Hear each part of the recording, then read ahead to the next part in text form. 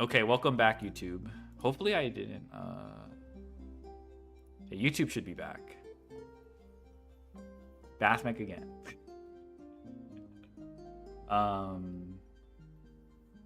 Okay, what do we got? React any suggestions. Why did you lose YCS Richmond edition? Okay, fine. Alright, we're just gonna... Alright, what is this? Ah!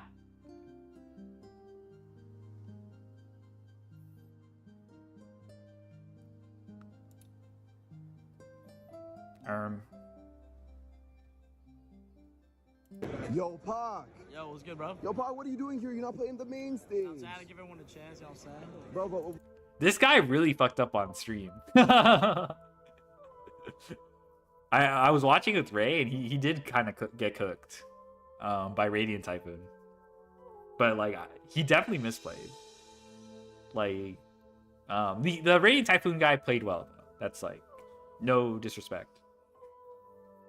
Who's this? This is Milano the Duelist. But this is Pack, I guess, if that's what you're asking. Well, why did you lose, though? I lost myself, bro. Fuck, I lost man. myself, and, like, you know, all you can do is try to get better, improve, and hone your technical play, you know? Facts, I'm bro. going back to the lab. Wow. Sam, why did you lose? Bro, I got malice, bro. Shit. Malice. Bro, I got shifted in the draw phase twice. Again. Fucking a lot. Dude, actually, when Jesse described the game, it was like Shifter, in draw phase, he normal summons Balulu. So he still had plays. And he got like Ash Impulse or something like that. And he got, so it wasn't just Shifter. He got like the full Malice experience. Tiger, bro. Why is Malice still here? I was a squid. Yo, Ham, why is Malice still here? Draco Tail L? Don't get me started. How'd you know he was on Draco Tail? Oh, I said Molulu. I said Molulu, okay. I was like, you clocked him on, you already knew. Started with those guys, man. Holy Sue shifted game one. I guess he just wanted it way more than I did. I played all day two just to get 74th. Bullshit. And I lost to Kamal, but he's about to win the YCS. Rahu. Oh, fuck. Patrick Hoban with the prophetic prophecy. Rahu. I know what a Malala is. I didn't say you didn't know. I just didn't realize I like literally gave it away. Rahu. Quick play, trap card. I'm the GOAT. Didn't even play the main event. I played side. Malala. I lost to Jesse Khan because I didn't read my Sagittarian Dragon. It doesn't get the effect when it's special from the graveyard. Yes. Okay, that's just on you. Secretariat's goated though. I like that card. Game 3, mini Draco Tail combo, yeah, that's fine. Oh no, it's not. Dragon's Mind Ash. Okay, that's cool. X3, maybe we can top with good breakers. Round 11, roll the dice. Lose the roll again. Oh, guess what? It's Draco Tail. Game 3, 3-card Draco Tail combo. No, that's fine. We got Ash and Bo to stop his stuff. Oh, okay, no, it's not fine. He has Dragon's Mind Ash again. Out the tournament. Yo, Pac. Dragon's Mind. I kind of like caught on to the Dragon's Mind shit. I saw some people on that shit. I was like, bro's hair so puffy? This guy? Again, out the tournament. This guy's the... Yeah, he's got some nice hair. Yo, Pac.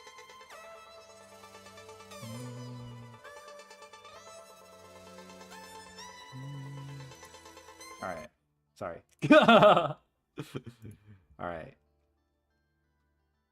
Oh my god, you reposted it twice. I guess I ignored it.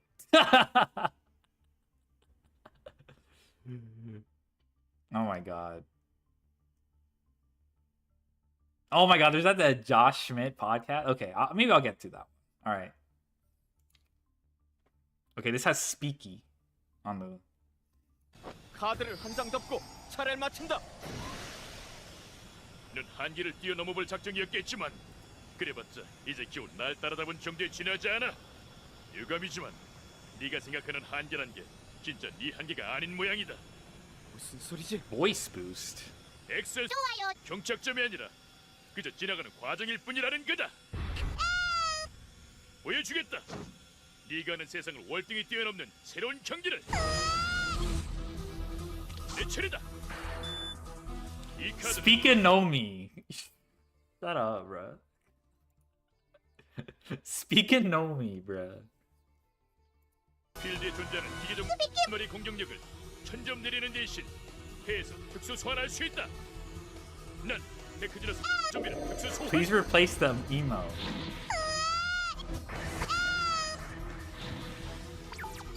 Okay, this is apparently TG Gear Zombie. Or some shit. 계속해서 데크지러스 드릴 소환.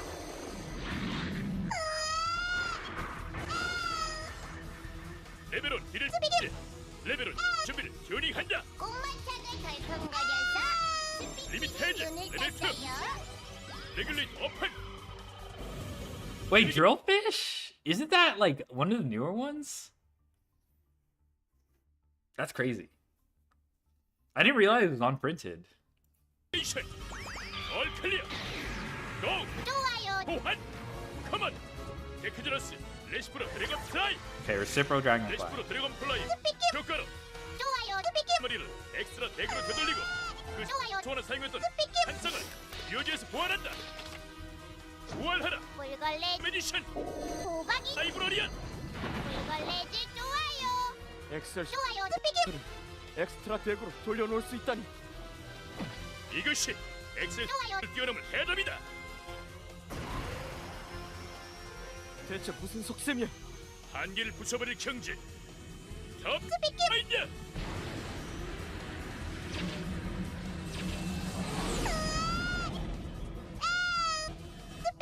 잘 받아라. 레벨 2 레시프로 드래곤 플라이 레벨 5 라이브러리언 레벨 5 매지션을 트레이닝. Was this halberd cannon? 리미트 해제 레벨 최대 레귤레이터 오픈 올 클리어. 원한의 힘이여 기공을 뛰어넘어 이제 세계를 열어라. 고 델타 액션.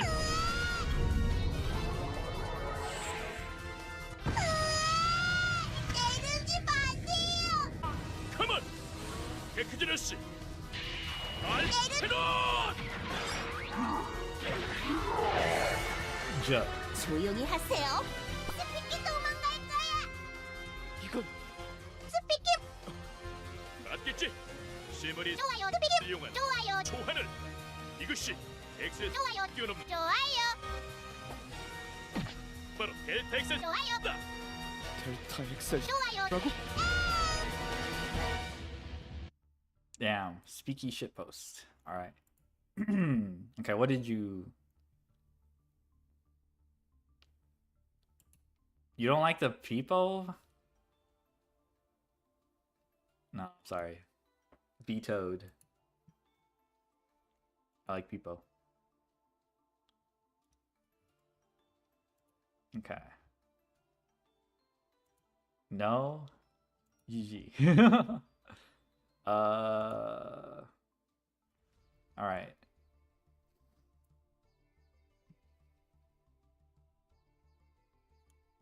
What makes a TCG format healthy?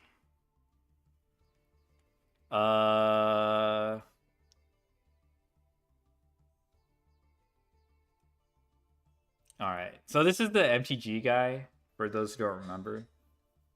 Has Josh reacted to this guy yet? I feel like this guy's prime for Josh. The one where he, like the MTG player's first 100 hours playing Yu-Gi-Oh.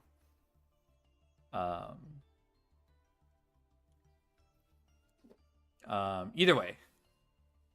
IDK, I'm not tapped in? Shit. I feel like this would be something Josh would react to. I did like this video a lot more because he seemed a lot more informed. And, I mean, it's not even just that. Like, the way he talks about the free-to-play stuff, they're like fair criticism, you know? It's not, you know, like... Anyway, so, I mean, he's pretty knowledgeable about MTG, it appears. I don't know. I can't tell. So I guess he's gonna throw his hat in the ring as most to talk about healthy TCG format.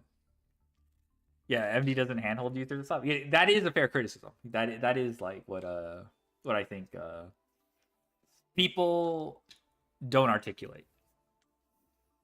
Obviously, you can just be like make a new account that's like also valid.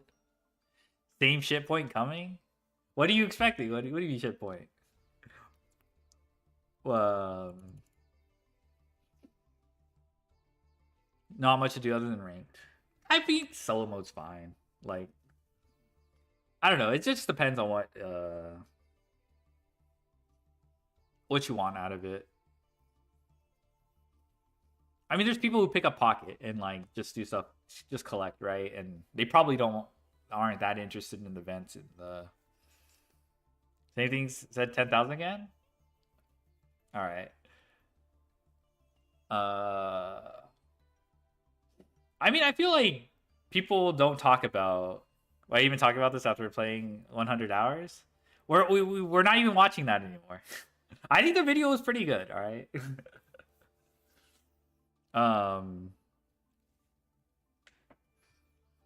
He didn't even talk about like there's I don't know.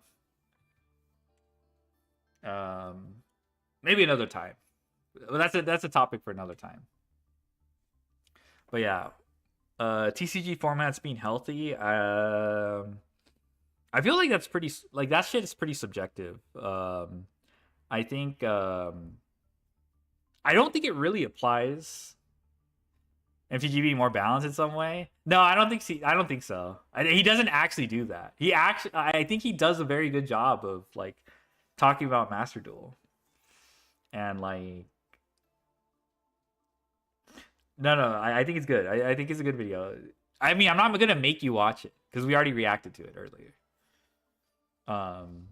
But it's not Team APS, okay, or that crispy applesauce guy.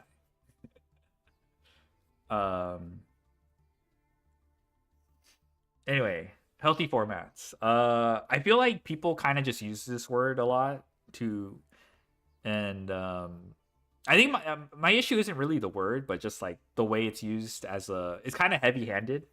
You know, like when you declare something's not healthy, it's very, very you're pretty much just saying that like this shouldn't be acceptable in the game. But like I don't think anyone really develops criteria.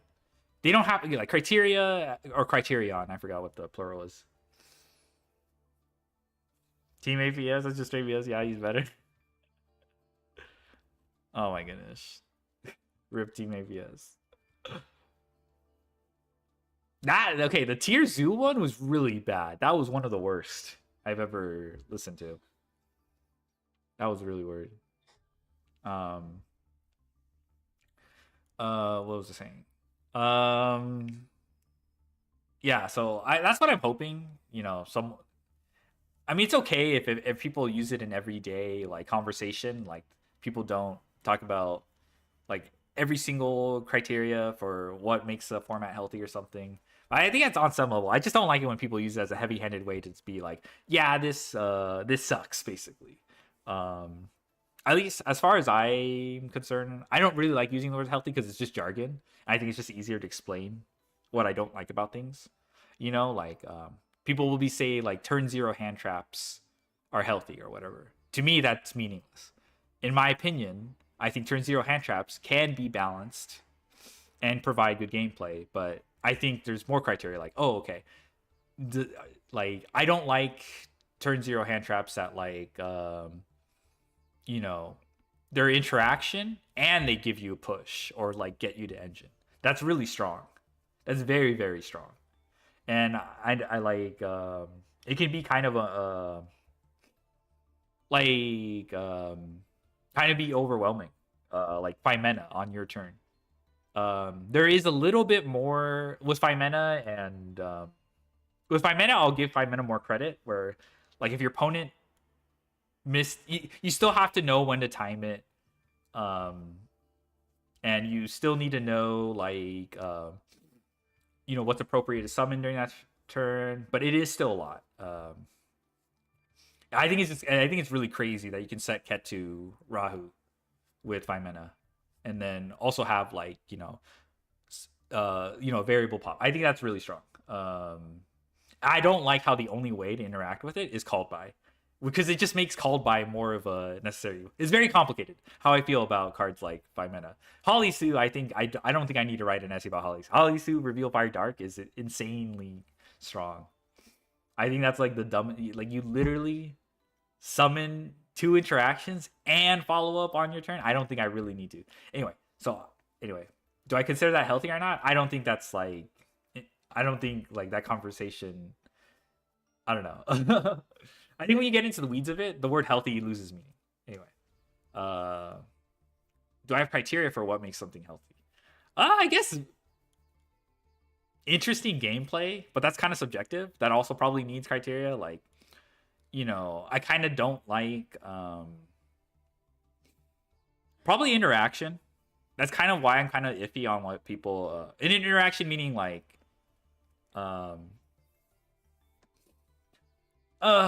this is hard because then I'm gonna bring up Ash Blossom, and then that also is a can of worms. Then there's the Charmies too. There is some element of like a back and forth that people do enjoy, though. Kind of hard to put into words. But it's I guess it's hard. I haven't really like. I think having a lot of options is very good, though. I think that's pretty agreeable. People will do the diversity complaint, like, oh, if there's a lot of diversity, it's very hard to, get a competitive edge. But I don't think that's true necessarily.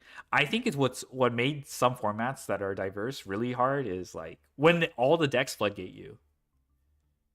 Did you separate YouTube? What do you mean, did you separate YouTube? My YouTube is as in like, what do you mean? YouTube chat hasn't been saying anything. I can see it right now and no one's been talking. So YouTube chat should still be online.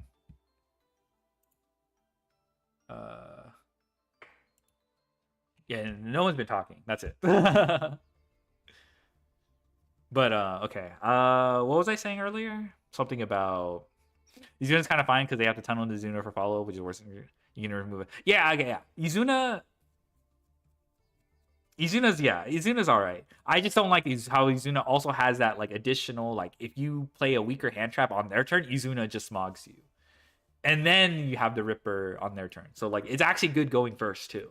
So it's just like really, really strong.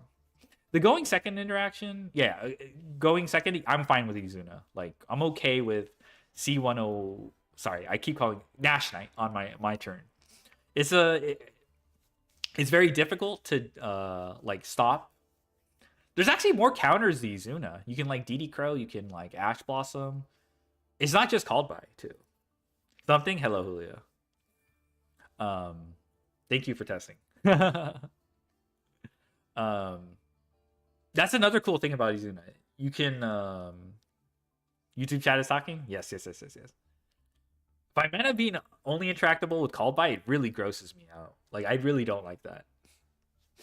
I really don't like that at all. So it's not even 5 mana's fault. Well, actually, it's like the way it's designed. Like there's very little. Anyway, what was I saying? Healthy format. Oh yeah, diversity. I think having a lot of options is good.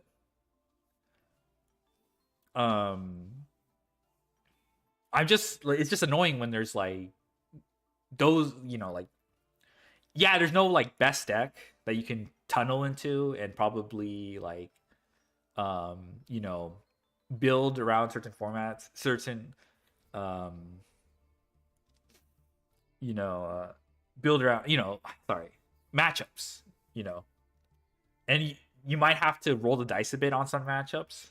But as long as those matchups aren't doing some Protoss bullshit or you savages there talking, yes, thank you.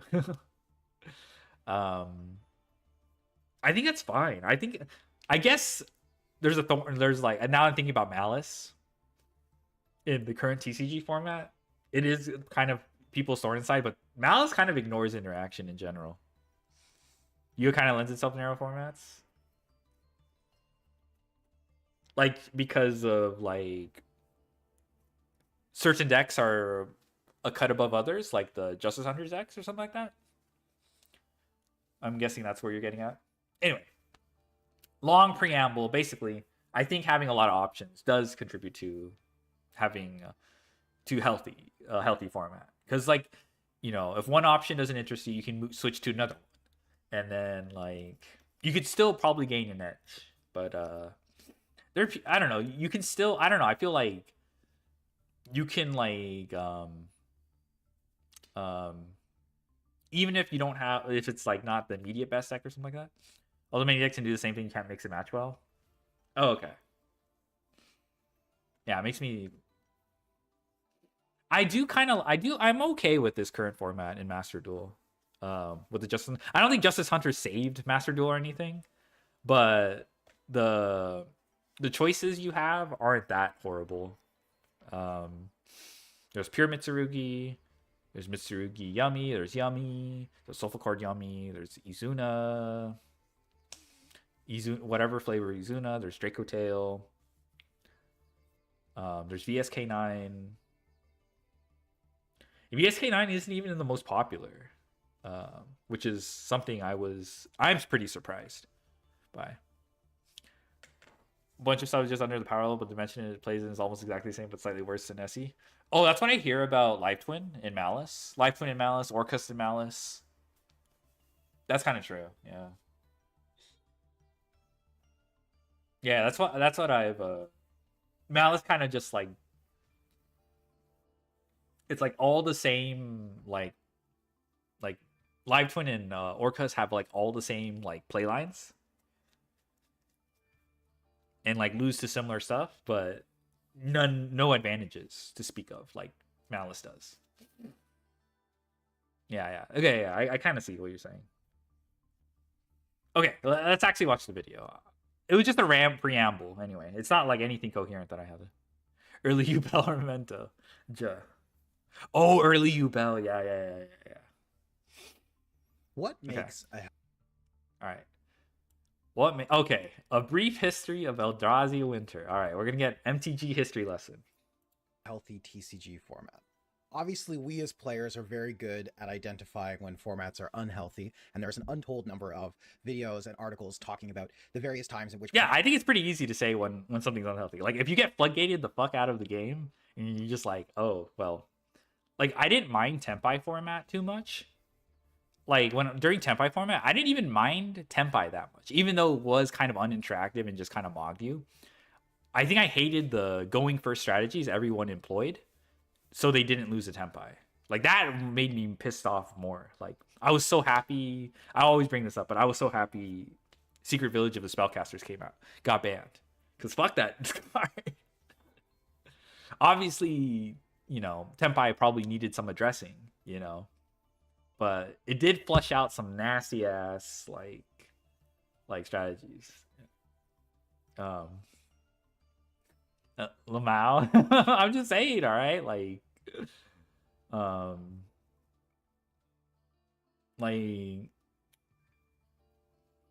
it's not like entirely Tempai's fault that format was fucked up. I think a lot of people really leaned into going first turbo.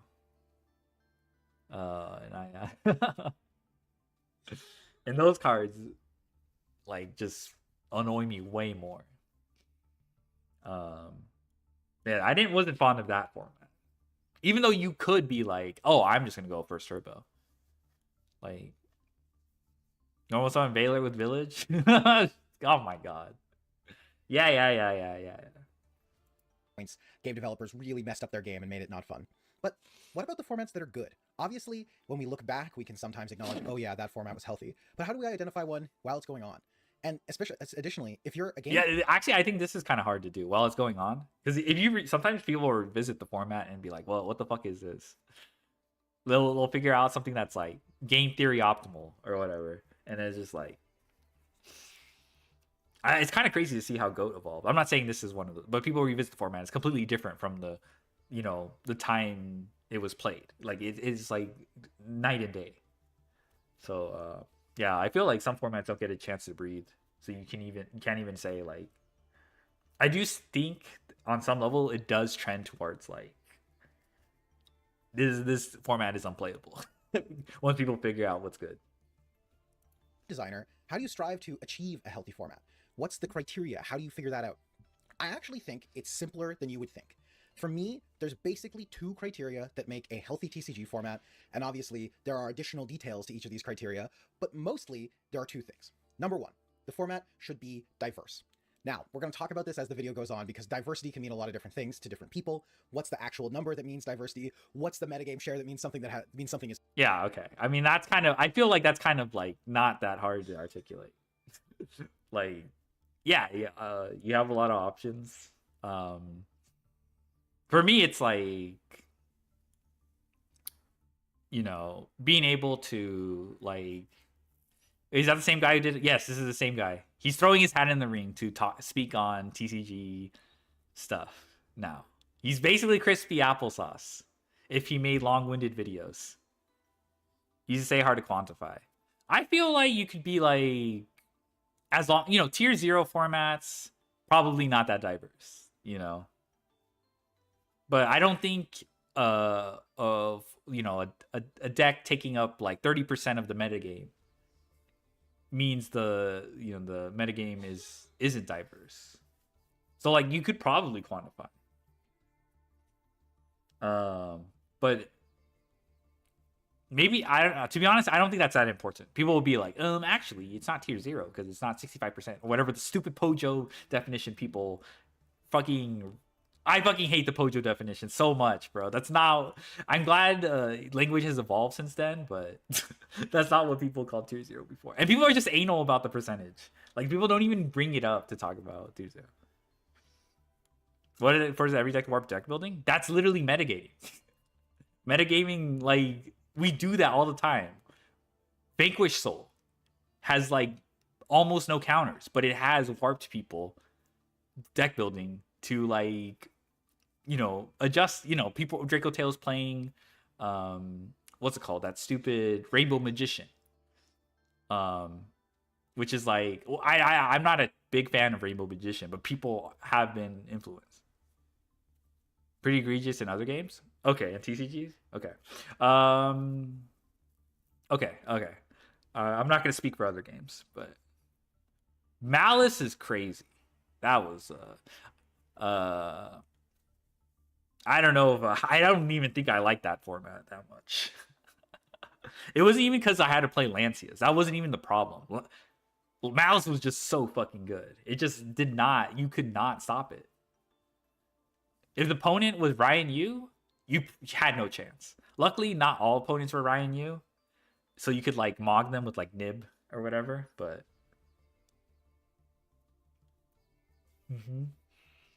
yeah, I did max ED. Okay, were you a Malice player? But I might be deranged. I think were you playing Malice? I mean, if you're playing Malice, I'm not gonna fault you for liking format. But I don't even think it was because we had to play Lancia. It's like putting Lancia in my deck is not like a big deal to me. It's the fact that only Lancia was good enough. At least at some point. Paired hand traps got a little bit better. Mirror wasn't too bad. I did kind of enjoy the mirror. It wasn't that bad, but you did have like I just hated how the deck just like Fuelos does nothing. Well, it does do something, but like their countermeasure to Fuelos is draw a bunch of cards and then fucking mog you with non-engine, which isn't very great. But yeah, anyway. We have different Ds, I see how our mindsets differ.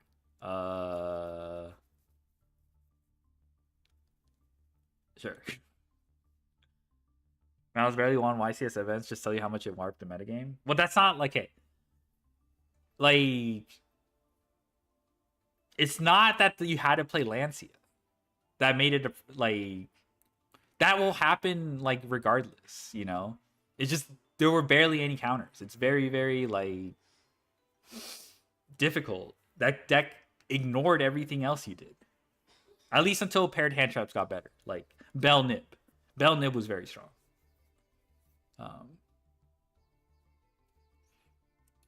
Unhealthy and has too much metagame share, that's something that on a nitpicky kind of case-by-case basis you have to figure out. But at a core point, you can't have one deck that has 70% Malice meta is just share work. and have a It's healthy still metagame topped play. in spite of that. It doesn't. Secondly, you People need to have- mained Lancia anyways in MD, so it's like it didn't matter. I don't think that the thing of to me the difference between best of 3 and best of 1 is you lose less to variance. You know, the losing the die roll becomes less impactful. Not just because of the side deck. We mained Lancia anyway, so it's almost like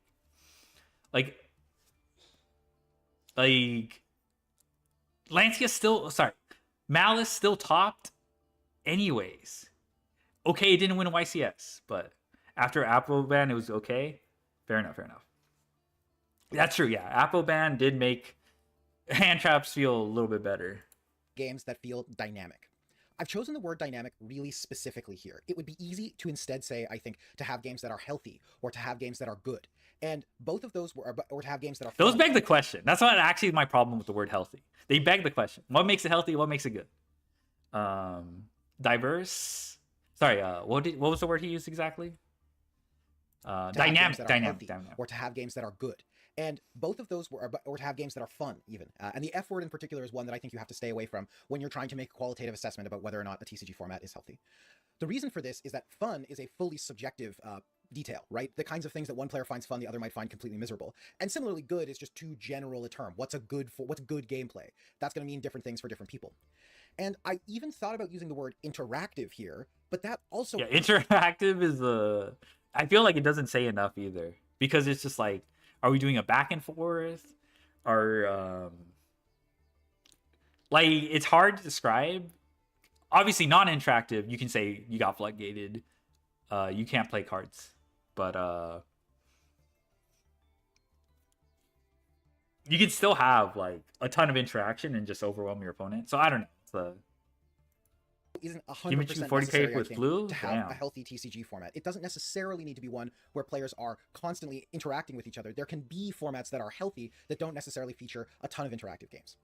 Instead, I've chosen the word dynamic very specifically because I think what's really important is that on a game-by-game basis, you should ideally be feeling like you are making different decisions and needing to make choices that are contextual specifically to that game that you are playing. If it gets to the point where every game, again, in a certain matchup, you sit down and you know how the first 8 to 10 actions that you're going to take in that game are going to look, that's a problem. And that's likely an indication of a format that is unhealthy. The last thing that I have, and I have this as more of a nice to have, I will not rule out a format's health because of this, because this is sort of something that is extra to the game design element of things, but ideally the deck should be affordable. It's not really reasonable to say, oh yeah, this format is really healthy, look at this incredibly diverse meta, and the games are so dynamic. Also, every deck in the metagame costs $1,000. At that point, is the format really healthy if many players can't access it? I think there's a reasonable argument that it's not, even though it's strictly from a game design standpoint, it probably is. That's very interesting detail. Because it doesn't really imply to MD unless you're like... But yeah, I think Snake Eye format, I think that was pretty unpopular because of the price point. First action, Phantom U-Bell. Oh my god. Get into some unhealthy formats. These are the ones that everyone can identify right off the bat. I had a lot of options when it came to picking unhealthy formats. Obviously, there are so many TCGs, and at varying different times, those formats have broken. And there's a lot of content about broken TCG formats, and so I don't want to kind of belabor the point on this too much, but I picked a couple, one that everyone will probably know or have heard of if they're tapped into most kind of popular TCGs, and then one that people are probably a little bit less aware of, because I think it is illustrative of a different kind of problem. So let's start with the one that everyone will know, and this is Eldrazi Winter. So Eldrazi Winter was a Magic the Gathering format in the modern format, a format that has been misaligned. So Eldrazi Winter happened at Pro Tour Oath of the Gatewatch. What happened was that in this when was Wizards Eldrazi of the Coast Winter finally printed playable, cheap Eldrazi creatures. There had previously been a number of Eldrazi printed and support for Eldrazi printed in the original Rise of the Eldrazi set, in the original Zendikar block, but 2016, I've heard people talk about cards, despite the fact that they had two very powerful lands in Eye of Ugin and Eldrazi Temple. Both of these lands tapped for 2 mana functionally, and in the case of Eye of Ugin, it made even more than 2 mana because it was per creature. You reduced their cost by 2. And what happened was that Oath of the Gatewatch introduced a bunch of Eldrazi that cost 2, 3, 4, 5. In particular, Reality Spasher and Thought-Knot Seer are the two chief offenders that made these decks particularly broken and problematic, though cards like Matter Reshaper are also to blame as well. What happened was that at this particular Pro Tour, some teams figured out that Eldrazi was broken. And so the teams that brought Eldrazi had a very, very high conversion rate. 6 of the top 8 decks were Eldrazi. There were many, many more that did well, including a number of players. But the meta did not yet look truly unhealthy. And the reason was not everyone had come to the conclusion that playing this Eldrazi deck was the best thing to do. However, in subsequent weeks at premier level tournaments, it became increasingly clear that Eldrazi was the best thing to be doing in the format. And what happened was that the meta evolved into how do you... Let me see. All right. What the fuck is this? Okay, I can't add it now because I no idea how to add it. But this is actually kind of funny. Well, I mean, I do know how to add it, but I'm just saying, like... Okay, I'll add it another time. But I did bookmark it.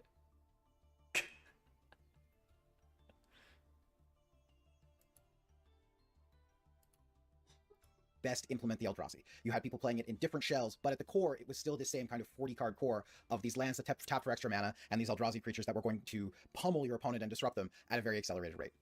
This format was miserable, and it only lasted for about 2 months before a ban went in place that finally curtailed the kind of Eldrazi menace. This format obviously fails for multiple reasons. At times, the Eldrazi decks had more than 50% of the meta share of the modern format. That's way too much, obviously. But then additionally, the matches that these decks were playing were really uninteresting. A lot of the times, the games just came down to which player opened more of these lands that tap for 2 mana, and very little other things mattered in those matchups, because if you were just ahead an extra 2 mana every turn, you were going to win the game. And so as a result, these games were not skill intensive. A lot of the times they felt very coin flippy. And for everyone else in the format, it was not very easy to basically like tech your way into having a playable matchup against Eldrazi. The deck was just so brute force powerful that you couldn't do it. And so it wasn't dynamic. It's kind of weird because in Yu-Gi-Oh, I think coin flippy gets used a lot. From playing MathMech a lot, you know, I play a shit ton of non-engine. So for that specific strategy, you know, hand trapping your opponent until you can like, you know, pare down the board. It's not the only way to go second, but it's been working out. I mean, I feel like not every deck can afford that.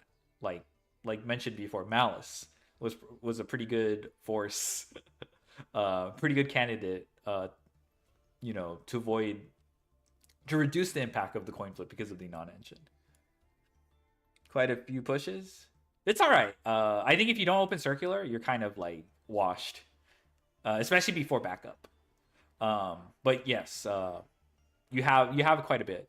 I think what I'm trying to say is the important part is there was enough non-engine where I felt like I could, you know, do stuff going second. You know, I didn't have no fancy 5 manas or Izunas or whatever to turn 0 or whatever. I mean, that's just kind of like a new development in the game.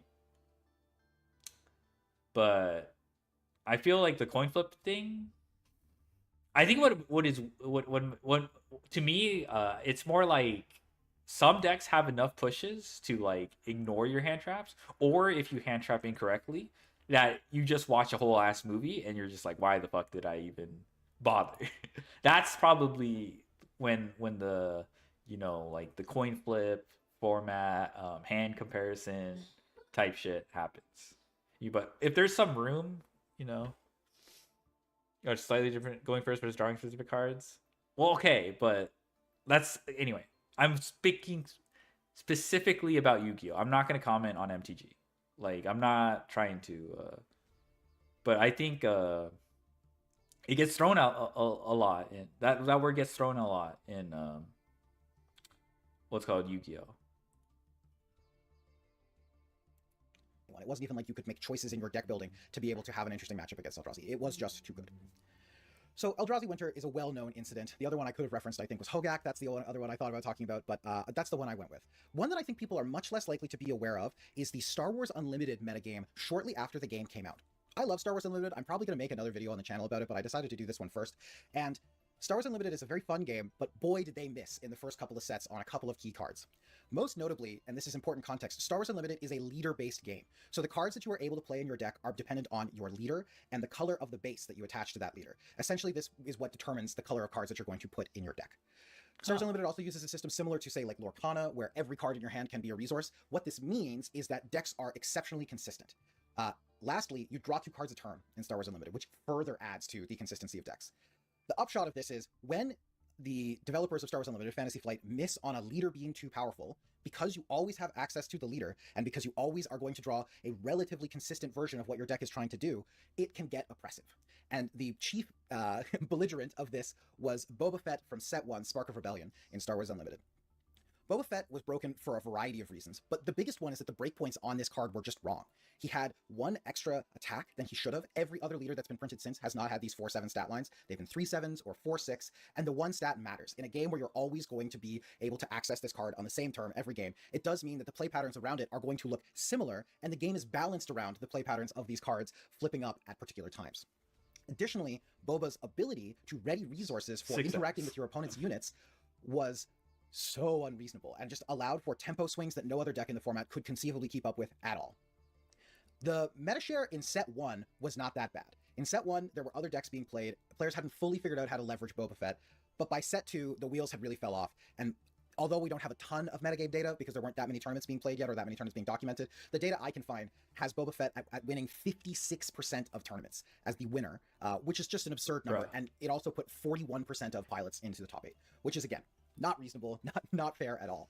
And the other problem with this was that the Boba Fett games felt so bad to play. They were not dynamic because you would sit there on the other side of the table and you would be looking at your hand and you would feel as though it did not matter what you did. Your choices were irrelevant. If the Boba Fett player had Overwhelming Barrage, if the Boba Fett player was going to be able to flip Boba Fett up and Overwhelming Barrage your play and then get to play something else for 2 resources or maybe even 3 resources, you were dead. The game was just over. And so that kind of really stagnant, static gameplay is why this metagame was quite bad, and Boba Fett did ultimately tank a ban. Don't worry about the beginning of Set 3, thus kind of saving us from the Boba menace. I think this is a less known metagame because obviously this game is less popular, but it is illustrative of something that I think is kind of cautionary, which is that as modern TCGs gear themselves toward ensuring that every game features a maximum number of interactions between players, if you miss on one of these highly repeatable interactions, it is going to break the format really fundamentally. There are a lot of games that are leaning into this now. Star Wars Unlimited is one of them, but Riftbound, One Piece TCG, Lorcana, even games like Flesh and Blood where you have a leader as well. These are all games that are trying to ensure that every game both players get to take on a large number of game actions and that they get to feel as though they are engaged in the game. Now, on average, I think that's a good thing, but this specific case study is an example of when it can go bad, it goes really bad. And actually, Star Wars Unlimited has one other instance where this happened pretty significantly, although it was not as bad as Boba. If you want to know more about the Star Wars Unlimited meta, please let me know in the comments. I'd love to make a longer video, but I figured I'd throw one in here just because it is my current favorite game to play in paper, and I wanted to talk about it. Now, formats can also be unhealthy because they fail. Tried Flesh and Blood and enjoy it. For me, I looked at the card art of Flesh and Blood, and I was like, it's not my thing. What is the gameplay? Like, I guess I don't know the deck building thing. Obviously, Eldrazi Winter and Boba 1 failed both. They were not diverse, and the gameplay was not dynamic. But it's actually possible to have a format that is unhealthy that fails for only one of these reasons. And I think some people will actually find, subjectively, those formats not so bad. One of these formats that I wanted to talk about, that I haven't personally played, but I've been doing a bunch of research on, is the Tier Limit format in Yu-Gi-Oh! So, Tier Limit was a Tier 0 strategy. Oh, fuck. Finally, something I can understand. I do have questions. He's probably talked to, I don't know if he's participated in tier format. He's definitely probably talked to people about tier format. So I'm gonna assume he has some idea of like what that entails. All right, but I mean, it was pretty cool when you were playing tier. What was kind of nice about that format is it was really who would make a mistake first. Probably one of my favorite things was people too scared to mill with the, and then I would put them on the, I would mill with my millers, and you know my opponents would like fuck up the chains because, but like obviously it doesn't work with someone like Jesse who probably could map out all the decisions from a what's called, it stopped being fun when people started playing Gravekeeper's Trap and Cyberstein and Nexterio and stuff like that. So it just felt like you weren't like that's when I started getting annoyed at the format. This is disregarding whether you were a non-tier player, because I think those, you know, I mean, those have reasonable grievances against the format, but like, and I won't even. I'm just gonna say, like, I'm pretty sure I needed to play a lot more tier format to get as good as, you know. I probably wasn't as good as I could have been, you know. So, I did play a lot of tournaments in tier format. So, Tier 0 was very fun as a skill game. Duh. I texted in Grey Creature's Trap and Dark Law. See, that's what I'm saying. When people did that shit, I was just like, bruh. Yeah, DarkMaxx changed too. Yes. It became less interesting to me because people did not want to engage that way. And I'm just like, I like, don't get me wrong. It's fine. It's like if people do that. But like, you know, that was when my opinion on the format kind of shifted. With so peak, don't worry. Just do what you gotta do. It pretty much falls in line with like, that's what I mean. My philosophy was like, people are only doing this so they don't have to make as many decisions, because the more decisions you make, the more, you know, the more chances of you making a mistake, right? And making a mistake is costly in the mirror. So I understand why people did it. Like, there are people who have just like, you know what, fuck it, I'm gonna play Grey Keeper's Trap, and they topped. You know, it worked exactly the way they wanted to, because they didn't have to like, they lowered the amount of decision making in that game. Oh my god. It was the best thing to be doing in another that 10-hour stream. Let's around go. 2022. Welcome back, and Navion. it tanked a bunch of bans. It's like not playable to the same degree anymore in any way. And at times it featured meta shares in the like 65 to 70% range, which is obscene. Like, that's an obscenely high metagame share. But all the research that I've done on it and everything that I've kind of seen about the format is that a lot of players, especially players who are kind of playing at a higher level, said, yeah, it is tier 0, but the games are good. Because at the end of the day, the deck was based around doing interactive things. It was highly variable because the strategy is based around self-milling yourself and flipping cards off the top of your deck in order to get additional effects. And what that is going to lead to is...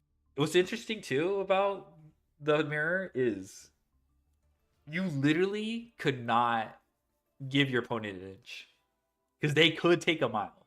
So you also had to be careful. Even when you were ahead, like, you just could not let your opponent like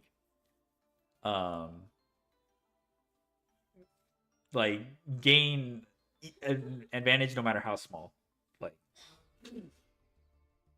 so like, there were like one interaction that came up was when people would dweller like turn 1, and then they'll mill with Cacalus or something, or like they'll mill something and then they'll make Cacalus, and then you just go Kelbeck bounce Cacalus, and they got fucked. Like when they played into Kelbeck or something like that. So there's like little like, even though you're going second to a dweller, there were still like moments you could take advantage of, because your opponent is like, oh, I got dweller, I'm gonna auto win, and they just fucking got mogged. Bystials 2 made it a lot, with dweller specifically. Bystials also made it easier to deal with. Fundamentally dynamic gameplay, because you're not going to have the same game every time, because it's entirely based on what you flip. As a result, there are people who still just go back and play tier limit format. It's a thing that people do. Because clearly the actual games felt dynamic and interesting enough that it kind of outweighed the fact that you were potentially... Wait, what the heck? The actual games felt dynamic. Is this the Sunny we know? Also, I see Souls Manic. That's Santoli. Wait, this is Jonas.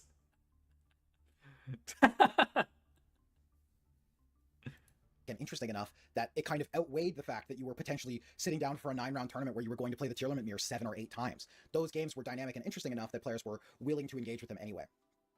Another format that is unhealthy for diversity reasons, but probably not for gameplay reasons, is the current Star Wars Unlimited format. I know I already just talked about one, but this one's also pretty good. The current format is dominated by 3 decks. It's kind of a triangle format, but not really, because these 3 decks just beat up on everything else. You have Han, you have Yoda, and you have Han again. There's actually both Hans, yeah. Young Han and old Han is kind of how people call them in the in the community. And these decks represent close to 50% of the win rate share for tournaments, and they represent a little bit under 50% for the top 8 share, which I think on a diversity basis is a little high. You would like to see other decks getting in there at a slightly higher rate, but, you know, it's not the end of the world. But the reality is actually that the gameplay between these top decks in the format currently is pretty good and interesting. It's very dynamic. The decks that are the best are all mid-range or mid-range control decks, and as a result, you have to make really engaging decisions based on the texture of your draw, and importantly, none of these decks are being really oppressive based around their leader flip, which is the most repeatable thing that can happen in Star Wars Unlimited. The leader abilities of these three leaders are very strong, and it is undeniably why they are the top dogs in the metagame currently, but it's not so oppressive that it feels as though the games revolve entirely around them and you have to be constantly mindful and playing around them. Like, it's just the powerful thing that these leaders do. As a result, you have another metagame that I think fails on a diversity basis. I don't think that you could tell anyone that, you know, we have a metagame where 3 decks occupy half the meta share and nothing else cracks 5% and have them say, yeah, that seems reasonable. But at the same time, the actual gameplay is dynamic and interesting. So it's not that bad. And I think there's a lot of people who would be pretty fervent defenders of this current format and say, hey, you know, I actually really like this and I wouldn't change anything. And, you know, I would not fault you for saying that, basically. Hello, I'm in a different outfit because I'm currently editing, and I realized I missed a pretty key piece of context when talking about this Star Wars Unlimited metagame. I mentioned that 50% meta share for 3 decks is probably a little bit high, and I'm sure if you are a player of some games, you would actually welcome a three deck kind of triangle that was taking up 50% of the meta. That would be fine for some games.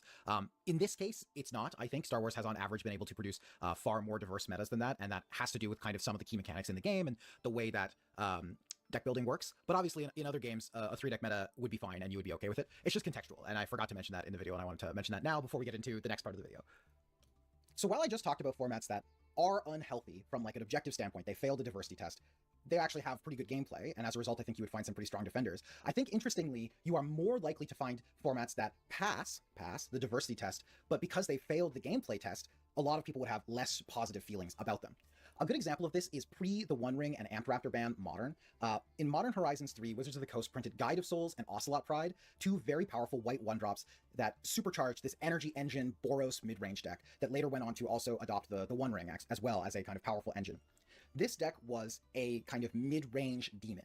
It was exceptionally powerful at playing these long, fair games. It had so many draws where it could pressure you early, but then subsequently have this very live top of the deck because Amped Raptor represented this powerful 2-for-1. Ocelot Pride, once enough permanents got into play, represented this very fast clock, even if it was just by itself.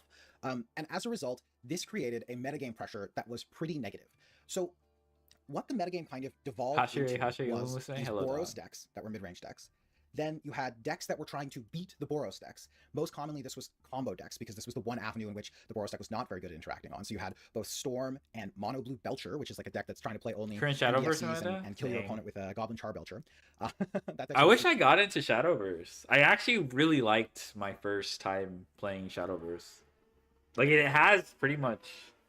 Well, I mean, I didn't have any clue what the cards did, but... Like... It looked interesting. Very diverse, but feels awful to play. Okay, that sucks.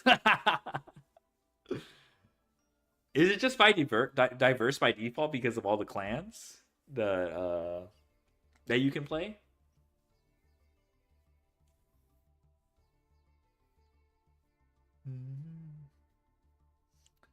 I feel like I heard like Forest is lagging behind. That's what I heard, but I don't know.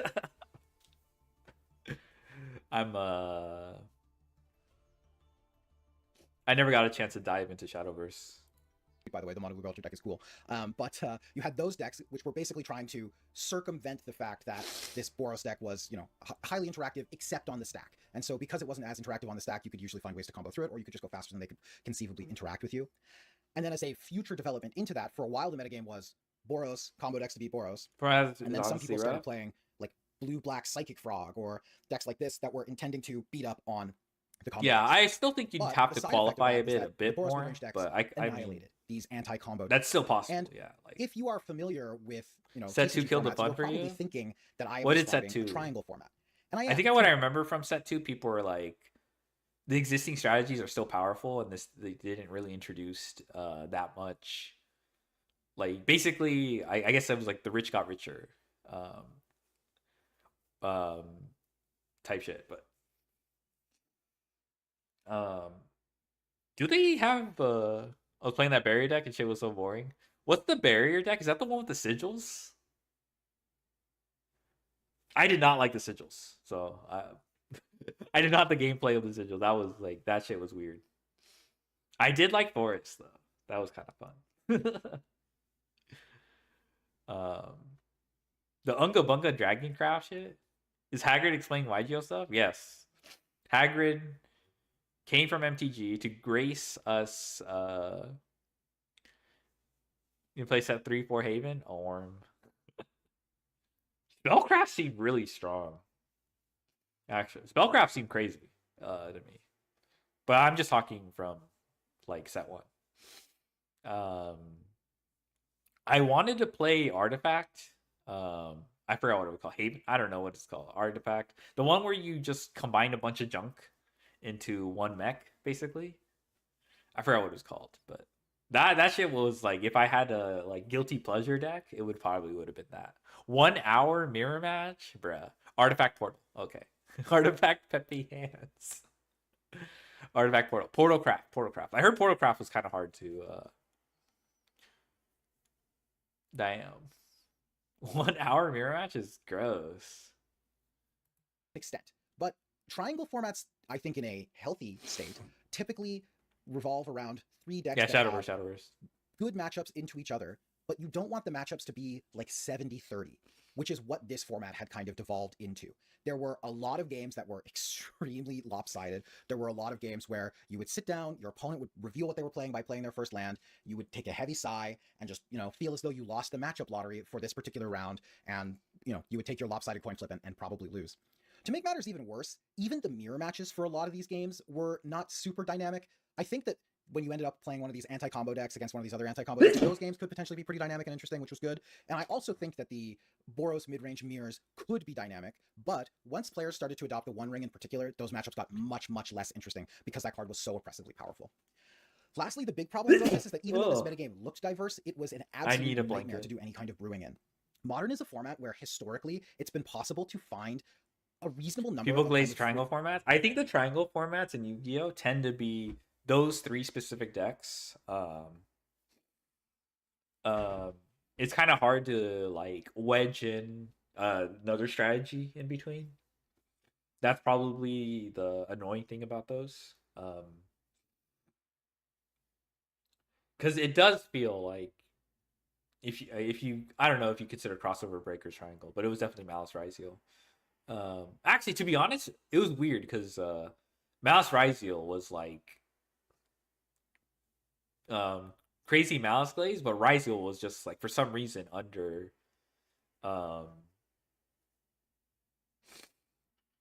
underrated for some reason. And that was without Eclipse Twins too. Like that deck was Ryziel eventually became the fucking monster. Evolved into the monster. Okay, point is, I'm thinking more of Justice Hunters. I think that's what people definitely bring up as a triangle format. You have Yummy beats K9.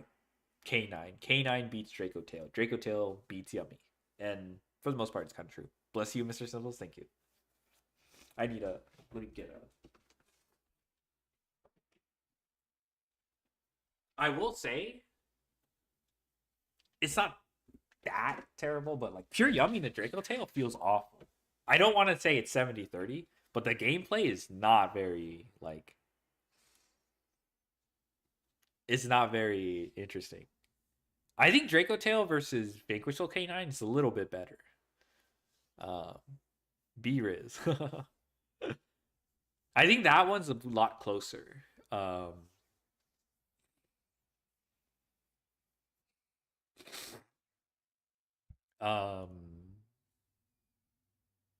I do not like Yummy into Draco Tail. That feels like shit, bro. But I guess that's subjective. If you play like Mitsurugi stuff, I guess Mitsurugi is kind of like, I guess I didn't account for Mitsurugi.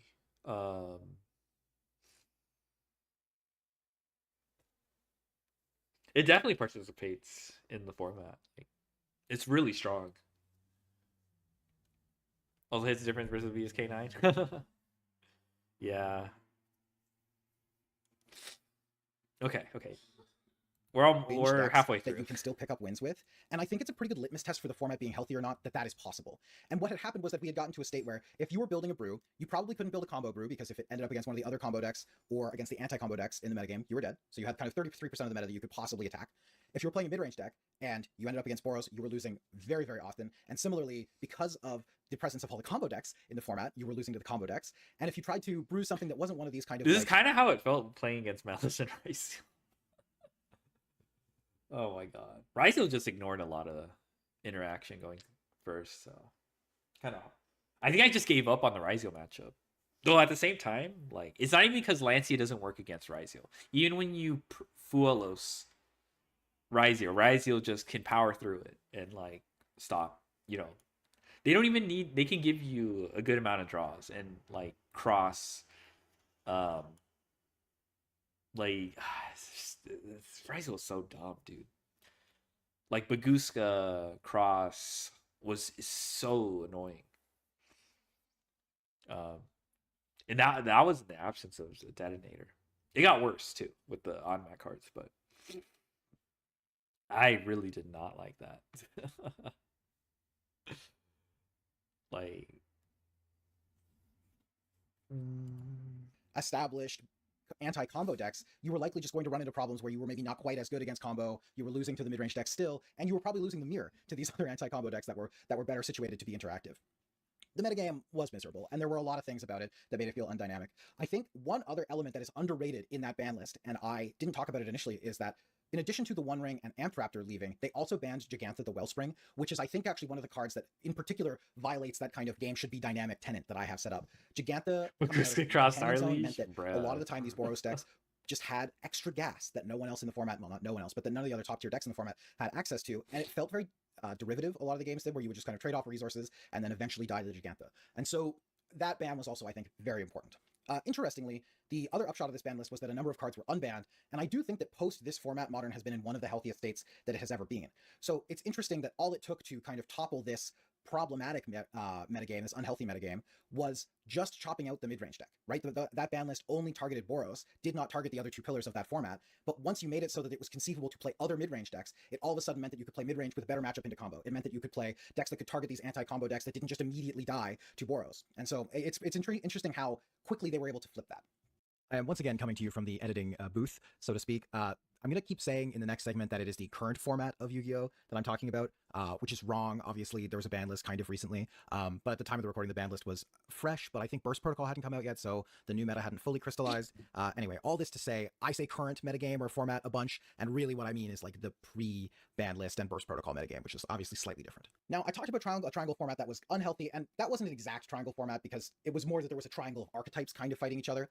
But triangle formats are something that I think people have historically liked, and that in some contexts can be viewed as healthy. I think it depends game to game on whether or not a format where only 3 archetypes are kind of playable and are the kind of chief players in the metagame is fine. But certainly there are games where that is true. And one of the kind of, I think, really nice triangle archetypes that exists currently is the current Yu-Gi-Oh! Meta. So the current Yu-Gi-Oh! Meta is set up around 3 decks that play well into each other. We have Draco Tail. Justice Hunters. All right, finally we get to the Justice Hunters, which is the most popular of the 3. We have Mitsurugi Yumi, and we have Canine Vanquish Soul as the other kind of pillar of the format. These decks foil off each other in that they are all mid-ranging decks that are trying to do slightly different things. And so as a result, their interaction kind of plays into each other more or less. For example, the Canine decks have better ways to interact with Draco Tail's Femina, whereas Mitsurugi Yumi is a little bit better into Canine Vanquish Soul because of the kind of idiosyncrasies about how their combo is executed. And it's interesting because this meta had existed for a while. It was liked by players, especially after Yu-Gi-Oh! Made the decision to remove a lot of the really problematic floodgates in the format, which were leading to uninteresting games. I think that the Yu-Gi-Oh! Meta was in maybe one of the healthiest states that it had ever been in because the games were really dynamic and, you know, it was a triangle format, but that was fine for Yu-Gi-Oh! Three decks as the pillar of the metagame is frankly above average for that game a lot of the time. So totally reasonable.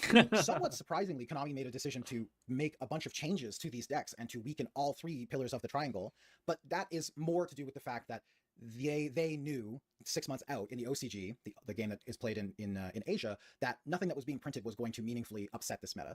And I think this is one kind of cautionary tale about TCG formats, which is that they can be healthy and that's fine, but people will eventually get sick of them. You do want there to eventually be some dynamic change. And so Konami, I think, was trying to force that through by upending the triangle a little bit. But is this triangle format healthy? Yeah, absolutely it is. The games are dynamic. They're very different on a case-by-case basis. If you watched my first video on the channel, you know that I personally get really frustrated playing against Draco Tail, but I cannot sit here and tell you that the deck is unfair. The deck is a very reasonable deck to have be one of the best things in the format, and there are plenty of ways that you can fight against it. I just tilt off the planet when 5 6 for 1's me.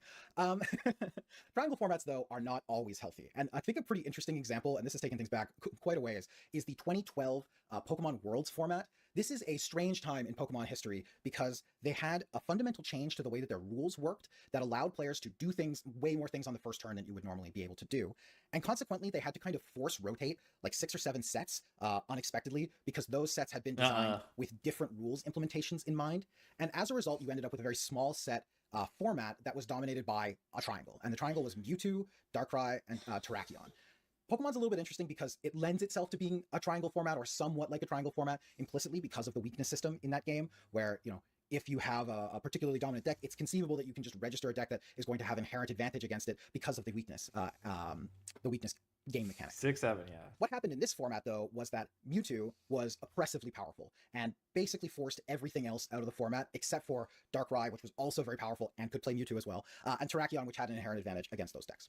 So this was a triangle format, kind of, but if you look at the World's meta in particular, it is not a pretty sight. You have 7 of 8 decks in the top 8 are all playing Darkrai. 6 of them, I think, are playing Mewtwo. There's one hero who showed up with Celebi, who made it to the top 8, and there were obviously some other players in the top 32 who didn't have to play exactly one of these 3 decks, but this format is largely regarded as one of the least healthy in Pokemon history. And I think there's 2 factors at play. One is that they lost a bunch of sets unexpectedly due to the rule change, and 2, this triangle really just oppressed everything else, and also the games between these decks in the triangle were not very interesting. They were largely about who drew the double energy first, whether or not you could knock out your opponent's Mewtwo with your Mewtwo, because that's a thing. Mewtwo has advantage against Mewtwo. Sorry, that's the context there. Very strange. But yeah, all this to say, triangle formats, they can be healthy. I think the current Yu-Gi-Oh! One is, but they can also definitely not be. Okay, so to sum up, what are some truly healthy formats? I've spent a lot of time talking about ones that are either definitely not healthy or ones that I think personally fail my evaluation for healthy, but that I think many people would like. But what are some really good TCG formats that undeniably pass these heuristics of being healthy and also I think are beloved by their various communities? The current one that I would like to talk about, I think this is my gold standard healthy format, is Khans of Tarkir Theros Standard. So this was the standard environment in Magic more than 10 years ago, I say, as I crumble into dust. And this format was defined by a couple of particularly potent decks and then 5 or 6 decks that occupied kind of the tier 2 section of the metagame. If the only 2 best one decks in the more format deck was were viable. Abzan and Jeskai. These were mid-range decks built around kind of opposite color pairings, which meant that they were fundamentally doing very different things. That meant that the games between these decks were pretty dynamic. Also, again, because these decks were both mid-range decks, the games against each other, like the mirror matches, were extremely dynamic. And it wasn't as though you were completely doomed if you didn't want to register one of these 2 decks. There were control decks that were playable in this format, in blue-black control. You could play aggro. There were a variety of either mono-red or red-green aggro decks that were playable in this format. I played blue-green Flash in this format at my local game store for like a year, and I won a couple of FNMs playing this complete brew into a room full of people playing, you know, decks from the meta. It was fundamentally very interesting for a couple of reasons. One, the mana was very good for the time. There were fetch lands in Khans of Tarkir, and that meant that it really opened up deck building for 2-color decks in particular, but also for the 3-color decks that defined that set. And secondly, a lot of the cards that had high power were gated behind 3 pips of mana. Again, the Khans of Tarkir set design was based around the various shards that exist, so all of the powerful cards cost 3 different types of mana. And what that meant is that by and large, you had to make considered choices about what your deck was going to fundamentally be about. You didn't just get to splash all the best cards. After this set rotated and Khans was still in standard, but Theros was gone, it got worse. In particular, the mana improved such that you could break that rule that I was talking about, and we started to see the rise of decks like Jeskai Black, which all of a sudden were breaking a lot of those paradigms and being able to play more of the really premium cards.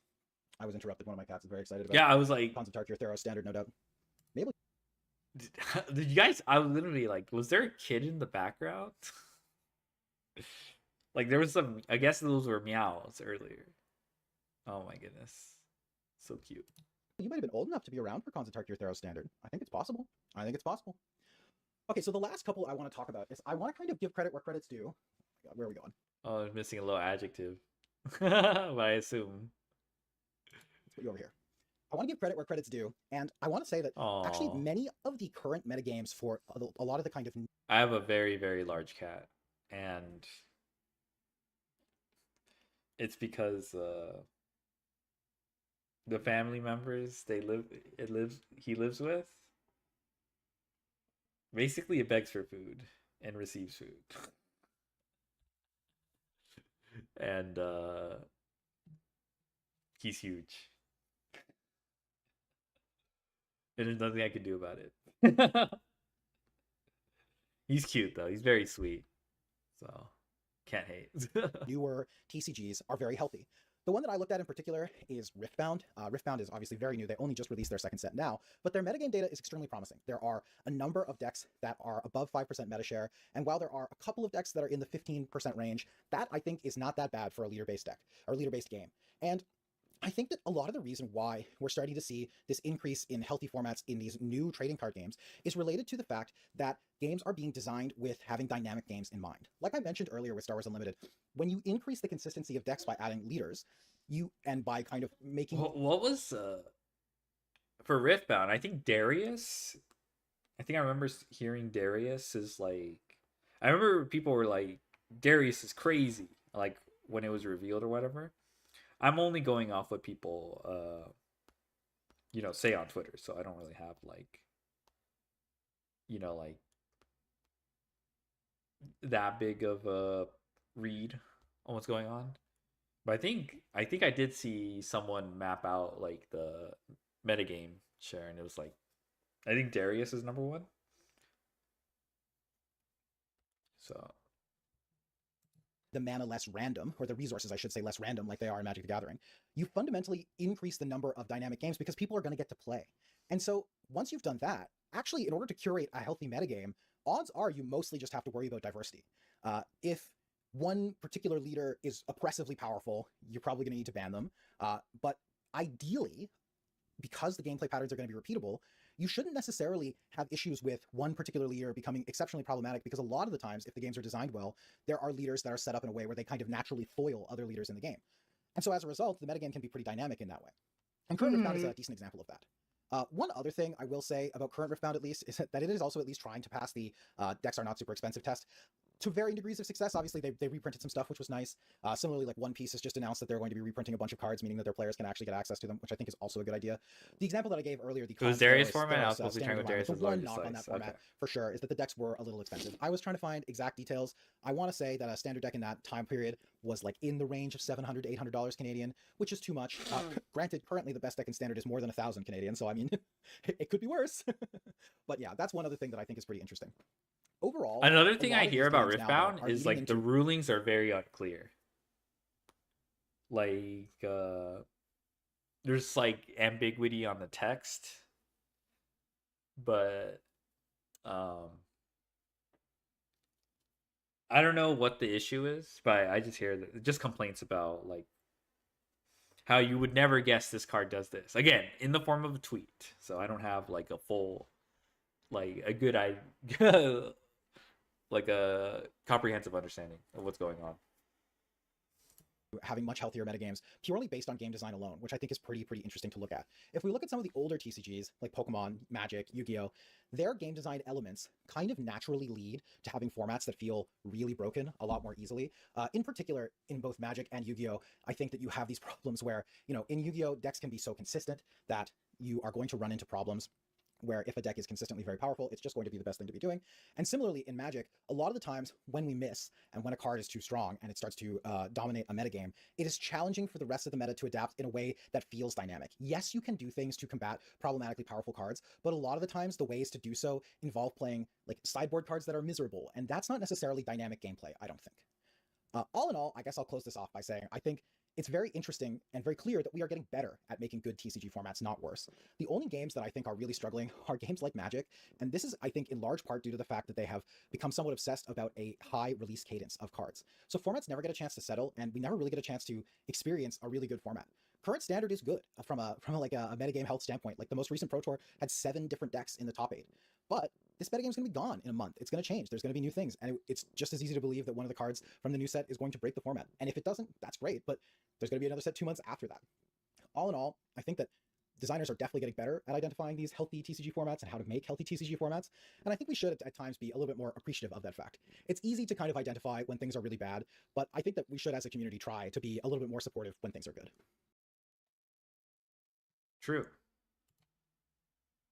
I mean, I feel like I hear more good things about, Justice Hunters, like as a format. I think people do give credit where credit is due. But yeah. Having experienced it in Master Duel, I'm not saying like there's a one-to-one correlation, but I will say like when I'm playing Vanquish Soul K9 already lends itself to like games. What a thumbnail, the left one? Oh yeah, my Mr. Shock. Oh yeah, he's reacting. Okay, what's that? I think Vanquish Soul K9 does lend itself to like, I guess, more interesting gameplay, dynamic, I guess, because it really does come down to how you play out your hand. It doesn't like,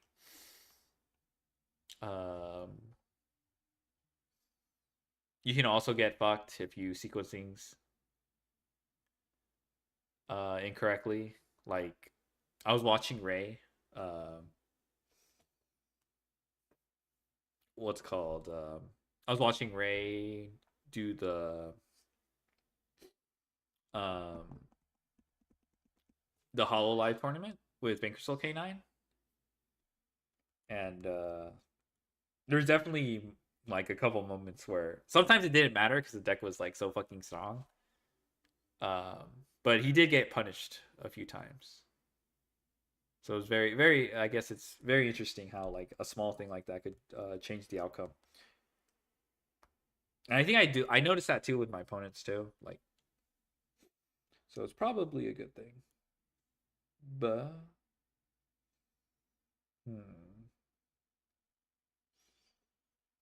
all right, what's the next one? Pure Mitsurugi.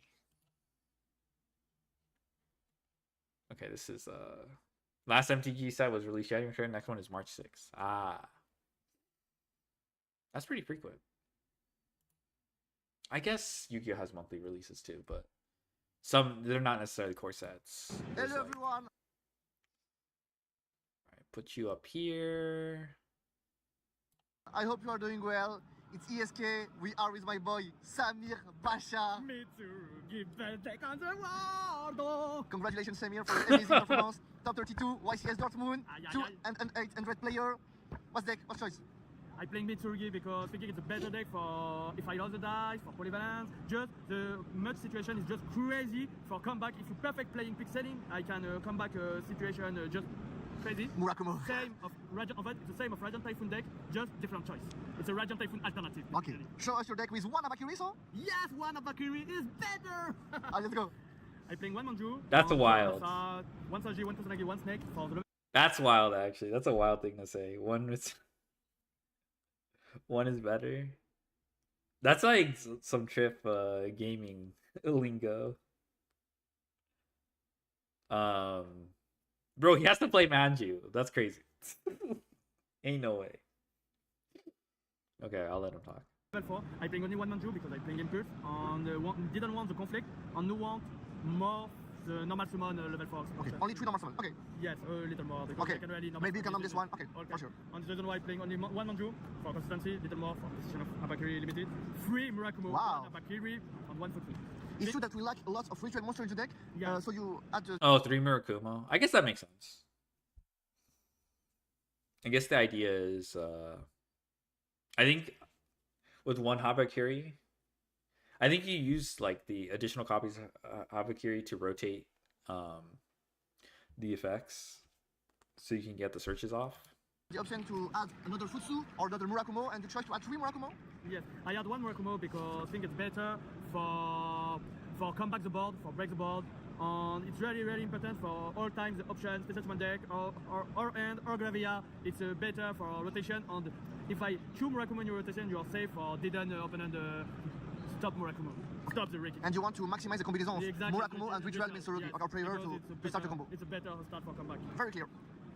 For on-trap, I'm playing 3 Ash, 3 Throttles, 3 Impulse, 1 Nibiru and 1 Draw. I'm playing 11 on-trap, thinking it's a better number for this deck because if you're playing more on-trap, you can really risk a break. If you're playing less, the probability you start 2 on-trap is really less. Continue. And for explication, the 9 is better. The 2 of this is because this I can add for Galant Granite on this because I can cross out and it's better. So I want the more option for this, thinking isn't main, I didn't. You want to target for cross out because if this card resolve, maybe you can't resolve your combo and okay. I saw this one, sorry. The combination is very good. Impulse is it's the best on trap on the wall. And I know reason didn't playing Impulse if Impulse exists on Manju. On Manju Impulse, if Manju is only one, it's okay. Okay, that's why you choose only one Manju because you prefer Impulse. Okay. Yes, on thinking you not want to playing more on the master one in your deck for this moment. Perfect, very clear. Now I think that's like the #1 reason why people don't play more Manju, even though it does get you. It's like the only one that gets you a spell. I guess Sonic Bird, like a Mitsurugi Ritual. I playing 3-4. Ooh, okay. I think it's a better number because the probability of starting both of extravagance is very less probability. And if you're starting 2-4, it's probably the combination of this and this. And if you negate the extravagance by Ash, because it's a bait of Ash is possible, you can use for prosperity. And the other result is just a good compensation for Abakiri. Okay. Oh, we saw a lot of German players playing Radio. That reminds me, Desires is back at 3 in Master Duel. I kind of want to play a deck with 3 Desires. I love that card so much. That card is goated. All right. Radio Typhoon setup with 3 Vision, 1 MST, 3 Droplet, 3 Super Poly, and you don't like this lineup? You prefer have Entrap and this one? Yes, it's just so bad. Thinking Mitsurugi Engine is better if you can not full board or if you're a little crazy Engine end. Thinking just Engine is necessary for combat the duel. Okay, very clear. Reason why not playing the Radiant Engine. And play free prepare, free prepare. 2 mirror, 2, not 1, 2. You're playing 2, all people playing 2 mirror. This card is necessary. You can activation. You didn't accept the game. Both on this and can use this. I'm thinking this card is on a break. If you already start, it's really nice for starting in your end. On this, it's just crazy card. Well, people telling you crazy, but I understand your point that you want absolutely to resolve this card, even if you have to play 2 of this one. Exactly. And you're saying that if you open this one with 2 ritual, it's okay. We can play. It's okay. You can play. Okay. It's ready. You start. Little on your start of prep is perfect because it's on the break, never time. On playing 1 cross out, 1 call by, on 1 droplet. Ooh! Because the 2 of this is necessary for help your deck in the sensibility from Ryan and Trap. You can already help the combination for starting because the deck isn't sensibility of all and Trap, just specifically on the Fevalos or Impulse is possible. Both on this, necessary. On this, it's only 1 off because I can draw, I can use the Charming Power. My start from go to this isn't bad. On the stronger card, it's the only card thinking it's a board breaker truly. I can option for cross out. It's a target for cross out too. Exactly. This weekend did you resolve cross out on droplet? Yes, one time on Chain League 12. Okay. Yes, on one trap. It's a good strap main deck. On playing 40 of course because only number 40, not anymore, not any time. Okay. The side deck? It's crazy. Samir side deck, a lot of one-off, a lot of mathematical. Yes, sure. Me, I playing 1 10 Koteka, 1 Shifter, 1 Contact C, 1 Roll, 2 Puria, 2 Lancer, 1 Fizzer, 1 Extravagance, 3 Double Cyclone, and 2 Magical Deflector. Yeah, for explication, both of this is combination for if I go second versus Dragon Tail or Lunalight. It's the reason why it's combination. Why the reason why it's only 1? Because I want 2. The only 1 Tenko because the same reason of Manju, you didn't want the 2 of this. And thinking it's possible playing 2.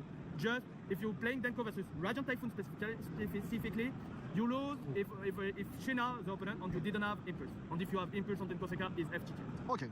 The Lanceur, because Malice. Against Malice, against Lunalight, against some specific deck. And all its combination for siding pattern. Perfect. I playing only 2 Puria because for my siding pattern I didn't free for explication just.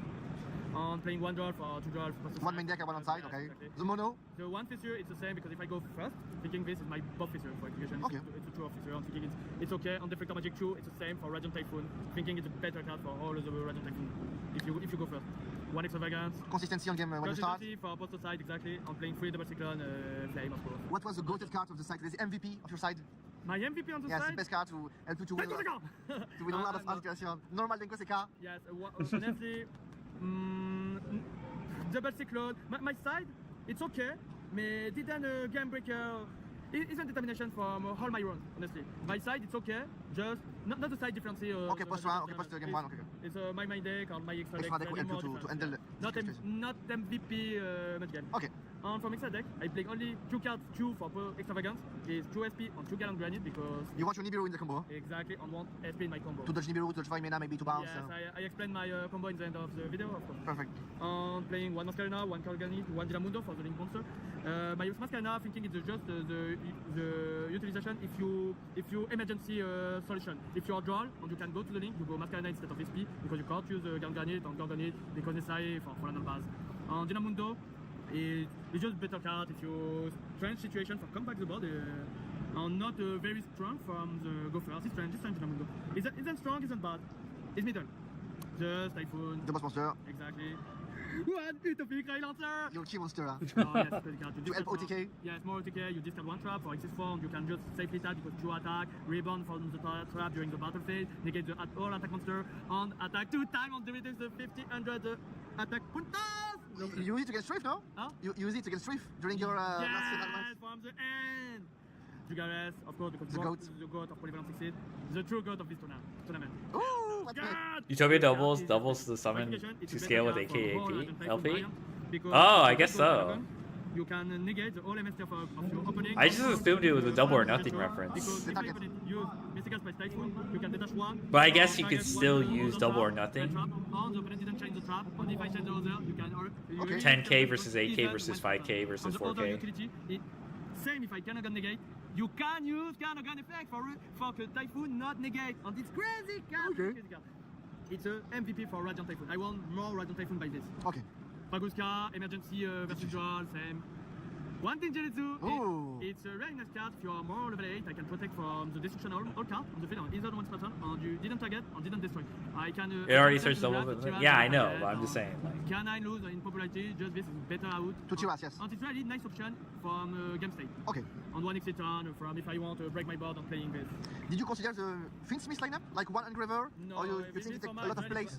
Me thinking it's really bad for playing Finsmith Engine if I bring only one engraver because board breaker card you can out easy Caesar of this format. Me thinking my better board is just you want Galangan for go to Nibiru this. This is my objective for my board. Okay, and board when you resolve everything. Okay. Ground gate was used for SP. This in your hand. Okay. Yes. This one set. On the trap, if my trap is okay. Snatch, yes. There's two sets. Yes, on this it's a better combination possible because you are good grind. This grind, SP help for the grind, Nibiru help for survive. This or this, and after next turn you can just kill opponent. When you get this setup, you can't lose. I lose never time. Never time. My opponent crazy and impossible for one. It's true that having this one in additional backup can be really strong. Yeah, it's a better additional. Perfect. Thank you, Samir, for your time. Congratulations for your amazing performance for this 300 YCS. Ay, ay, ay! What is the next step for the final rush of the season? National champ? Won the world! Congratulations, Samir. I hope you will achieve. Oh my god, this guy's so animated. Okay, I already watched that.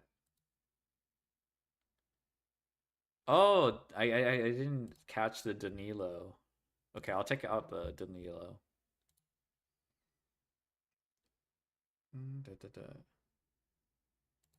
Hi guys, I lost YCS Dortmund in finals.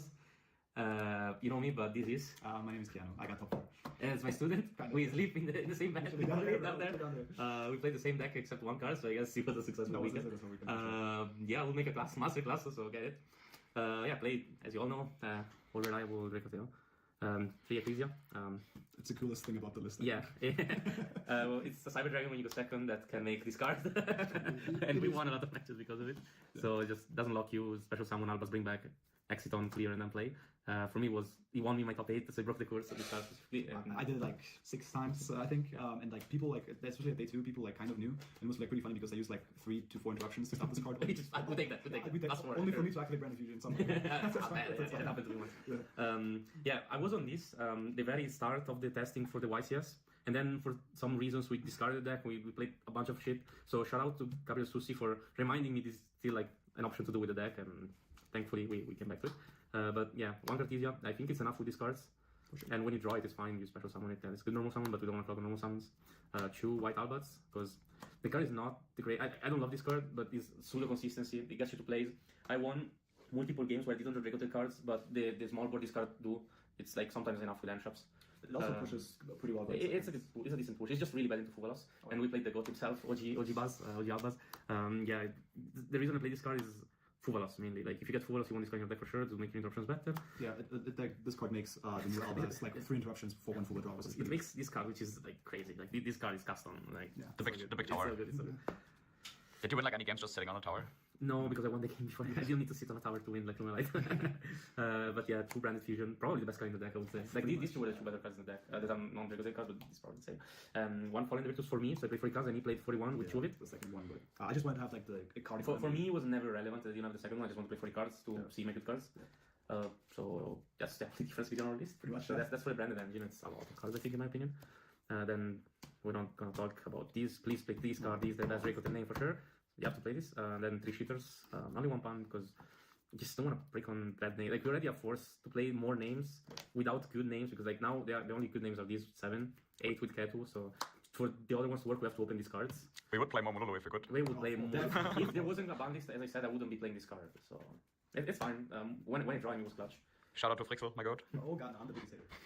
Then 3 Rao. No. I was about to cut 1. I'll say that, but no, we need to play. We need to maximize plays. And 1 Ketu. Although I think every time you draw 2 of these cards, you instantly lose again. It was pretty. Dude, I remember seeing a Danilo list. Was he was on 2? I remember. I don't know. Okay, I might have been hallucinating like 1 fucking Rahu though. Right. Yeah, like I drew it a couple of times. It's like still decent to push going second because you can use like Orgula and like Ban and everything. But and then 3 traps. I know some good players didn't play this card in the main deck, but this card's good. Malice is good, so sadly it's good. You have to play. Also, like in 15 rounds, you just don't want to really lose to Fuba. And yeah, when I get Fuba, I just want a small board triple trap. Yeah. So, yeah. I mean, Shittail without the traps is what is it even doing? Yeah, pretty much. Yeah. Nothing. Extra deck. Sorry, no engine. 3 Fuba, 3 Arch. These 2 are the most unfair cards in the mirror match. One of the 2 needs to go. They cannot coexist. It's so stupid. But Ash specifically. I think Ash is the most fair card, but this card cannot not exist. So probably Ash. Now I kind of believe that it should be to some degree. I don't know. I'm not a game developer. I don't know, but I think this card at 3 with this card legal is kind of. This card is so unfair because they Ash. Oh, it's the best interruption as well. Yeah, they Ash your Fuba and then they add it back and then. They stop Rahu. Yeah, you already know. Like okay, my Rahu doesn't resolve. Rahu, yeah. And we played called by the main deck. Yeah, I mean. We played the Cartesia, so our deck is. I've always felt like Ash in the mirror was fucking disgusting. So I mean, yeah. Weaker than normal version to Fugalos. I lost. I don't even count. I didn't count, but I think at least 12 or 13 dice rolls out of 18 that I played.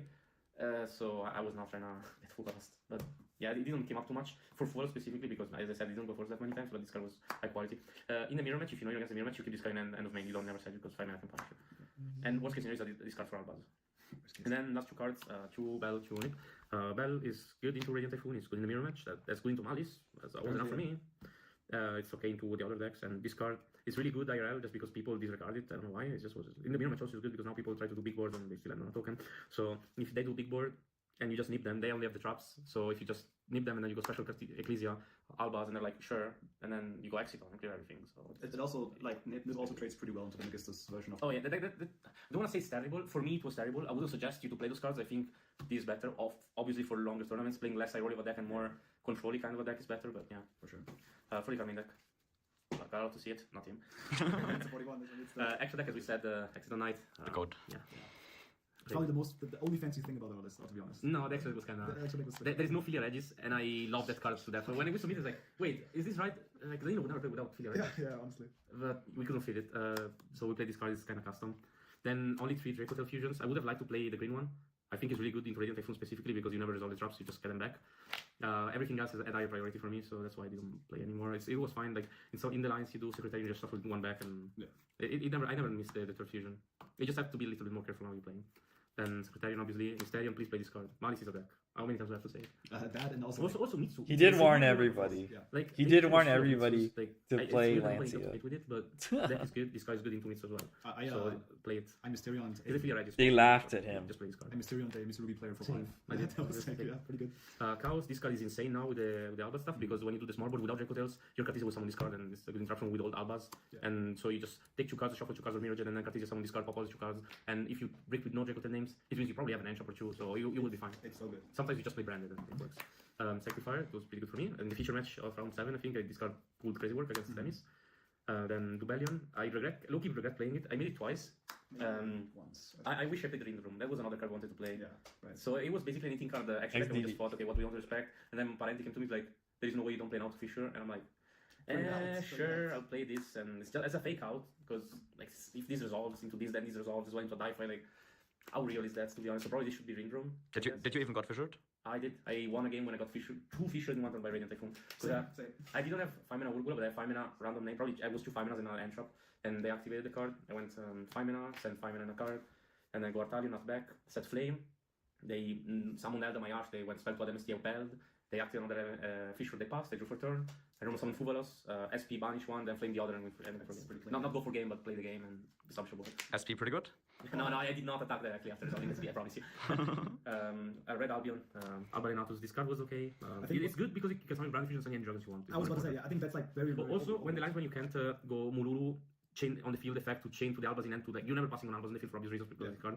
So if you can't, when you block the fusion locked by Brafu and you can't get rid of the Albaz, you just contact Fuse and Artalion and the Albaz away for this card. But I think like it's basically a link shoot. Brand Fusion sending Urgula and Pan is definitely overlooked. It's so good going second, like honestly. Yeah, it's really good. Then the tower, this card shuffling effect is insane, doesn't target. And it could candy tower. It super polished 2 monsters with Albaz, like come on, it's so crazy. Mirror Jade. I made it twice, and I guess Mitsu carried, to be honest. I made that card. Hello, like it was. It's not necessary, but I think it was good because if we weren't playing Green Room already, so our Albaz game 1 into Radiant Typhoon is already really bad because we don't play Green Room, and at least I want to have this to be a live interruption. Yeah. And last card, SP, as I mentioned. Definitely needed as well. I think a lot of people don't play SP. So. That's wrong. That's to be wrong. There's no way that's correct. I think you have to play SP personally. Then side deck, we play the best part about the deck. The best part about the deck. Oh yeah, the side deck carry, that's for sure. Yeah, for sure. One after Goblin the big 26 doesn't do anything. It's all mascot. It's just generic engine-ish kind of card to go first to fix patterns. That's it. Yeah. I didn't want to play Prosperity because I think that it's very important that you have every resource possible every time. Yeah. That's why I didn't play Prosperity and play this card. He's just chilling. He's just chilling. Yeah. He's just chilling. Then shoutouts to Amai. Shout out to go. Hey, what's up? Team's taking a rest. Yeah. It was Dragon's Mind an hour before the submission. Oh god. And I'm like, this card is ass, but I can't find anything that can side against most decks going first. It's like, just play Mistaken Rest. It's like, sure. That's a good idea.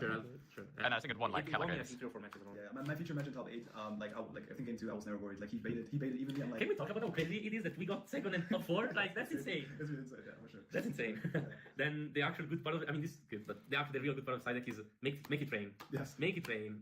All the end shots that we were missing in game. Like these cards are all good, but not good enough to main deck.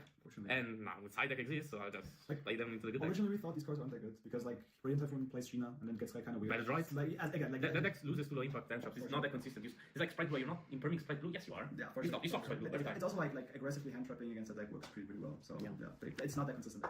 Sadly, I noticed that we tested like Friday evening. I passed so much to 1 or 2 hand traps. Yeah. Damn. That was the whole plan about it. So, any words before I do my plugs? That's good to know. First of all, Valentine's Day.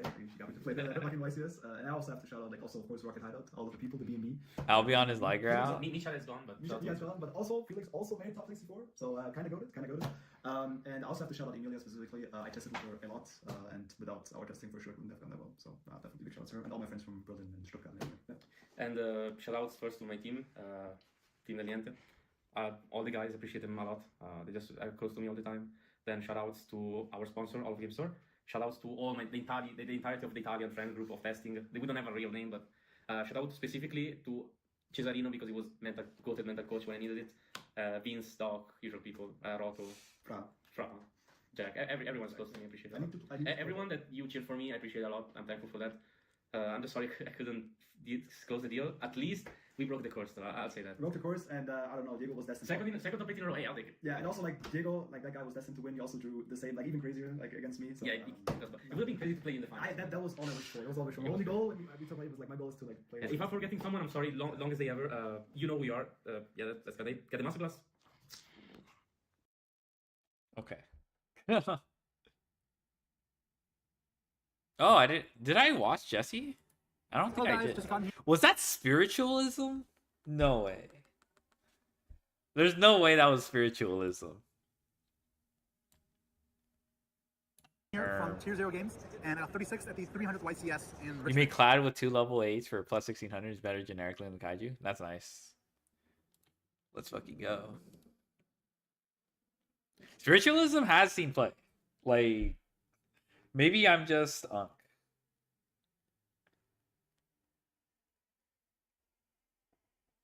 Hold on.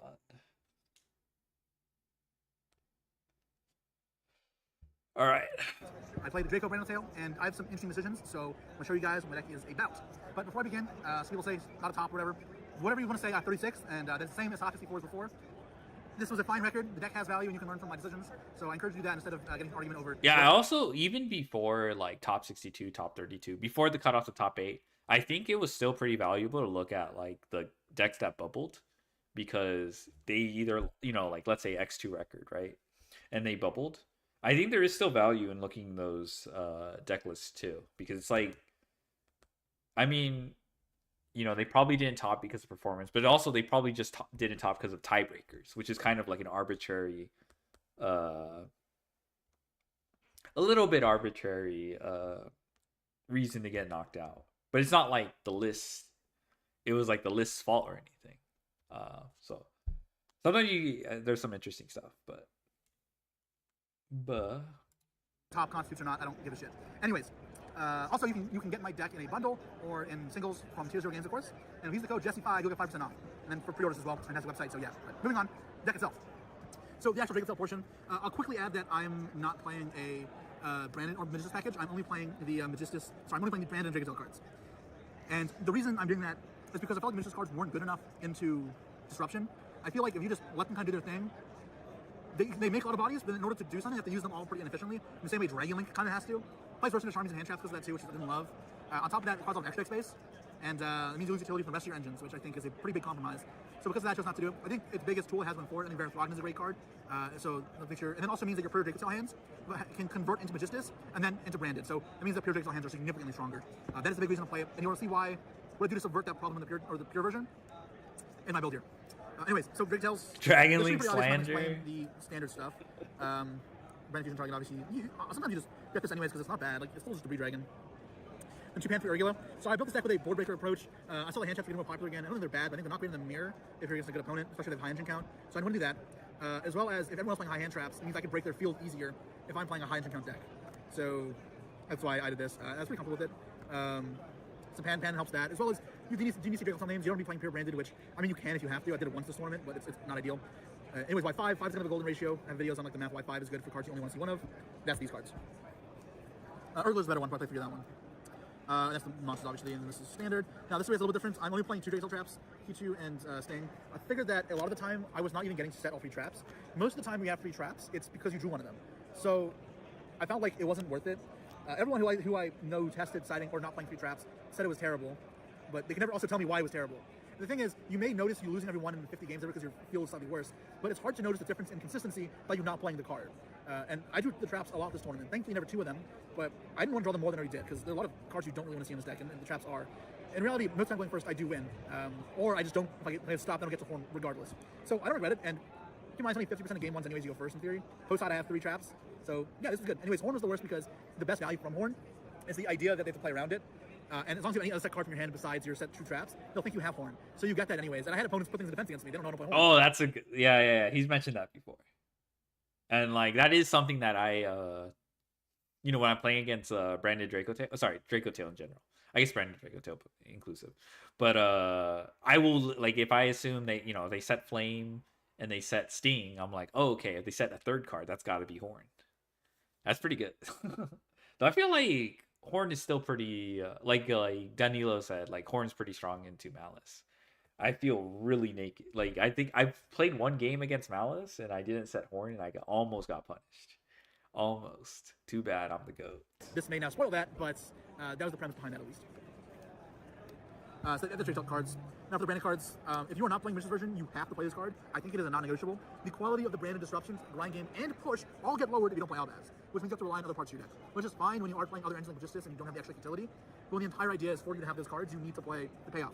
And Albaz is it. And I do Albaz like 3 times more than I do White, which is ridiculous, but it's not even that bad. That D-Link is good. But again, it's part of the cards you don't want to draw. Anyways, it does like you don't play more of this card, but yeah. Which format? One Ecclesia. I tried 3 of this out with Exciton, like Danilo got seconds. It's Dortmund's. My problem was it's too shit going first, and it's bad to Fu and Ash when you go first. 1 second is a decent extender though. I kind of wanted to try D-Link with Breach World, but I didn't get much of the cards. Cards more often and not be playing Pure Dragontail. Let's do Shroudeds. Oh, so Shrouded. With this card, it's effective. You can send it, or while it's in hand to grave, you can send a Albaz or Branded card from your deck to the graveyard to put on your deck, and then if it was in hand, you draw a card. So the idea is, as long as the monster's a dragon, whatever you confuse with it, but it's upstart in monster form, which is cool to fuse with, but then you get to send connect to grave, you're fallen, and then add a back off lion. So it means that when you cycle through this, you will have access to your Albaz card still, which is important.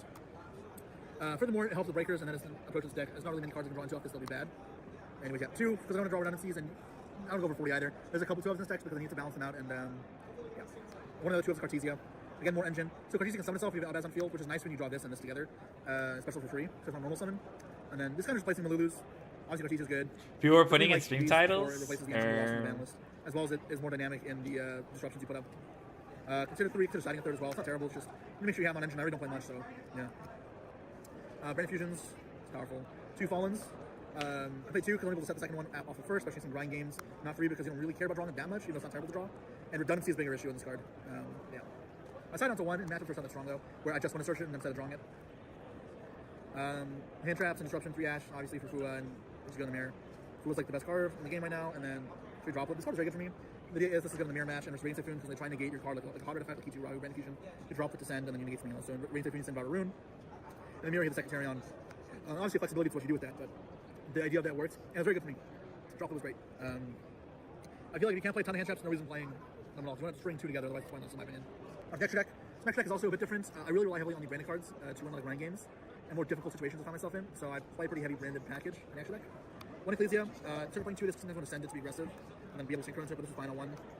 Mirror Jade, I summon this card a lot. This card is very, very, very powerful. The big reason why I want to play this version of the deck, both with Albaz and like Cartesia into this, it's one of those powerful cards in Yu-Gi-Oh! Given that it's non-target banished with follow-up that nukes your field in the end phase. You almost never lose when you summon this card.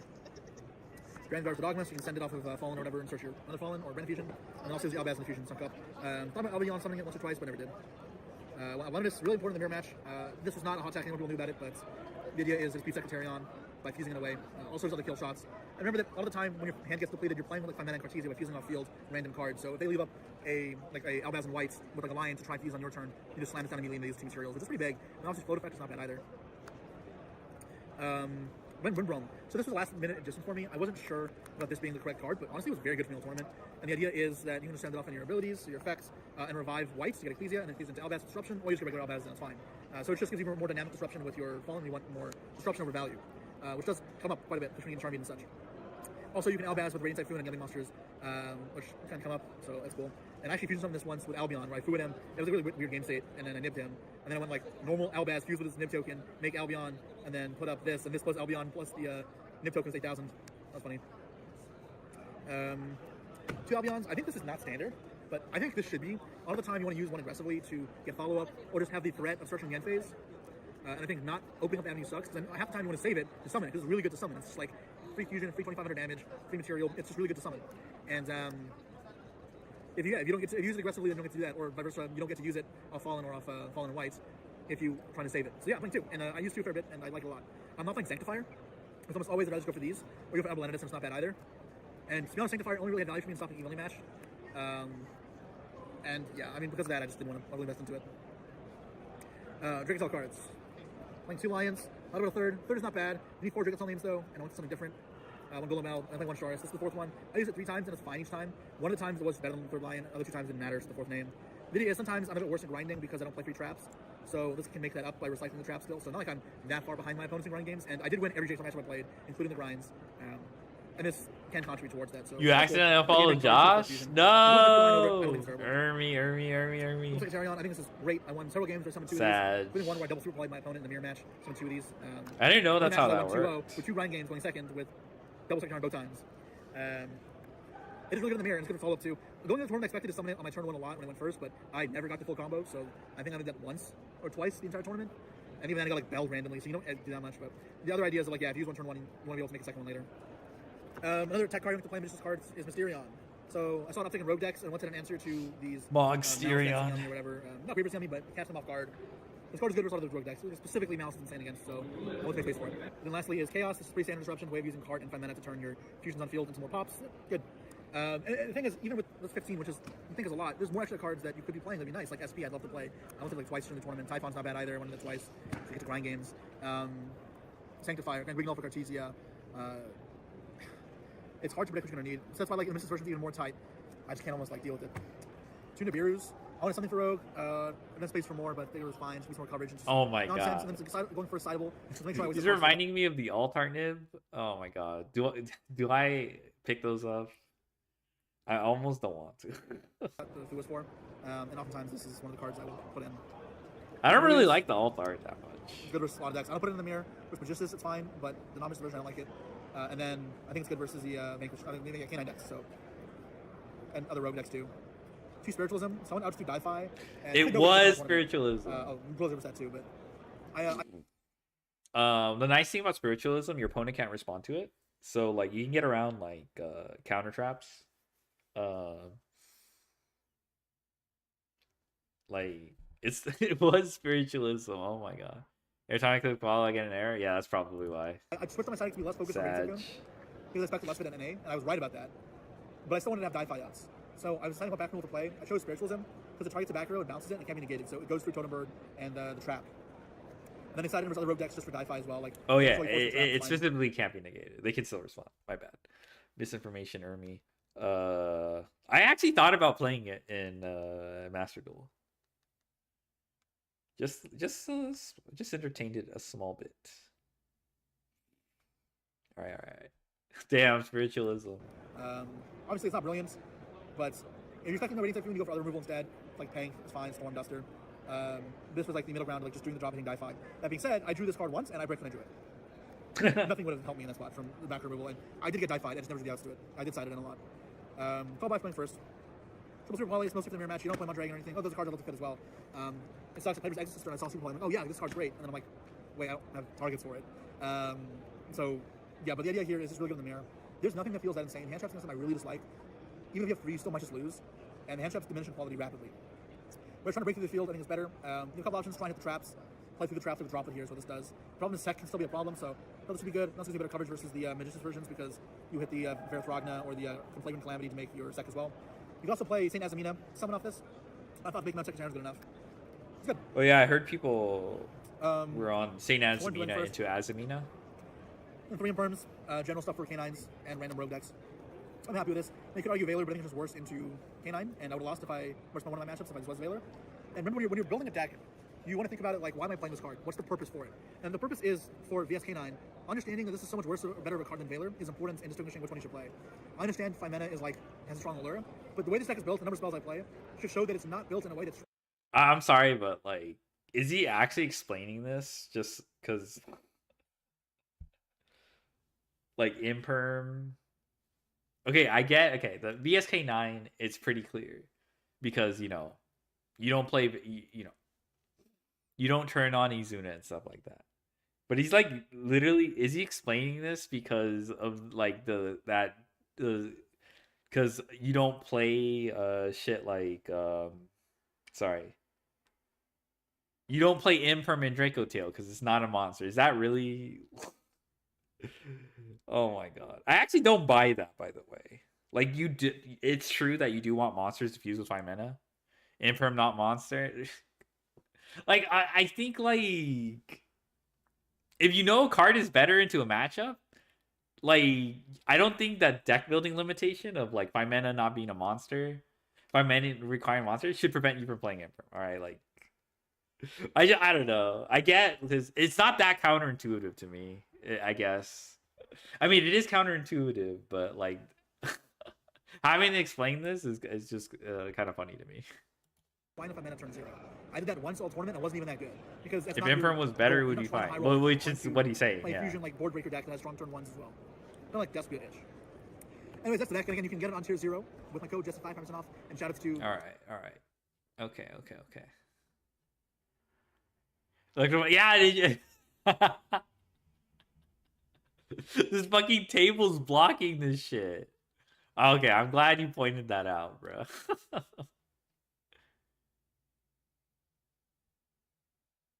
Even more kind of better. Okay, you weren't here when Jesse was explaining it specifically for VSK9.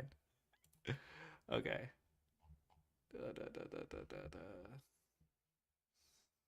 All right, I think we have one more. We probably need I think this is the last one. Oh, okay. I mean, I guess this is kind of...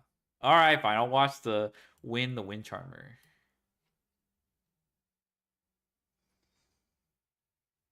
I haven't even watched the second one. So I'll watch the second one. Where is this?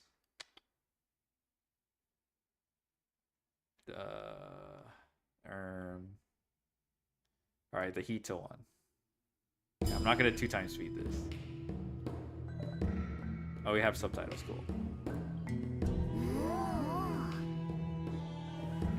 力か。確かに欲しいな。試練って何かしら。それをクリアしたら大霊術が。That face in particular felt like it was meant for to be screenshotted. Like, check out this meme face. 面白くなってきたな。試練なんてババッと乗り越えてやるよ。あ、ヒータ、一人で勝手に行かないの。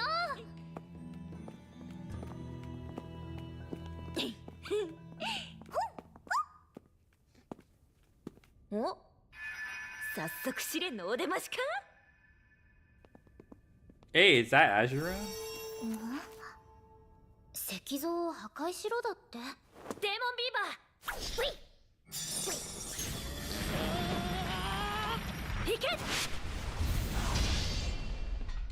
硬い。キツネビ。いけ。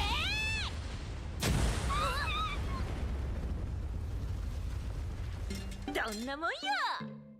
ヒータちゃん、絶好調だね。完全に火がついて Oh, る。 they skip F4 and move on to the next stage so we don't get ちゃ another ちゃっと ending. クリアしていこうぜ。 Buh. What?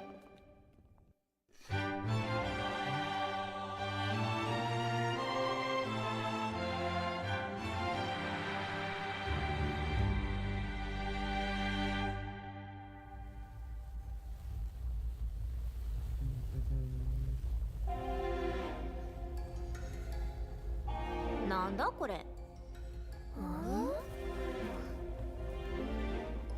属性を均等に満たせ。みんな見て。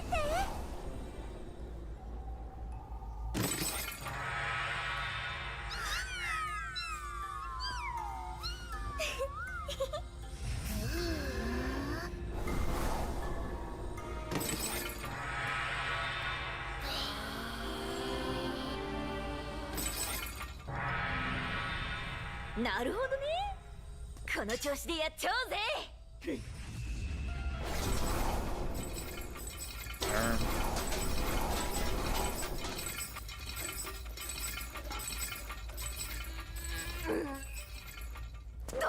にでだよ。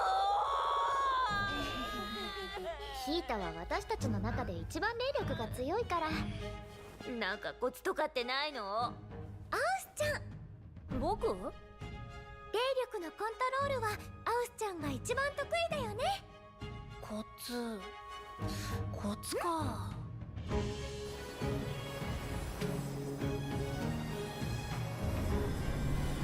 僕らはこの子たちを通してこれくらいの霊力を込めているけど、ヒータはもちろんいつでも全力だよ。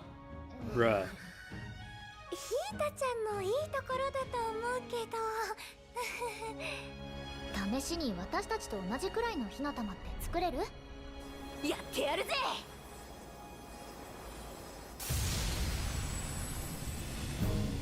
もっと抑えて。こうか。もっと霊力を込めて。ファイトだよ、ヒータちゃん。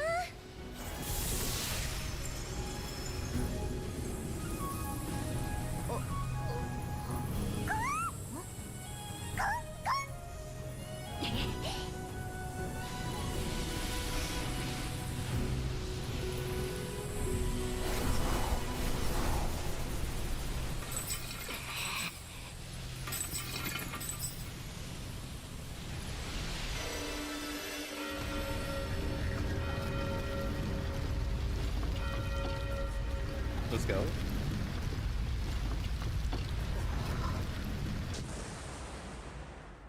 適当。やったね、ヒータちゃん。おめでとう。おめでとう。よせって。ほら、早く次に行こうぜ。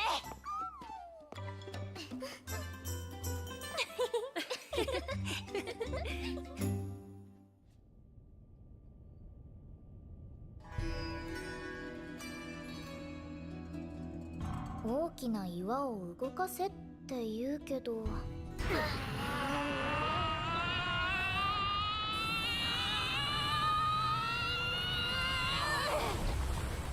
ダメか。よし、今度は私の番だな。まだやれる。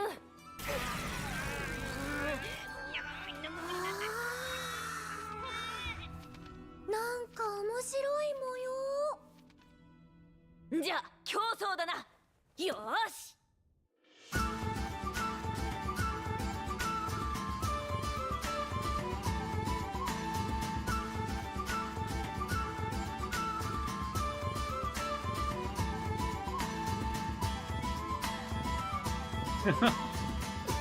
Little slideshow.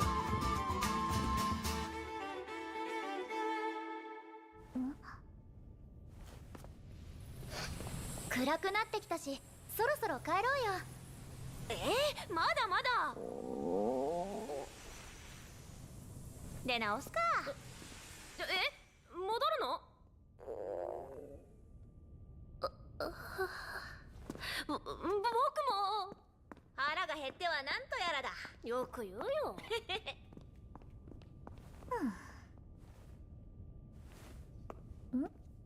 ウィン。 Ran out of money? Nah, they're gonna animate some good food.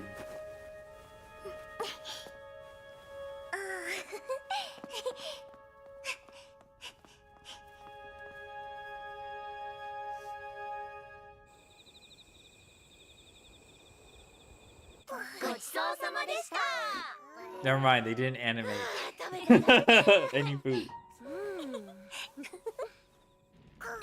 じゃあ、エリアちゃんみたいな髪はどうかな。いいね。そう、その調子。どうしたの？なんでもないよ。おかしいかな。そんなことないよ。可愛いよ。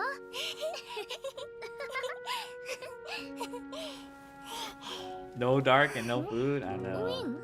We got 眠 scams. くなっちゃった？寝るならプチリュウのこと話してあげなきゃ。 Aww. プチリュウ？じゃあ。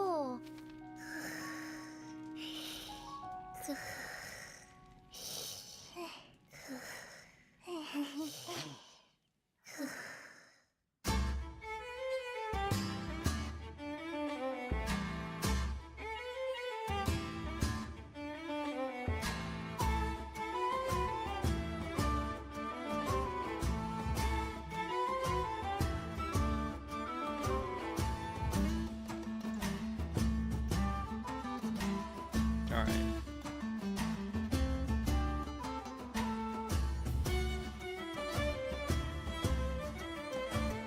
It was Aries VA? I have no idea.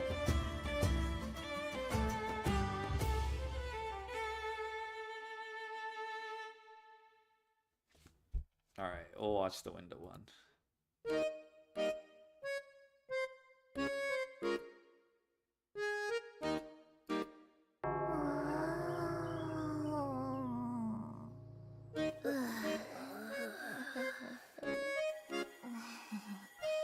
I still can't get over the stupid Gagagigo Agumon looking off. もう二人ともやりすぎだよ。ごめんなさい。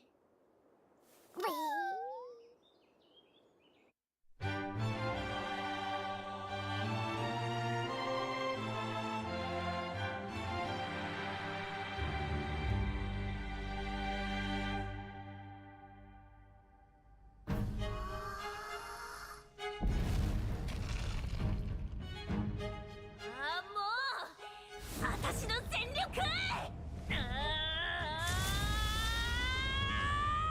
ヒーターコントロール。You play 4 Garnet? Activate new level 4? Let's go. Actually, I am interested to see what kind of piles people come up with because of that card.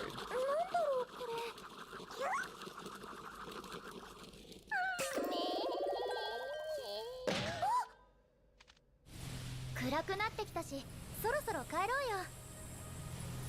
まだまだ。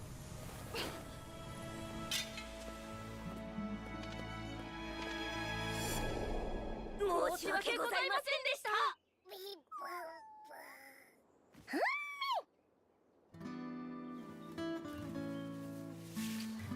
これでみんな友達だね。よかったね、二人とも。 Hello, Social. でもどうしてあんなところにいたのかな。迷子になっちゃったのかな。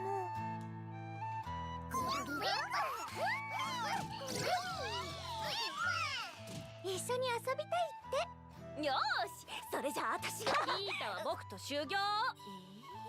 ヒータはまだ霊力のコントロールが不安定だからね。あの大岩を動かすには修行あるのみ。ほら行くよ。よーし、一緒に遊ぼう。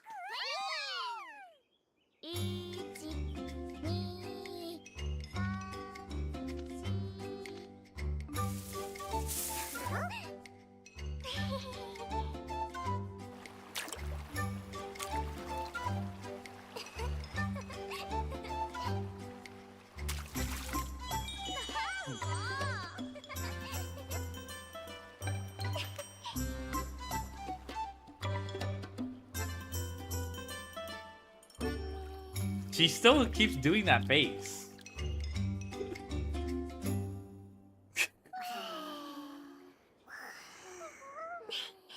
もうすっかり仲良しさんだね。でもこの子、これからどうしよっか。私が育てるよ。そうは言ってもこの子だけであんなところにいるのは変だと思う。家族とか仲間が近くにいるんじゃないかな。家族。明日大岩に行くついでに探してやろうぜ。いい？ウィン？もちろん。よーし、そうと決まれば明日に向けてとっとと飯食って寝ようぜ。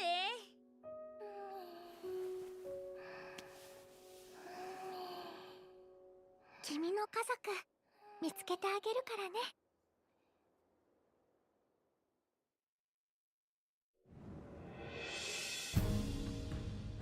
よーし、昨日の特訓の成果を見せてやろうぜ。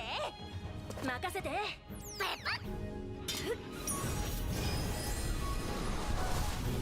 I forgot. They're trying to cast Ichirin, right?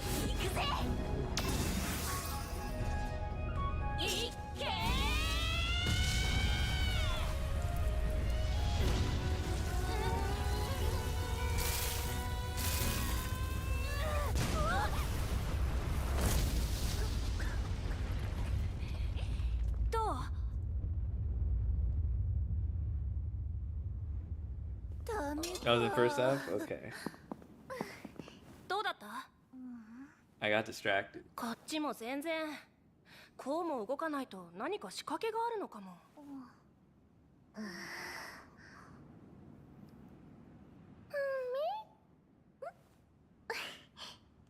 困っちゃったね。どうし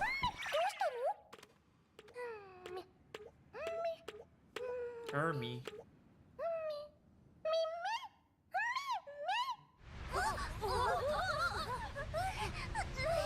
なんだ？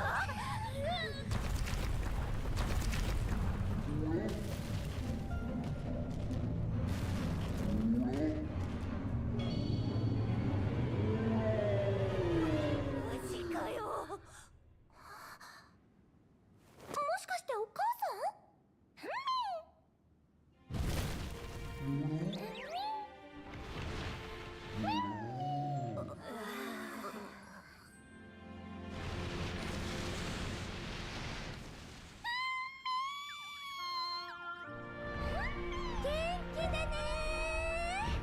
？Yeah, that was resolved really quickly.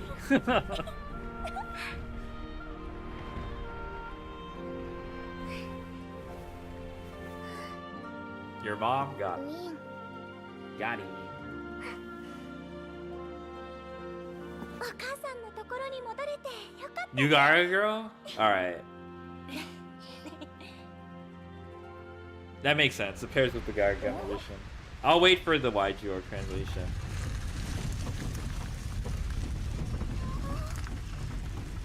試練クリアってことでいいのかな。あの苦労は何だったんだ？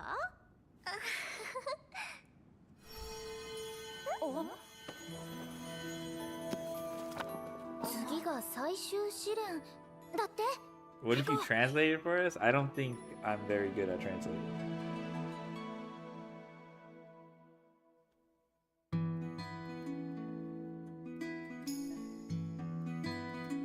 Alright. That felt quicker than the other one. They were just chilling.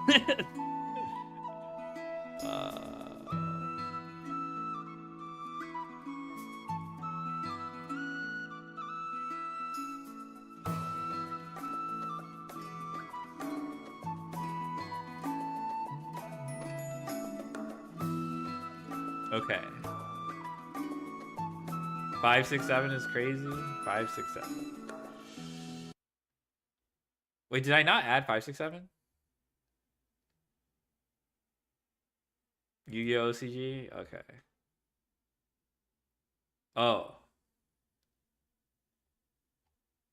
Oh yeah. I mean, I remember seeing this. Yeah. How there Love Live VAs? Oh. You can see on chat site, but not on stream. Huh, interesting. Well, I guess I have to reset it. Oh my god, this is an hour, bruh. Whatever, we have time. This is going 2 times speed. There's no way. To be honest, I don't know if I find this like genre interesting. This is the same genre as can MTG players figure out if tier limit Kid Kalos is good, which is like entertaining. I don't know. I'm getting this is basically wow. If this ends up leaning towards like, whoa, I'm missing the timing, so bullshit. How do you even play this game? Great, I watched it yesterday. Okay, all right. I'm already like poisoning the well. All right, but if this is like, all right. What's up, guys? It's your boy Coder, and you'll notice that I have lost my voice, but we're still going to be doing this anyway because I have 2 very special guests here today that the Magic the Gathering enjoyers in the comment section told me that I got to work with. So today, I'm happy to introduce the guys from Play to Win, the YouTube channel, the podcast, both, I guess. We got Cam and we got Dylan. How y'all doing, boys? Good, doing great. Excited to be here. Phenomenal over here on my end. So what I told them very little about what we're doing today. I said, I'm going to ask you about Yu-Gi-Oh! Rules, and they need to figure out using their Magic the Gathering brain how it probably works. Now, the most important thing that I asked them is, what is your level of Yu-Gi-Oh! Knowledge and experience? And you guys said... Very little. Realistically, my only Yu-Gi-Oh! Experience is I played card games for a very long time, specifically Magic, so I have friends who have always played Yu-Gi-Oh! So I've been near it, but I don't really know the rules. I stopped playing sort of around the time for me, which was middle school, which is when I realized that 4-star monsters were good. If you had a strong 4-star monster that didn't need to sacrifice a creature, that was powerful. And then after that, I stopped paying attention. So the game is obviously a lot different than what I know it as, but I roughly understand the idea of... This guy looks like... I know that I'm sorry. This guy looks very similar to Ray William Johnson. I'm 90% sure if I put Ray William Johnson side by side, he looks nothing like him. But I think it's the hair. I think it's the disheveled hair. Oh my god. Very fast format, and I get card games a little bit, so yeah, I don't know. Yeah. See, I thought it was 4,000 life, and Legend, the Mystical Duty of the Lamp was the best card in the game, so I think I'm a little bit behind. You know what? No, I think this is perfect. I think it's going to be fantastic. So for today, I have 9 questions for you guys that we're going to be going through. I'll have you guys reading the cards, and you basically have to use your intuition. Assume that you're sitting down for your very first game of Yu-Gi-Oh! He does? If this happens, how would you assume that it would play out? Now, Well, Live VA? Okay, it's not like you guys can- Apparently the Charmers. I don't know if you were here earlier, but the Charmer VAs from the OCG thing. Apparently they're Love Live VAs or something. Can communicate amongst each other, be like, how do you think this works? How do you think that works? But ultimately, the idea is to showcase just how different the rules are for Yu-Gi-Oh! And for Magic. So it's perfect that you guys know very little about Yu-Gi-Oh! Because then you can utilize your Magic the Gathering and overall general card game knowledge to try to figure this stuff out. I'm ready. So right before we get into it, I do want to explain 2 very important things about Yu-Gi-Oh! Rules that are like the big differences between Yu-Gi-Oh! And Magic. The biggest one is I am the difference between orm called the chain, of my which is what you guys in Magic butt. call the stack. Chatting So the stack is my basically how you guys, body, and stack yapping is multiple my effects blood. one after each I've other, created whereas over Yu-Gi-Oh! Got a system, 1,000 we call that the chain. The big fundamental difference between unknown chain to and the stack Ermi, is nor that known with the to stack, 6 when the 7. stack is I have resolving, you're able to add more things to the withstood stack really in butt between and consumed resolving many effects that butt are on the stack. ass. Whereas Yu-Gi-Oh! The way Yet chain those functions, butt will let's say you never use something orm to chain 1, anything. I use something to So chain 2, as we I then use something to pray chain 3, and we agree, okay, unlimited we no longer have anything we want to add to the chain, we're going to let the chain resolve. At this point, no more effects can be buttosis. added to the chain Can you until the make chain is one for fully resolved me? all the way down to... Oh, you know what? I did find something similar to that. Oh, you know, I did find something similar to that. I don't know specifically you, but you might find it funny. I did save it somewhere. Oh my god, I think you'll like this one. Here. I thought of you, basically, when I found this one. I am the LARP of my media. Tourism is my body, and soy is my blood. I've created over 1,000 memes, unknown to context, nor known as source material. I withstood pain to consume many contents, yet those hands will never read anything. So as I pray, unlimited LARP works. What is this? That's what I made mine from? Okay. Okay, that makes sense. What is this? I don't know. Chain link 1. So once the chain begins resolving, I just saw Fate say 9. I was like, okay. I'm sorry for interrupting, but Dylan, that means every single stack has split seconds after the last spell gets put on the stack. Honestly, that might solve the problem. What's up, guys? It's your boy Coder, and you'll notice that I have lost my Where voice. did this come from? I Anyway, don't because I have a know. very special guest here today. That the Magic the Gathering I think I enjoyers found have it off such a good Twitter. that I gotta work with. So today, I'm happy to introduce. Well, I don't know. I had the it Win saved YouTube channel for a podcast, while. Both, I guess. We got Cam and we got Dylan. How y'all doing, boys? Dude, doing great. Excited to be here. Phenomenal over here on my end. So what I told them very little about what we're doing today. I said, I'm going to ask you about Yu-Gi-Oh! Rules, and they need to figure out using their Magic the Gathering brain how it probably works. Now, the most important thing that I asked them is, what is your level of Yu-Gi-Oh! Knowledge and experience? And you guys said... Very little. Realistically, Wait, did I just reset it? Bruh. We no longer have anything we want to add to the chain. We're going to let the chain resolve. At this point, nope. Then we were So, right before we get into it, I do want to explain two very Okay, here important we things about are. Yu-Gi-Oh! Rules that are like the big differences between Yu-Gi-Oh! And Magic. The biggest one is the difference between what we have called the chain, which is what you guys in Magic call the stack. So the stack is basically how you guys, stack multiple effects one after each other, whereas in Yu-Gi-Oh! That system, we call that the chain. Okay. The big fundamental difference between the chain and the stack is that with the stack, when the stack is resolving, you're able to add more things to the stack in between resolving effects that are on the stack. Whereas in Yu-Gi-Oh! The way a chain functions, let's say you use something as chain link 1, I use something as chain link 2, you then use something as chain link 3, and we agree, okay, we no longer have anything we want to add to the chain, we're going to let the chain resolve. At this point, no more effects can be added to the chain until the chain has fully resolved all the way down to chain link 1. So once the chain begins resolving, you're resolving the entire chain without adding anything new to it. That's So a big Dylan, that fundamental means difference. that, I'm sorry for interrupting, but Dylan, that No, means you're that good. every single stack has split seconds after the last spell gets put on the stack. Honestly, that might solve some problems in CBH. I can't confirm it. I don't know anything about Magic, but I mean, hey, I'm down. That's wild. Okay, all right, I get it. That is kind of easy to understand. That kind of makes sense. And I feel like that makes it easy to resolve, especially as like newer players, because in Magic, every time something happens, you can do something else. Anytime something finishes happening, everyone's allowed to do something else. So this kind of makes it a little bit easier, I think. That makes sense. Yeah, Yu-Gi-Oh! Specifically go, here's all the shit that has to be done. Okay, we agree? Cool, do it all. Yeah, okay. That's just how that works. The other big fundamental difference between Yu-Gi-Oh! And Magic is that you guys have fail to find rules. You're able to activate cards that would fundamentally do nothing. You're allowed to, let's say there's a card that says, destroy your opponent's creatures. I assume you're allowed to activate that even if your opponent has no creatures. Sure. In Yu-Gi-Oh! That's Oh not a my thing. god. Yu-Gi-Oh! Failed to find. Oh my god. Alright. I'm not gonna say anything. Fail to find. In order to legally be allowed to activate a card, you must not only be able to do something with that card, you need to be able to do the entire effect. If in Yu-Gi-Oh! I have an effect that says, for example, destroy all monsters my opponent controls, then... I have a story, because there was a guy who was playing MTG. I'm not gonna elaborate more because I don't want to out this person. But one of the cards, so he played Yu-Gi-Oh! He was playing Shinobirds. And I think one of the Shinobirds, I think the princess or whatever that summons from deck, it needs to shuffle. It was me. No, it's not you, Nib. What's it called? It needs to shuffle a spell and trap to summon from deck or something. It's me. I played MTG. Bruh, just because I said Shinobirds. No! MF is like, oh yeah, that's me. No. Okay, first of all, you know what? No. Point is, I'm not gonna elaborate further because like you're gonna bait me. You're not gonna figure out who it is. But anyway, point is, they had an MTG background. They were playing Shinobirds or something like that, or Shinobirds came up as a subject. I think one of the Shinobirds must shuffle a spell and trap to summon from deck or something like that. And I think the wording, Birds still meta in DL. This is a long time ago. This is before they showed up. We literally trying to help you, dog. What do you mean? I don't need help. I'm explaining the story. Anyway, point is, he mentions an illegal play or something of him summoning from deck with the Shinobird, turn 1 or something like that, where like, and he was adamant that that's how the card worked. We literally trying to help you to not out. Okay, my bad. Sorry. Okay, Genmu Kumotori or Shinotori or whatever. Trying to make it be legal unless bug. Yeah, he wasn't playing Master Duel or something. Or maybe he did play Master Duel and it didn't work the way he thought, and he was so pissed. And he was like, I don't know. Point is, he was very adamant of the fact that like it's saying up to means you can shuffle in 0 and still summon. And like I ended up getting involved, basically like, I'm sorry, this is a lawyer game, this is how it works. And like this guy went off on me. Just like, no, that's not how it works. MTG, it works like this, blah blah blah. I'm like, oh no, I don't have the heart to tell him this is a different game. But, like, he went off. So I just like, I don't know, I felt bad. I don't know. Because the guy was convinced the game was wrong or whatever. But I'm like, I'm sorry, bro. He went off on you. I shouldn't have. I don't know if I should have gotten involved. I wasn't trying. I don't know what I was trying to do anyway. Like, the guy was already like tilting because the card doesn't work the way he thought it did. But whatever. But yeah, you know what I'm talking about? Which Shino bird I'm talking about? Shino Baroness or whatever.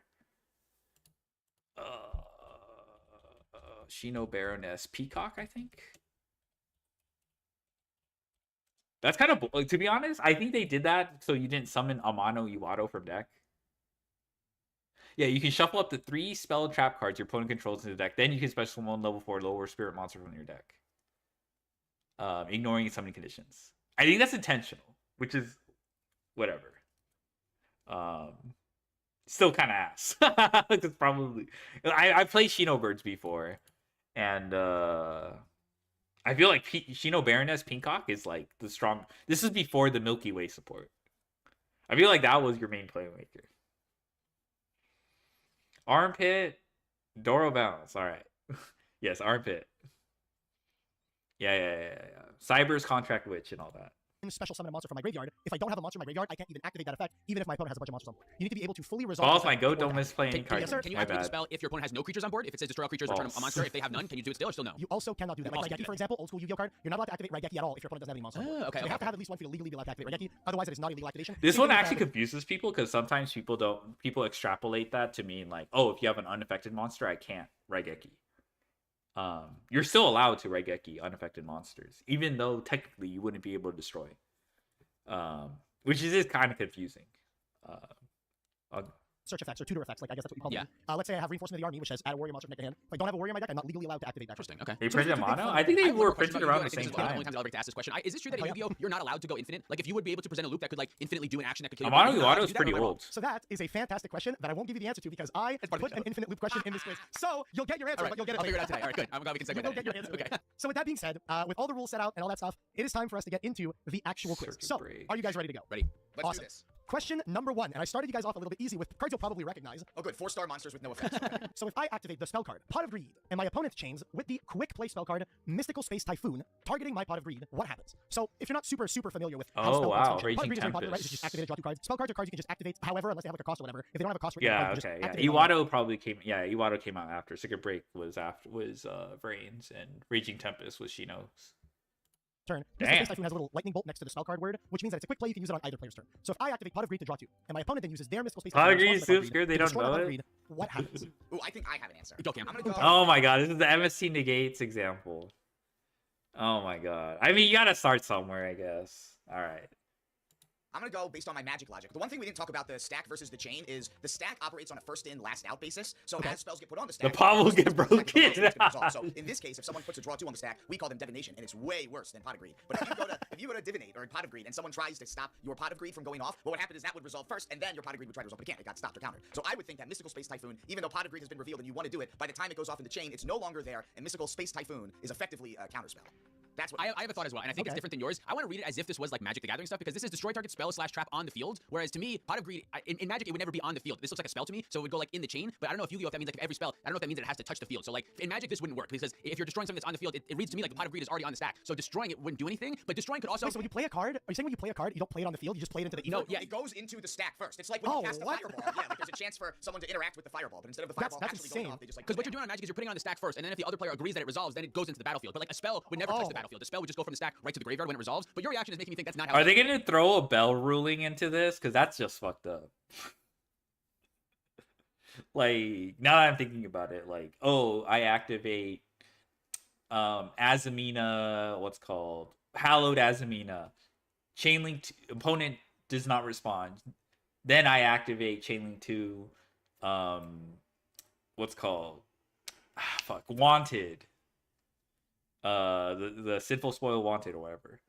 And then now my opponent decides to respond with their Bell, Chain Link 3. If they do some bullshit like that, that's fucked up. Clueless? Oh my fucking god. That's a bullshit, bro. Trick question, there's anti-smell face up. Okay, my bad. So I think Cameron's right. Well, okay, so I can tell you right now that in Yu-Gi-Oh, when you play a card, like if I activate a spell card or I activate a trap card or whatever, I activate it to the field, and the effect activates and resolves on the field. A trap has to be on the field. Got negate by Bell? Yeah, basically. A trap, that's not fair. Like, well, you say that. There are cards in Yu-Gi-Oh that are trap cards that you can activate from your hand. Yeah, exactly. So, of course. That is a thing that exists more or less. Yeah, I think this quiz is going to get way harder, okay? But yeah, I got to imagine, Mystical Space Typhoon would stop Pot of Greed. To be honest, I don't think that's a very good question. Because... okay, it gives you an opportunity to explain negate activation versus negate versus use or whatever, you know. But like, I feel like, is he even presenting the cards to them, or is he just like narrating what the card effects do? Anyway, point is, if he actually does that, I'm like gonna roll my eyes because it's like that's just farming. Magic, it kind of reads like maybe that shouldn't happen or something. I'm not sure. Fair enough. So we're going to lock in Mystical Space Typhoon will stop the Pot of Greed, and I will not draw 2 cards. I think that's what it does, yeah. So the reason why I put this one in the quiz as the first question is because this is the typical way that you know whether or not someone is brand new to Yu-Gi-Oh! Or not. We have this meme called Mystical Space Typhoon Negates, MST Negates. In Yu-Gi-Oh! Effects are completely separate from the card that is activating the effect. So in this situation, Mystical Space Typhoon is destroying Pot of Greed, but the effect of Pot of Greed is already on the chain, and because Mystical Space Typhoon doesn't say that it negates it, it'll destroy the physical You card. showed one of your favorite cards, Pot of Desires. Will still resolve, and you will still draw 2 okay, cards. this kind of does make sense then for Magic then. So knowing that there's a difference between destroy and negate makes Or sense. will Magic show has one of my the same thing as favorite destroy, cards. counter, I don't know if that's ironic so or knowing that they're different things, yeah, history okay, that makes lesson. sense. Yeah, the history draw 2 is lesson. already on the stack. Okay. Yeah, so the draw 2 effect is already on chain. Notoriously, a really funny thing. There's like some types of cards that need to still be on the field to resolve. So like for example, if I have a field spell, that would say draw 2, right? If they destroyed my field spell, the field spell wouldn't draw because the field spell needs to still be on the field in order to resolve its effect. But normal spells do not have that rule. And so this is typically how we know someone's a beginner or whatever. Is you'll go to locals and some guy will chain destroy your normal spell, and you're like the effect doesn't resolve, and they go, well, how? I destroyed it. There's no way. It's not there anymore. And you're like, MST doesn't negate, buddy. And that's just typical like Yu-Gi-Oh meme. It's how you spot a beginner. So I decided to lay out this little trap for you guys. You flip my trap card, but it was a Mystical Space Typhoon instead of a trap. But that's question number 1. Okay, I decided for this quiz that instead of going super technical, are we gonna go with super like intricate rulings or anything like that, or do I go for silly shit? And I felt like you two were the type to enjoy silly shit, so I decided fuck it, let's do some silly shit. So here for question number 2, I got the following cards: the trap card Relay Soul, and with the effect of Relay Soul, I have summoned the head of Exodia, the forbidden one, onto my field, and my opponent has a set trap card, Compulsory Evacuation Device. Oh, this is a good one. I like this one actually. So there's like 2 win conditions. Doesn't Exodia have a special rule where it overrides all win conditions? I don't remember. Well, I'll see that. But basically, there's 2 win conditions. Relay Soul, when a card leaves the field, you lose. This was goated in the anime too. No? Okay. I control Exodia the Forbidden One that was summoned via the effect of Relay Soul, which so is it's just from hand, and while it's face up on the board, I effectively can't lose the game. But if the head of Exodia leaves my field, I think it's a rule win, but I forgot which one takes priority. The other 4 cards in my hand here are the 4 other limbs of Exodia, and the head of Exodia says that if I have the head of Exodia, it overrides damage. I win. Okay. So I think in Magic, I think this would be. It looks like 2 triggers going on the stack at the same time, and they're both your triggers, which means you get to order them how they resolve. I think. Right? Correct me if I'm wrong, but these look like these are 2. I guess favorite LTK card Relay Soul. For Magic, if the Exodia is in hand, that means that the oh shit, dude, I don't know.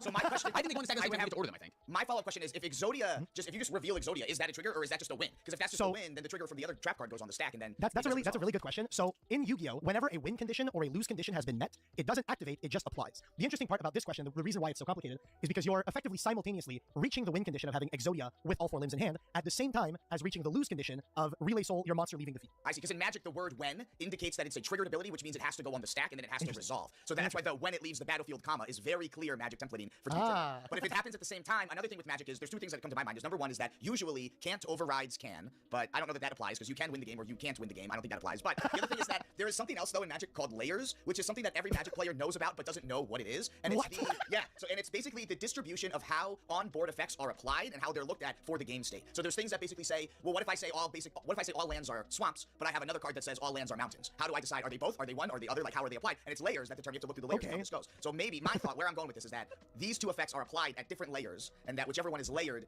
above the other one is the one that will apply first. And I think that because it's Exodia, it will apply first, so you'll win the game instead of lose. Also, Cameron, Exodia says if, whereas the other card says when, and in Magic, if means it's a replacement effect, and when means it's a trigger. So if it's a replacement effect, it doesn't actually go on the stack in the same way. I think I'm gonna agree with Cam here for a similar reason. I think if Exodia is in your hand, you'll get to resolve that first and win the game. The if and when are very clear for us here, but it's probably way wrong. So what's really funny is that in Yu-Gi-Oh, if and when mean two wildly different things, and the word when is a word that Yu-Gi-Oh players hate to see. Really? On cards. I didn't actually put a question for this in the quiz, but fuck it, maybe I added one. That'd be really funny. But if and when in Yu-Gi-Oh, very divisive words.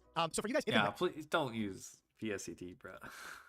and means that an effect is either a trigger or a replacement. That's so Right, yeah, so like a trigger would like go on the stack, whereas like a replacement, it would like kind of like happen instead of what's happening, right? So like, Cam, if something happened like this in Magic, if you had something that triggered said when it returns to your hand, there's a trigger that says you lose the game, but there was something else that had like a replacement effect that says when these 5 cards are in your hand, you win the game. In Magic, you would win the game, right? With the trigger still on the stack. Yeah, there'd be like a state-based action that would occur. That would like, I mean, it's weird. I mean, I think this is fine because they actually brought up like the text differences. Yeah, those cards in your hands, and then you wouldn't even reveal them. You would just say, No, you would reveal them, but it would be like a replacement effect. It wouldn't make sense in Magic, but it would be like a replacement effect for having 5 cards in your hand. So it would just sort of happen, like, and your opponent really couldn't do anything about it. You could do it on the online client very easily because a computer would recognize the 5 cards in your hand, see the trigger go on the stack, and go, nope, that trigger's not going to resolve. This player already has the win condition. Right, yeah. But it's really, it's weird in Magic paper when that happens, when you just go, oops, no, and I feel like I'm one of the rare Sorry, hunters. but I win. Cry about Yeah, I'm the rare hunter that battled Joey in season 2. Like, I literally feel like that guy. Okay, so you're saying that Exodia would win the game here before Relay Soul says that. I think we're gonna, yeah. 100% of the time, and I would put money on it, yeah. I think what's really funny is that you guys were debating option A, Exodia wins, option B, Relay Soul makes you lose. The correct answer is actually secret option C, a win condition and a lose condition have been met at the same time. Therefore, the game results in a draw. That's devastating. It is not a win, nor a loss, it is a draw. Now, does this ever happen? Fuck no, absolutely not. This has probably never happened unless you were specifically trying to get this to happen. However, really funny that it results in a draw. And honestly, this one's a little bit like of a silly question. Most Yu-Gi-Oh players probably wouldn't even know the answer to this one. I'll be so real. That's so funny. It just negates itself. I guess that kind of makes sense, but I don't know why that's like an unsatisfactory. Yeah, I had no clue. It is super unsatisfactory, but yeah, that is just how. So would the game just continue while you have all 5 pieces of Exodia in your hand and you keep playing the game? No, so the game can't continue while you have all 5 pieces. The game just ends. Yeah, it would just be a draw. Like you're like, okay, the game I have lost and won simultaneously. Therefore, the game is a draw. Pick up all the cards and proceed to, I guess, game 1, number 2. You know? Yeah, it'd be like having an effect in play continuously that says you win the game, like on a creature on a Oh, Magic both card, players like, drawing you dress down, Exodia. there's a card that says Oh, all yes, abilities, yes, and then yes. no abilities, within That's a dress down draw. range, Yes, so yes, yes, It's yes. still going to say you win the game on it by the time it's there. So like, you can't really pass with something that says you win the game. So interesting. Outright. Otherwise, like the game is just always over and you winning then. So I actually think it's so interesting because like, so are there cards in Magic that just like have an alternate win condition that just say if you meet this condition, you win the game? I'm glad you asked. The card that people love and hate the most in the format we play the most, CEDH, is an alternate win condition called Fastest Oracle, where if you have no cards in your library, or basically if you have little to no cards in your library, you win the game. Okay, so the effect of that to win the game, does that go on the stack, or is it just I have met my win condition, therefore Normally it's a trigger. It's a trigger that will go on the stack. Okay, yeah, in Yu-Gi-Oh, we basically don't have any, like anytime a win condition is met, it doesn't go on the chain for the most part. Like anytime you meet a win condition like Exodia, it doesn't go on chain. Even if like, let's say I have like Chain Link 1, Chain Link 2, Chain Link 3, Chain Link 4, a bunch of shit. Chain Link 19, an effect that draws my whole deck. I'll draw my whole deck at that point because I have Exodia, I win the game. You don't even resolve the rest of the chain. Okay, so wait, so your chains, this is also important. Your chains resolve last in, last out? So no, chains resolve exactly like your stack. So basically Chain Link, like so if I go Chain Link 1 my thing, you go Chain Link 2 your thing, your thing resolves. Okay, got it. Understood. So that is question number 2. God fucking yeah, bro. All right, off to a fantastic start. I mean, I'm learning so much about Magic, which is not what I expected I would be doing today. But honestly, I guess I don't know what I expected. Let's move on to question number 3. So a big thing that I do, I've done a lot of like ruling-based like quizzes and stuff like that on my channel. Typically, whenever I do ruling-based quizzes, I put a lot of normal monsters. So we call them vanillas. I don't know if you guys call guys with no effects vanillas. You do? Awesome. Anytime you see a vanilla in my quiz, it's just. Same thing. I'm 90% sure we stole that from MTG, bro. I'm 90% sure MTG came up with vanillas. Hold on.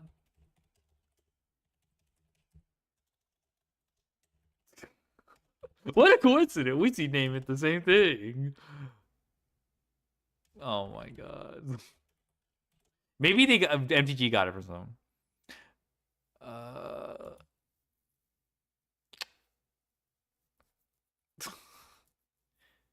They use Savannah Lions and MTG. What's Savannah Lions? Literally fucking anything. I control Bean Soldier, the goat, and my opponent controls a continuous trap card called Gozen Match, which is what we like to call a floodgate. Gozen Match says that each player can only control one attribute of monster. The attribute is Earth, Fire, Dark, so you want Bean Soldier, an Earth monster. In this situation, and you mentioned sacrifices before, so you know how tributing works. I will say, is just the vanilla. Okay, I will just say, I had no clue when picking up this game why the fuck people kept calling this shit vanillas. Like, it made no sense to me. Eventually, I adopted it and just accepted it, but like, it like literally made zero sense to me. Summon a monster. My question here, if I have my Bean Soldier on my board and my opponent controls Gozen Match, can I legally tribute my Bean Soldier in order to tribute summon my dark attribute summoned? Oh, okay. I have a thought. In Magic, okay. You know what? I'm gonna let him. I think this would be yes. You would be allowed to do this, but in Yu-Gi-Oh, I think the answer is no because you, I think, said earlier that there's no area before the battlefield. What do you like to call it? Battlefield. I think I just use vanillas indiscriminately. I don't think I care anymore. But I was like, what the fuck? It's basic ice cream flavor. I'm just like, this shit. Bro, I'm calling Dark Magician vanilla, bruh. The GOAT. Vanilla is like, I mean, it is basic, right? But I also think of yogurt, where they actually have plain yogurt in contrast to vanilla. Vanilla's good. I like vanilla a lot. You ever open up vanilla extract and get that smell? It's when the smell fills the room while you're baking. Ooh, really good. Naked? Okay. And you're not allowed to do it if you can't do it. Which means, is there a moment that Summon Skull and Bean Soldier would technically be on the battlefield at the same time? Because in order to play the Summon Skull, you put it onto the battlefield, and then you have to sacrifice a creature. Does that make sense? I'm gonna say that you're not. But that sounds really good though. You're not allowed to sacrifice. But I guess I don't really know. So the order in which you perform a tribute summon goes as follows: you select the card that you want to tribute summon. So in this case, the Summon Skull. Whitewash vanilla and people like vanilla beans are actually black. Oh, true. Then you tribute summon the Summon Skull you put on the board. So no, they're never on the board at the same time. But you do have to select your Summon Skull as the guy you want to tribute summon before you. That is true. Okay, so knowing that, then I would say yes, you would be allowed to do this. I think I'm changing my answer, unless I've just been tricked. But I'm gonna change my answer now. You said that I think yes, you are allowed to do this. Can you do you agree with that? Do you feel differently about it? Yeah, I baking's think I have great. to agree with that. I think. Okay. I think there might be something about. I think I'm focusing a little bit too much around the fact that you said that goes in match is a floodgate, and I'm thinking that words mean things, and that floodgate might mean that it allows you to open up the opportunity to do something. Wait, is floodgate not a term that you guys use? I have no idea what that means. No, we don't use floodgate. Okay, No, so I have no Yeah, idea. don't they use I forgot what they say. Oh fuck. I forgot what they don't call it floodgate. It was a weird term when I first found out about it. It came up like sacks. Yeah, sacks with the yeah, sacks. I remember because on Twitter this fucking floodgate discourse came up, and like someone was like, some MTG player was like, I don't think stacks are as bad as people make. I don't know. I forgot what he said, but basically people jumped his ass for some reason. I don't know. I mean, he probably didn't know exactly. I don't know. They jumped his ass. All right. Sacks, Mog, Max. But floodgate Yeah. is a word that we Yu-Gi-Oh players use to describe cards that say you can't do Smokestacks. something. So a card Ah. like Skill Drain that negates the effects of all your opponent's guys, that shit's a floodgate. Goes in match says you can only control one attribute, that shit's a floodgate. That's what we like to call floodgates. I see. They're stacks pieces, we call them. Okay, interesting. Stacks, interesting. yeah. So Stacks this stacks pieces. piece here does not prevent us from tribute summoning Summon Skull in this case. That's what I would say. So this is a two-part question. I'm going to give you one other little piece to this one before I give you the answer. So in Yu-Gi-Oh, we also have this thing that it defines the game that we call the extra deck. You guys are probably more familiar with the fusion deck, that deck on the side where you have your fusion monsters. In Yu-Gi-Oh, they've expanded and added a lot of different types of extra deck monsters, so it's no longer only fusions. There's synchros and Xyz and link monsters in there and all that shit now. I'm going to show you a link monster. You do not need to read the effect, okay? Because I don't want to overcomplicate this for you guys. It's This is Sun a and link summon, a Tax? link monster. Oh. And the way that you perform a link summon is very similar to how you perform a tribute summon. You basically look at the materials, which here it says one normal monster, which the Bean Soldier is. And the way you perform a link summon is you would just send the materials that are listed on the link monster from your field to your grave to then summon this out from your extra deck. So it's not a card you have to draw into, it's a card you just have access to and can effectively just cheat out provided you have the right materials. That sounds so good. It's really good. So most decks in Yu-Gi-Oh are built around the idea of these 15 cards in my extra deck are the best cards in my deck, and my deck is built around being able to put the materials to cheat out these cards from my extra deck. That's usually the gameplay loop of Yu-Gi-Oh. So in this same situation, opponent controls goes in match, and I have, we're gonna say, a monster other than Bean Soldier because Bean Soldier's an Earth, and so is Link Spider. So let's assume in this case Bean Soldier's a fire, right? Would I be allowed to link off my Bean Soldier that's now a fire for some reason in order to summon my Link Spider? And the order of doing this is similar to a tribute summon. You select what you want to link summon, send the materials, and then slap I'm the still link summon. mad Well, Link now I'm Spider thinking the doesn't answer is no, summon because from I didn't grave. realize, I didn't really think that having different types meant anything. because Link it's Spider's either still one at a good. time or two at a Don't time. get me So wrong. if there being different types matters, then I would say no, that you probably can't do that then, right? Because if the type Yeah, the whole idea is that they have different attributes, and goes in match only allows you to have one attribute on the so that but that does make no sense to me, because what you're saying to me is in order to tribute some of the thing, you have to get rid of the one and then you put it. So to me, there's never a moment that they're on at the same time. But now I'm thinking that maybe this still doesn't care because of some sort of timing thing of Yu-Gi-Oh that I don't understand. That even though it's one after the other, they're still I don't know. I'm not allowed. I don't know. Ken, what do you think? I'm now realizing that I don't understand how goes in match decides which attribute you want it to be. Like, can I play another fire monster when I have Bean Soldier in play, and then I get to choose? No, I want fire now, and I get to dump Bean I can give you the Soldier. answer to that one. That's a really good question. So goes in match prevents you entirely from summoning a monster with a different attribute than the attributes that you control. So chances are- Link's for I allowing cannot some decks to easily play summon through a fire Niv. attribute Yeah, I monster. know. With Then those I on think board. then I have to change everything. Then my answer is you cannot Bean Soldier into Summon Skull with the goes in match in play, but you can sure as shit Link Spider away. You know what? No, you said it was a fire monster. Assuming the Bean Soldier's a fire. I should have used a different vanilla for this. No, I I get you, can I pick a get different you. one, but I blanked on Link Spider and Bean Soldier same attributes. This is a stupid question. I'm gonna say no to both. Now knowing the way that goes in match officially. Stacks gets its name from the deck's original name, money sign T4KS, which stood for the $4,000 solution, creating a double entendre because the deck often played the card Smokestack. Bruh. Stacks is often referred to as a prison deck because of artifacts like Smokestack, Tinglewire, Sphere Resistant, Lodestone Golem, blah, blah, blah, blah, blah. What the fuck is this name, bruh? Yeah, literally, $sign T4KX. This is okay. This is where I got that from. Like,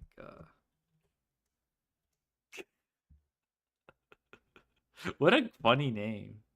Okay. This is way more creative than the fucking. I fucking hated PK Fire. When people called Burning Abyss, I fucking hated that shit. Actually, there was a worse name for Burning Abyss.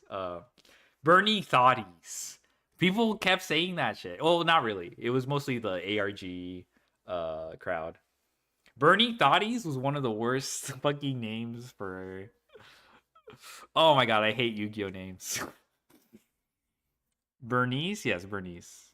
Burning Thoughties.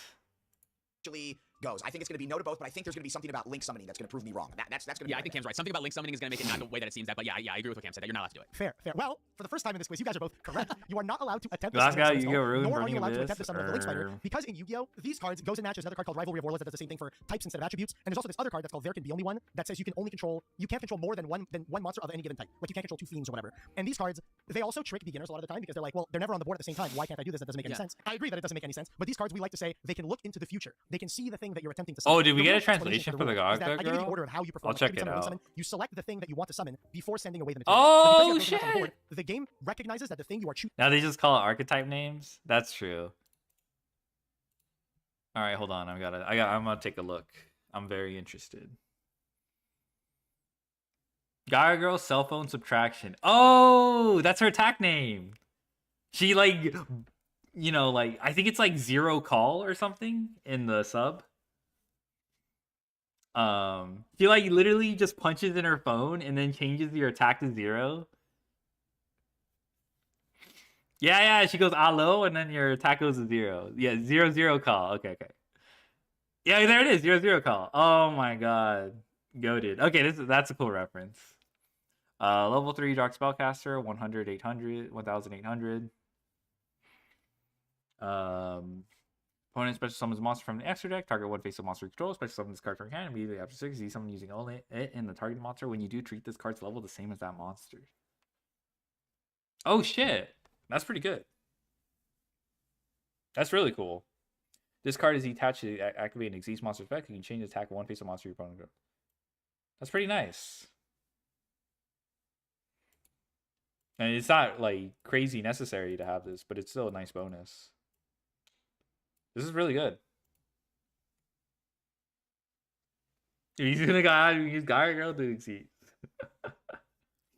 This is someone was saying like, what if we got a Xyz summon from hand that was like Rocket Coder, or sorry, like Microcoder with Xyz. This is probably the closest you'll get, but this can also be done on your turn too. Though I guess you don't gain that much advantage if your opponent summons like Dash Knight.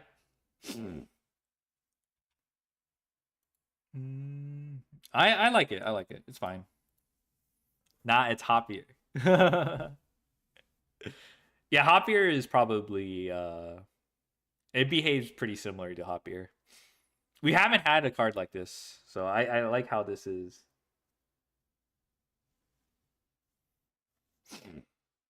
This is nice. I just think it's interesting they're exploring that design space. It's setting the tone for cards. We're probably gonna get Xyz summon in. Oh, we already are getting Xyz summon on opponent's turn. This crazy needy. No, I thought that too, but he has 800 defense, not 1000. It's not Monarchs. It's not Monarchs. Don't get fooled. Don't get fooled. Yeah, this is solid. Like, all right. Then immediately after. Okay. Using to attempt to summon isn't a thing you can legally summon in this moment, so it doesn't look ahead to the fact that. Okay, oh, I'm actually very bored of of this. Now, like, summon spell is not legal. No matter what the fuck you're gonna do, it doesn't care. It just goes, this is not a legal summon you're attempting, so you can't even attempt to do it. Okay, that does kind of make sense. So there is kind of like a stack. I don't care for this floodgate example. Sort of. It prevents you from even attempting the action. You can't even like activate an effect that would summon like a monster of a different type or something like that. That's not something you would legally be allowed to activate because you're locked in on this attribute of Earth because you control the. That's kind of how Magic works. I think there's like a whole bunch of steps in like how to cast a spell, and the first one is like announcing that you're casting the spell. But I think there's also like a mini fake one before that checks to see if you have the ability to do it, and then if you don't have the ability to do it, you like back up because you are not allowed to cast it because you can't cast it. I don't know. Magic is kind of that's like only if you did cast it and you realize in play that you can't actually do what you just did and you have to back up. But like, so I have a question about Magic. Okay, in Magic, do players like also not know the intricacies of the rules really well? Because in Yu-Gi-Oh, it's like a very notorious thing. There's a bunch of rules in Yu-Gi-Oh. Like I'm a huge nerd and know all of them because I gave a fuck to learn it. But like I could ask top level players questions about how damage works or battle works at Yu-Gi-Oh, and most of them wouldn't even know all the answers. Yeah, I would say it's similar for most Magic players. Obviously, the very yeah, like isn't that most games? I don't know. This is a very like This isn't very surprising.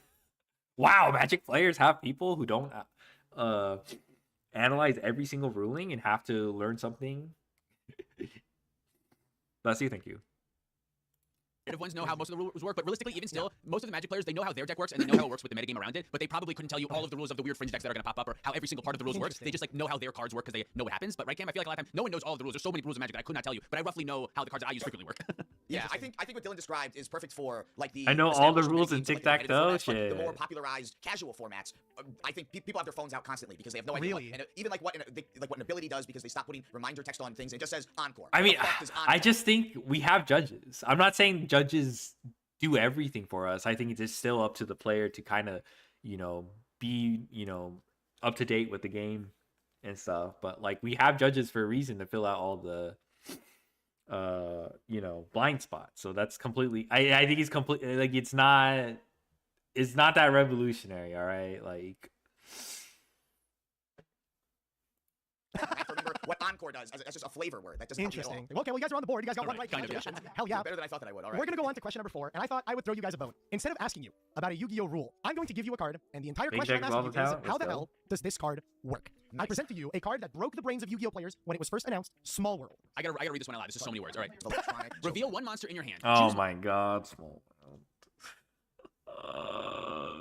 I'm not saying as someone who plays Small World, but it's just like, oh my, I'm just rolling my eyes. It's like, oh yeah, dude. MTG players could never parse Small World. It was too powerful for Yu-Gi-Oh players. Like, come on, guys.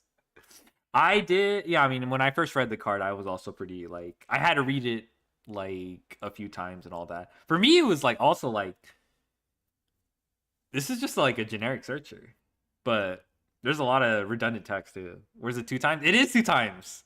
This is 2 times. Small World. I mean, I think it is a testament to the cards like nature that we use tools to figure out, well, it's more like min-maxing optimization type thing when we use tools, but oh my god. No, the other math one? Oh, linear equation canon. Linear equation canon is not even that bad. I think simultaneous equation canon is a little bit you can like shortcut it. It's not that bad. I haven't bothered to learn it myself, but yeah, simultaneous equation canon is yeah. I just used to just accept whatever the opponent said it does, to be honest. At least on Master Duel, you don't really have to worry about that.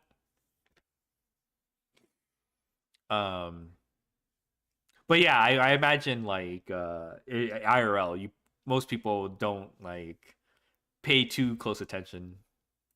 On comma. How important is grammar and punctuation on Yu-Gi-Oh rules? Is it very? So in Yu-Gi-Oh, the things that are important are colons and semicolons. They tell you basically what is an activation requirement, what is a cost, and then what is an effect. Magic is the same way. This card doesn't have activation requirement or cost. All of this is effect. The only thing that isn't technically effect is the last sentence in this card is just it says you can only activate one of this per turn, so it's just a restriction. Let me read this more time. So reveal one monster from your hand, comma, choose one monster from your deck that has exactly one of the same type, attribute, level, attack, or defense, and banish the revealed monster from your hand face down. Then you don't have to show your opponent. Is that what that means? You do have to show your opponent, and then you have to show. Okay. Then add from in Magic when something's face down, your opponent doesn't get to see it. That's what that means. Then add from your deck to your hand one monster that has exactly one of the same type, attribute, the same thing that we just said before, as the monster chosen from your deck, and banish that card. Wait, what? Then add from the deck to your hand one monster that has exactly one of the same attribute as the monster chosen from your deck, and banish the card chosen from the deck face down. You can only activate once per turn. What does this just? So one thing that I will clarify, just to make it easier for your own comprehension, in Yu-Gi-Oh, the concept of banishing face down, banishing for us is exiling for you guys. However, in Yu-Gi-Oh, cards that are banished are very easy to interact with. Whereas, to my understanding, when you exile a card in Magic, there are like so few cards that can interact with those cards. They're effectively they're normally gone for good. In Yu-Gi-Oh, if you banish a card, a lot of people like to refer to the banish as a second graveyard in Yu-Gi-Oh. It's very, very strange. So the way that Konami have designed cards to basically say these cards are gone effectively for good is to banish them face down, because very few cards interact with face down banish cards. I feel like even the banish zone,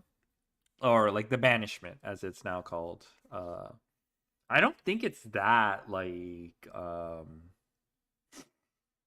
do I describe it? I don't think it's still not like I think people call like the graveyard the second hand. I don't think we've gotten that part that far. I think it's really just been Malice, Kashira, technically Mitsurugi. That's more like the revival circumventing. I don't know. I haven't really felt like the banishment has been. I guess mutants.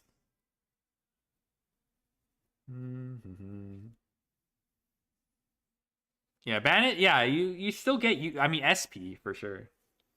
Disrespecting Metaphys, dude. If Metaphys didn't take one turn to do anything, yeah, I'm still disrespect Metaphys, bro. Metaphys take 1,000 years to fucking resolve their fucking. Oh my god. Basically, when you see banish face down or whatever, you can just assume it's just exile. Just get rid of it. So does this card allow you to exile a card from your hand and a card from your deck of the same type, and then they're both just gone? Is that all it does? Did I read that correct? Or? I think the card in your hand stays, Does right? it say? You are going through the steps that the Yu-Gi-Oh community went. I'm sorry, what the fuck? Am I two of the cards? So you reveal one monster from your hand. You reveal one monster, and then you get to choose one monster from your deck that has exactly one of the same type, attribute, level, attack, or defense. So if it's a fire monster that I reveal, I can reveal a fire monster, but it cannot have the same. Oh yeah, Thunder level, attack, or Dragon, defense yeah, as the cards that I but reveal. So only one of the- only one of the things that was revealed can match the same thing, and then I banish that. Thunder card Dragon, face I'll down. give you And then I do Thunder the same Dragon. thing again, except instead of the revealed card from my hand, I'm using the stats of the first banished monster, and now I can go off of attack. So now I can have one that's the same attack, and then that, but the defense has to be different, the attribute has to be different, the type has to be different, and then you do it a third time, but you're again basing it off of the second one. So it's this crazy 3-card tutor that puts 3 things from your deck into banishment that probably combos with a bunch of other stuff. And all you did was reveal the card, and I don't see anything that says put the revealed card from your hand, the revealed monster from your hand into banishment. So that's what I think it does. That's My what mind is I'm blown. I'm only seeing it telling that you're allowed to do that twice though. How are you seeing the third time? I think it only mentions it twice. Maybe it's just twice. I was looking. To me, it looks. But I'm also realizing that this card, I think it stays in play. It says you activate it once per turn. So I think that this spell does not go to a graveyard after you finish doing its thing. I think maybe it is allowed to remain on the field each turn. So does that mean that you just get to exile 2 cards from your library every turn? Does that like are you? No. So one thing I'll clarify. So this is a normal spell, like Pot of Dreams. This is one effect. Normal spells when they resolve, they just go to grave. They're like a one. Then the once per turn at the bottom. You just can't flip another one over though. Yeah, the once per turn just says if you have 2 copies of Small World, you can't play both in the same. Oh, okay. Yeah, so Yu-Gi-Oh does that a lot because every card in our game is broken. So in order for you to not be able to just infinitely do shit, Nigga talking about basically too every much for card them. has once per turn text on it. Someone However, banished anytime my a card doesn't have that, it's Dotscaper instantly broken. one Like, time. It's because there's no mana system in Yu-Gi-Oh. That's why you guys have everything is for Correct, free. yes, So that okay, that makes a lot of sense. Yeah, I think this. Otherwise, if you could multiple Small World, that's like a 6 tutor if you do them or something. Yeah, maybe I counted wrong, but that's what I think. I think this is a crack tutor that like certain decks that need to find 2 specific monsters can like find them just because one of their stats happens to. You said there's not many effects that look for banished face down cards, but there's got to be one. There's got to be like one card that. So I'll tell you right now, there are no good effects that interact with face down banished cards. Like the extent that you'll be able to do is there's some cards that can return face down banished cards back into your deck or whatever. Cyphering Omega mentioned. Down banished in Yu-Gi-Oh is effectively the card is not usable. Then all this does is within your deck and just like exile 2 cards from your deck. To me, that seems bad, but maybe I don't understand. I'm gonna say that's what this does. And I'm gonna say that's bad. Yu-Gi-Oh always throws a curveball. There's a trick. You read a card, you go, this card looks like it sucks, and it goes, actually, it's part of the most broken deck that's in existence. Yeah. Yu-Gi-Oh does do that a lot. You'll read a card and go, this is ass, and then it's insane. So honestly, I'm gonna give you guys the point for this one because you were so much closer to understanding how this card works. Punching them with Taya? So Oh, I'm just gonna give it to you. shit. Basically, what Small World Well, does, you said it's a cracked yeah. tutor that can search anything provided that they randomly have a thing in common, which is exactly what it is. What it does is it reveals a monster in your hand, and then you get to banish from your deck something that has the same like one thing in common with the thing in your hand. You banish that thing from deck and this thing from your hand to then take a third card that has one thing in common with that one you banished from deck and just add it to hand. So basically, it says you take this card, take one thing in common with this and one thing in your deck, banish this, then take a second card from deck that has a thing in common with this one, banish this one, and add that third one. So that's what it does. Wait, so you banish the first. So technically, it's a -1 in card economy. You lose 1 card because you play Small World and you lose a card from hand. So you go -1, but a bunch of random like combinations of cards in the game just let you tutor effectively anything out of your deck. Wait, so you banish you're banishing one of the cards that you search from your library and the original card that you reveal to find a third card and put it in your hand. And you get to keep that card. Yes. That effect's gotta be broken. That's gotta be so good. Well, so the thing that's really funny, actually, so I know this is not one of those videos of like, is this card broken or whatever. This card has seen very fringe competitive play, rarely, very rarely. But that's because most decks in Yu-Gi-Oh are so consistent. They don't keep need it this. to, okay. So you'll play this in like decks that are less consistent. The one thing that I find really cool about this card, it's called Small World because the whole idea of the flavor of the card is that it's a friend of a friend. Like you and this one person know each other from one thing in common, and then this person and the other person know each other from one thing in common. So that's the bridge between. It's really funny. It's really silly. Oh, I get that. That's funny. Okay, I like that. Well, I think that's really funny about this card specifically, right? Is that resolving it tends to be a nightmare if your opponent, like, because the thing is, Small World can effectively tutor anything, but typically when people put this in their deck, they like predetermine, like, okay, so with this card, I can bridge through this one to this other card, and they'll know like 4 or 5 Small World bridges. But then sometimes they'll get into a game state where they're like, I need this other card. I had not planned to search for this card at all, and then you're like doing calculation. And you're like, does this have the same attack as that? Does this have the same attribute? And then you're sitting there resolving the card for a minute and a half, trying to find a bridge to search the thing you want. Nightmare, absolute nightmare. But honestly, that kind of sounds familiar. There's an iconic card in Magic called Doomsday that just says you basically get to look through your library, you choose 5 cards, and you exile the rest of them, and then your library is just those only 5 cards left. And it can be very powerful cards because it effectively just like it gives you only the 5 cards you need, but like it's a notoriously very difficult spell to resolve because although theoretically there's an easy line that wins you the game. Yeah, once anything changes, all of a sudden all the math is different. What you have to do is different to get access to the 5 cards, or whatever. So it kind of sounds similar. Insane. Yeah. Okay, that's well, cool. You guys are 50-50 right now, 2 for 4, not bad at all. Nice. All right, so now this next question, I'm going to show you guys a card that I'm gonna need to explain to you how they function. But this is Imperial Princess Quinkry, which is an XYZ monster. So XYZ monsters are like links, like fusions. They live in your extra deck, and they're a card that you can just cheat out onto the board under certain conditions. So the conditions for Imperial Princess Quinkry, in order to cheat her out onto the board, is you have to have 2 level 5 monsters on the field. And the way that XYZ monsters function is you take those 2 level 5 monsters, put them one on top of the other, and then you put the Quinkry on top of that. So the 2 level 5 monsters are under your Quinkry, and the way you gotta look at this is Quinkry is a gun. The cards underneath it are the ammunition. You will detach one in order to activate the effect, so it has a limited number of uses in order to activate her effect. So here you control a Princess Quinkry that has 2 level 5 monsters underneath it. The level 5 monsters underneath it don't matter. And then in your graveyard, you have this card called Artifact Mjolnir. This card here, which is a level 5 monster. I'm gonna read you the relevant part of Quinkry's text, which is you can detach him and throw from this card, so remove one of the ammunition. Target a level 5 monster in either grave, special summon it to either field. That's all it's doing. So in this situation, the Quinkry is going to target the Artifact Mjolnir in your grave and is going to summon it to your opponent's side of the field during your turn. What happens. And I'll read you the relevant part of Mjolnir here as well. It says, if this card is special summoned during your opponent's turn, which is activation requirement, target one artifact monster in your graveyard, which is also activation requirement, special summon it in defense position. Also, you cannot special summon monsters until the end of the next turn, except artifact monsters. For something to be an artifact monster, it just has to have the word artifact in its name, right? Correct. Yes, correct. Cam, do you want to take this one? Because I'm already confused. I have no clue. I'm a little confused. What I'm going to say is what this breaks down to is that you're giving your opponent a stacks piece, or a floodgate, as we call it in this game, that says that they can't play their spells. They can't cast their monsters. They can't play any guys. Yeah, no guys. Because they're probably not the artifact deck. The artifact deck is dog shit. Unplayable. No one plays artifact cards. Which is why, because I have the artifact Mjolnir, if I give it to you and it says that you can't play things that aren't artifact monsters, that means that your deck is good because it's full of non-artifact. That sounds like it makes yeah. I agree with Cam. This makes a lot of sense. I think that's what it does. Fair. So I thought I was tossing you guys a curveball because at the start of this video I told you in order to activate an effect you need to be able to resolve it. You need to be able to use it. And the Mjolnir says that you have to special summon an artifact monster from your graveyard. But Yu-Gi-Oh, that rule that I told you doesn't apply when an effect is mandatory. Yeah. All right. So this play that I'm explaining to you guys here, the Quinkery and the Mjolnir, this play was like meta.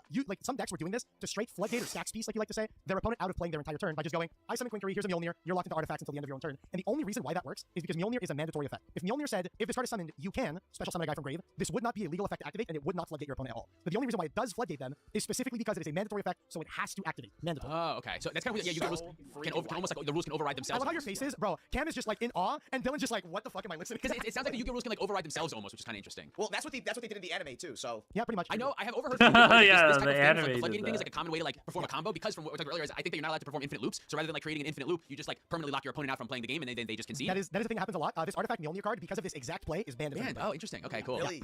Yeah, they banned this Is Mjolnir that why card. the artifact deck is bad now? No. So the thing with the artifact deck is that they play on this like really weird mechanic where you're allowed to set your artifact monsters as trap cards in your back row, and then like if your opponent destroys them, then they say, ha, you destroyed my artifact, I'm gonna summon myself and do a thing. This wasn't even ever what Mjolnir was intended to do. It was supposed to be good for your artifact deck because you get to revive artifacts and have more guys. Okay. But then people are just using this to basically say, fuck you, you're locked. In Magic, there's effects called like harmless offerings. I think is what it's called, where you like give your opponents a permanent that you could effectively do something like this, but there's realistically never a good enough payoff to do anything like that. Like it has never really. Well, in Yu-Gi-Oh specifically, it's a thing specifically because the game ends in 3 turns anyway. So if you tell your opponent you can't do anything for a turn, you've won the game. GG's. There was a standard deck for a little bit that there was Harmless Offering and then Demonic Pact, which was a card that said at the beginning of each upkeep you have to choose one effect, and there were 4 effects. You couldn't repeat your choice, and the last one that you chose was always you lose the game. So you had to try to win the game before that went off. But the other 3 effects so are right good before effects. that effect would go off, you would just Harmless Offering it to your opponent, and then that's how you would win. Oh, ew. No, that's disgusting. I hate that. What the fuck? Okay. Well, hey, you guys have gotten 3 out of 5 so far. I'm impressed. Me too. Holy cow. So these are only going to get harder as we go. I'm letting you know this right now, which is insane because you guys got the first 2 wrong and the next 3 correct. This next one was one that was suggested to me by a Magic the Gathering viewer of mine that said they will find this interesting. I control Armored B, and my opponent controls Hot Red Dragon Archfiend Abyss. Big ass motherfucker. And then I have a face down card called Book of Moon, which is an older one. You've probably seen this one before. I control a face down Book of Moon, which is a quick play spell, meaning I can activate it at, I guess you guys call it instant speed. I can activate it like it's a trap card. In this situation, I use my Armored B effect, Chainlink 1,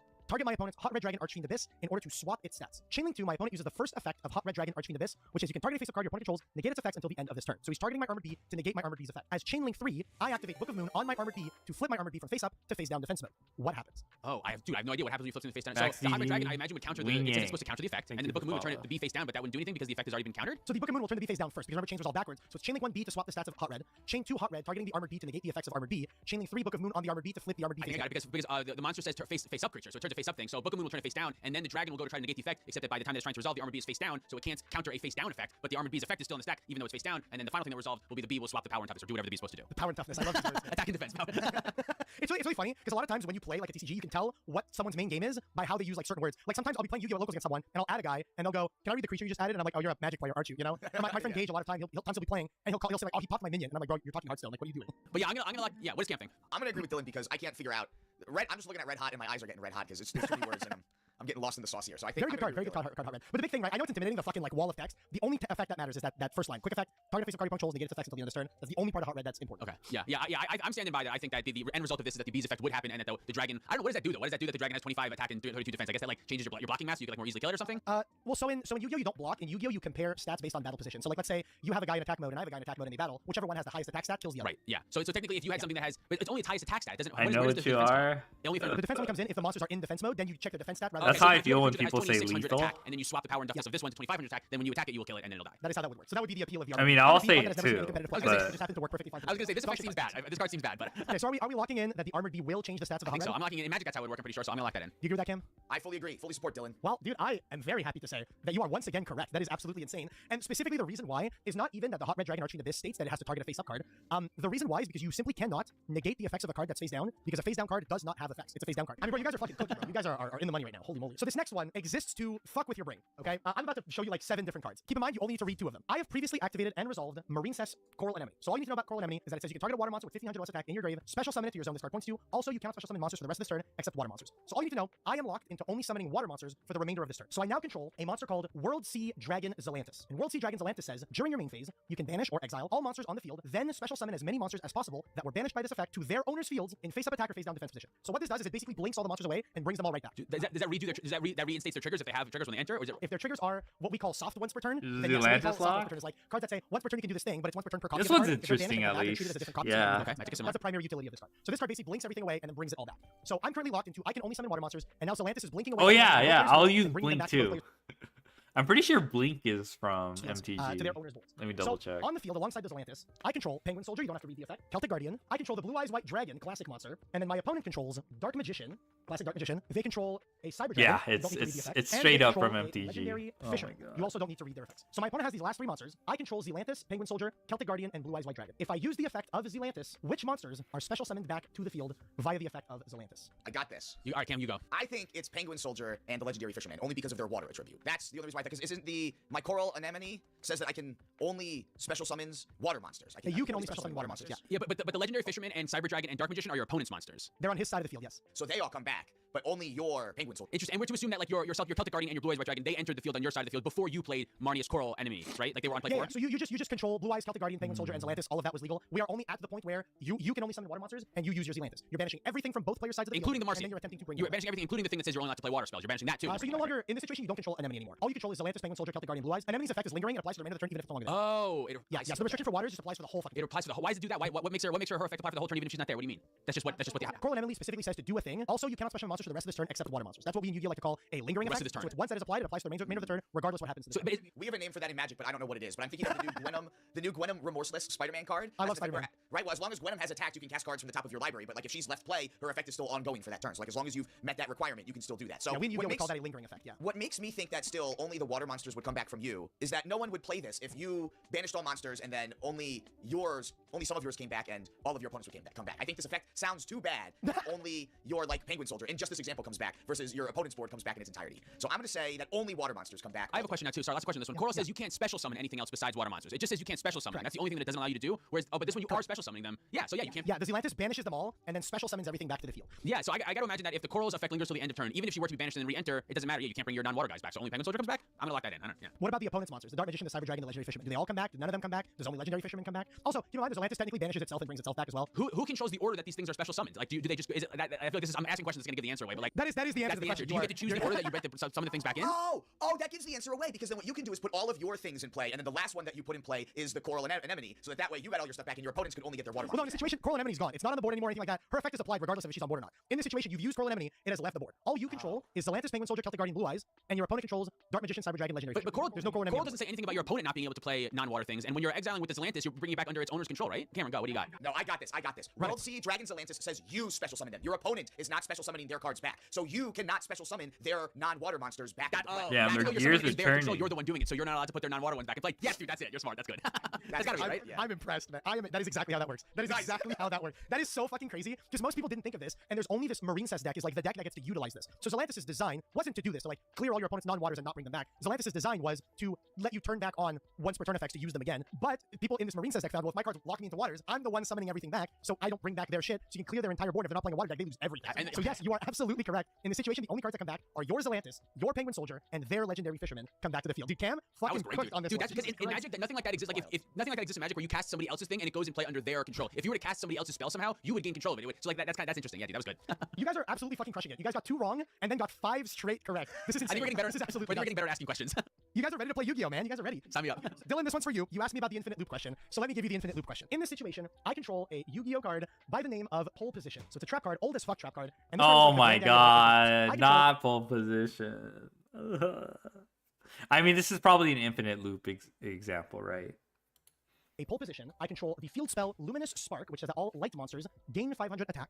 And I also control a card called Gemini Elf, not a light monster. And then my opponent wants to summon X-Head Cannon, which is a light monster with 1800 attack. So here's where the infinite loop portion comes in. Pole position says the face-up monster with the highest attack on the field is unaffected by the effects of spell cards, meaning that whichever monster is on the field that has the most attack would be unaffected by Luminous Spark. I control Gemini Elf at 1900 attack, and I have Luminous Spark up. If my opponent would normal summon the X-Head Cannon, the X-Head Cannon is not the monster with the highest attack, so it gains 500 attack via Luminous Spark's continuous effect. But now it has the most attack. Therefore, it's no longer affected by Luminous Spark. Goes back down to 1800. But then it's no longer the monster with the most attack, so it will gain 500, go back up to 24. But now it's the monster with the most attack, so it's unaffected by Luminous Spark. So it goes back down to 1800 in an infinite. But not actually so achieving anything. I want to ask you, just straight up, what the fuck happens here? How do we solve it? Can you even normal summon the X-Head Cannon in the first place? Talk to me. What's your thoughts? Infinite loop question. In Magic, something like this, you would force the game to a draw. Because what this to me does was it forces the game to keep on going forever and ever without there being a way for you to stop the loop. So like normally in Magic, there are things that you can do that will loop, but there's like you are doing it, so you can stop it whenever you want to stop it. But there are certain loops that technically don't have a way of stopping. They just continue going forever, and unless you figure out how to like break the loop, it will go forever and it forces the game into a draw. There's a notorious combo that's not very good with Animate Dead and Ward Gorger Dragon that does something like this, where all it does is it basically just flickers itself in and out over and over again. And if you have a payoff that says like whenever something enters, deal Are we damage, gonna get Spirit Elimination? Spirit Elimination, summon a Chaos Monster or Kaiku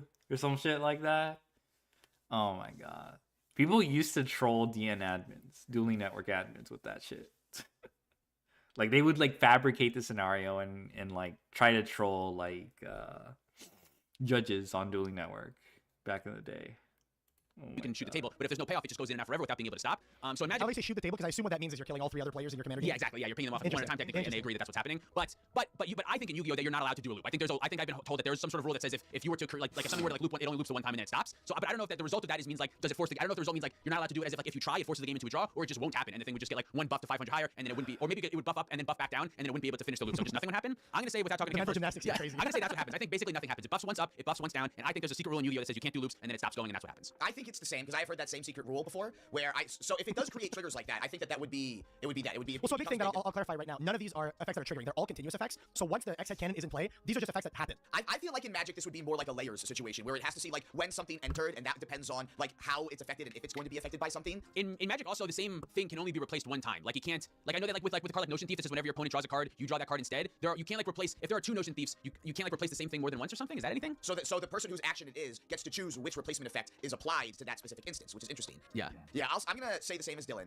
but I think my reasoning is just a little bit different because of layers instead. But I think it is still just it gets the buff, loses the buff, gets the buff, and then whatever the magic number is, if you're allowed to do it 3 or 5 times, or if it's even number, whatever it lands on, then for the last one is what it ends up being, buff or no buff. Is that vague enough to still give me the point? No, I got. Well, I mean, so you're extremely wrong, but I expected this much. I expected this much. So in Yu-Gi-Oh, we have two kinds of loops. We have controlled loops, controlled infinite loops, and non-controlled infinite loops. A controlled infinite loop is what you were describing. It's a thing that you are manually doing that you can just technically do infinitely. So in Yu-Gi-Oh, the way a manual controlled loop is handled, notoriously there's one deck called Six Samurai, which is really old. And what it does is that they have these cards that say when you summon a Six Samurai guy, you place a counter, like a Bushido counter is what they call them. You place a Bushido counter on all of these different cards or whatever. And Six Samurai notoriously have an infinite loop combo that they can do that every time they do one instance of the loop, they have one additional counter on each of their cards. So every time they do it, they're just accruing counters effectively endlessly. The way a controlled loop is handled in Yu-Gi-Oh is you demonstrate once or twice that you can do this infinitely, and then you say, I do this 12 billion times. And then you proceed from the point after those 12 billion. You just assume it has been done 12 billion times, proceed from there. So now you have 12 billion counters on all your cards, whatever, and you go from there. However, with the uncontrolled loop, something like this, that it's like, if I place X-Head Cannon on board, now it's a thing that I can't physically choose to stop doing. It's two continuous effects that are going back and forth. Previously, it would have worked like you were saying before, where you're not allowed to create an uncontrolled infinite loop. You would not be allowed to summon the X-Head Cannon. One of the most viewed videos on my channel is a judge call that I took, I want to say something like 6 years ago at this point, where a guy built a deck that created an instance where he had pole position and like 5 or 6 other cards that interacted with each other that made it so if the opponent placed a card on the field, it would create an infinite loop with his pole position. So by the rules, your opponent was not allowed to place a card on the field. They could not play a single That's card. funny that it applies to your opponent. After that video came up, no, go ahead. It's funny that it applies to your opponent that even though you set it up, your opponent's still not allowed to tip it off. Even though because your opponent's play is the one creating the infinite loop. You haven't made a loop. You made a legal board, but the moment you play a card, you're making my loop. That's funny. That's funny. Okay, yeah. That's so funny. Shortly after that video went up, Konami changed the policy for how uncontrolled infinite loops function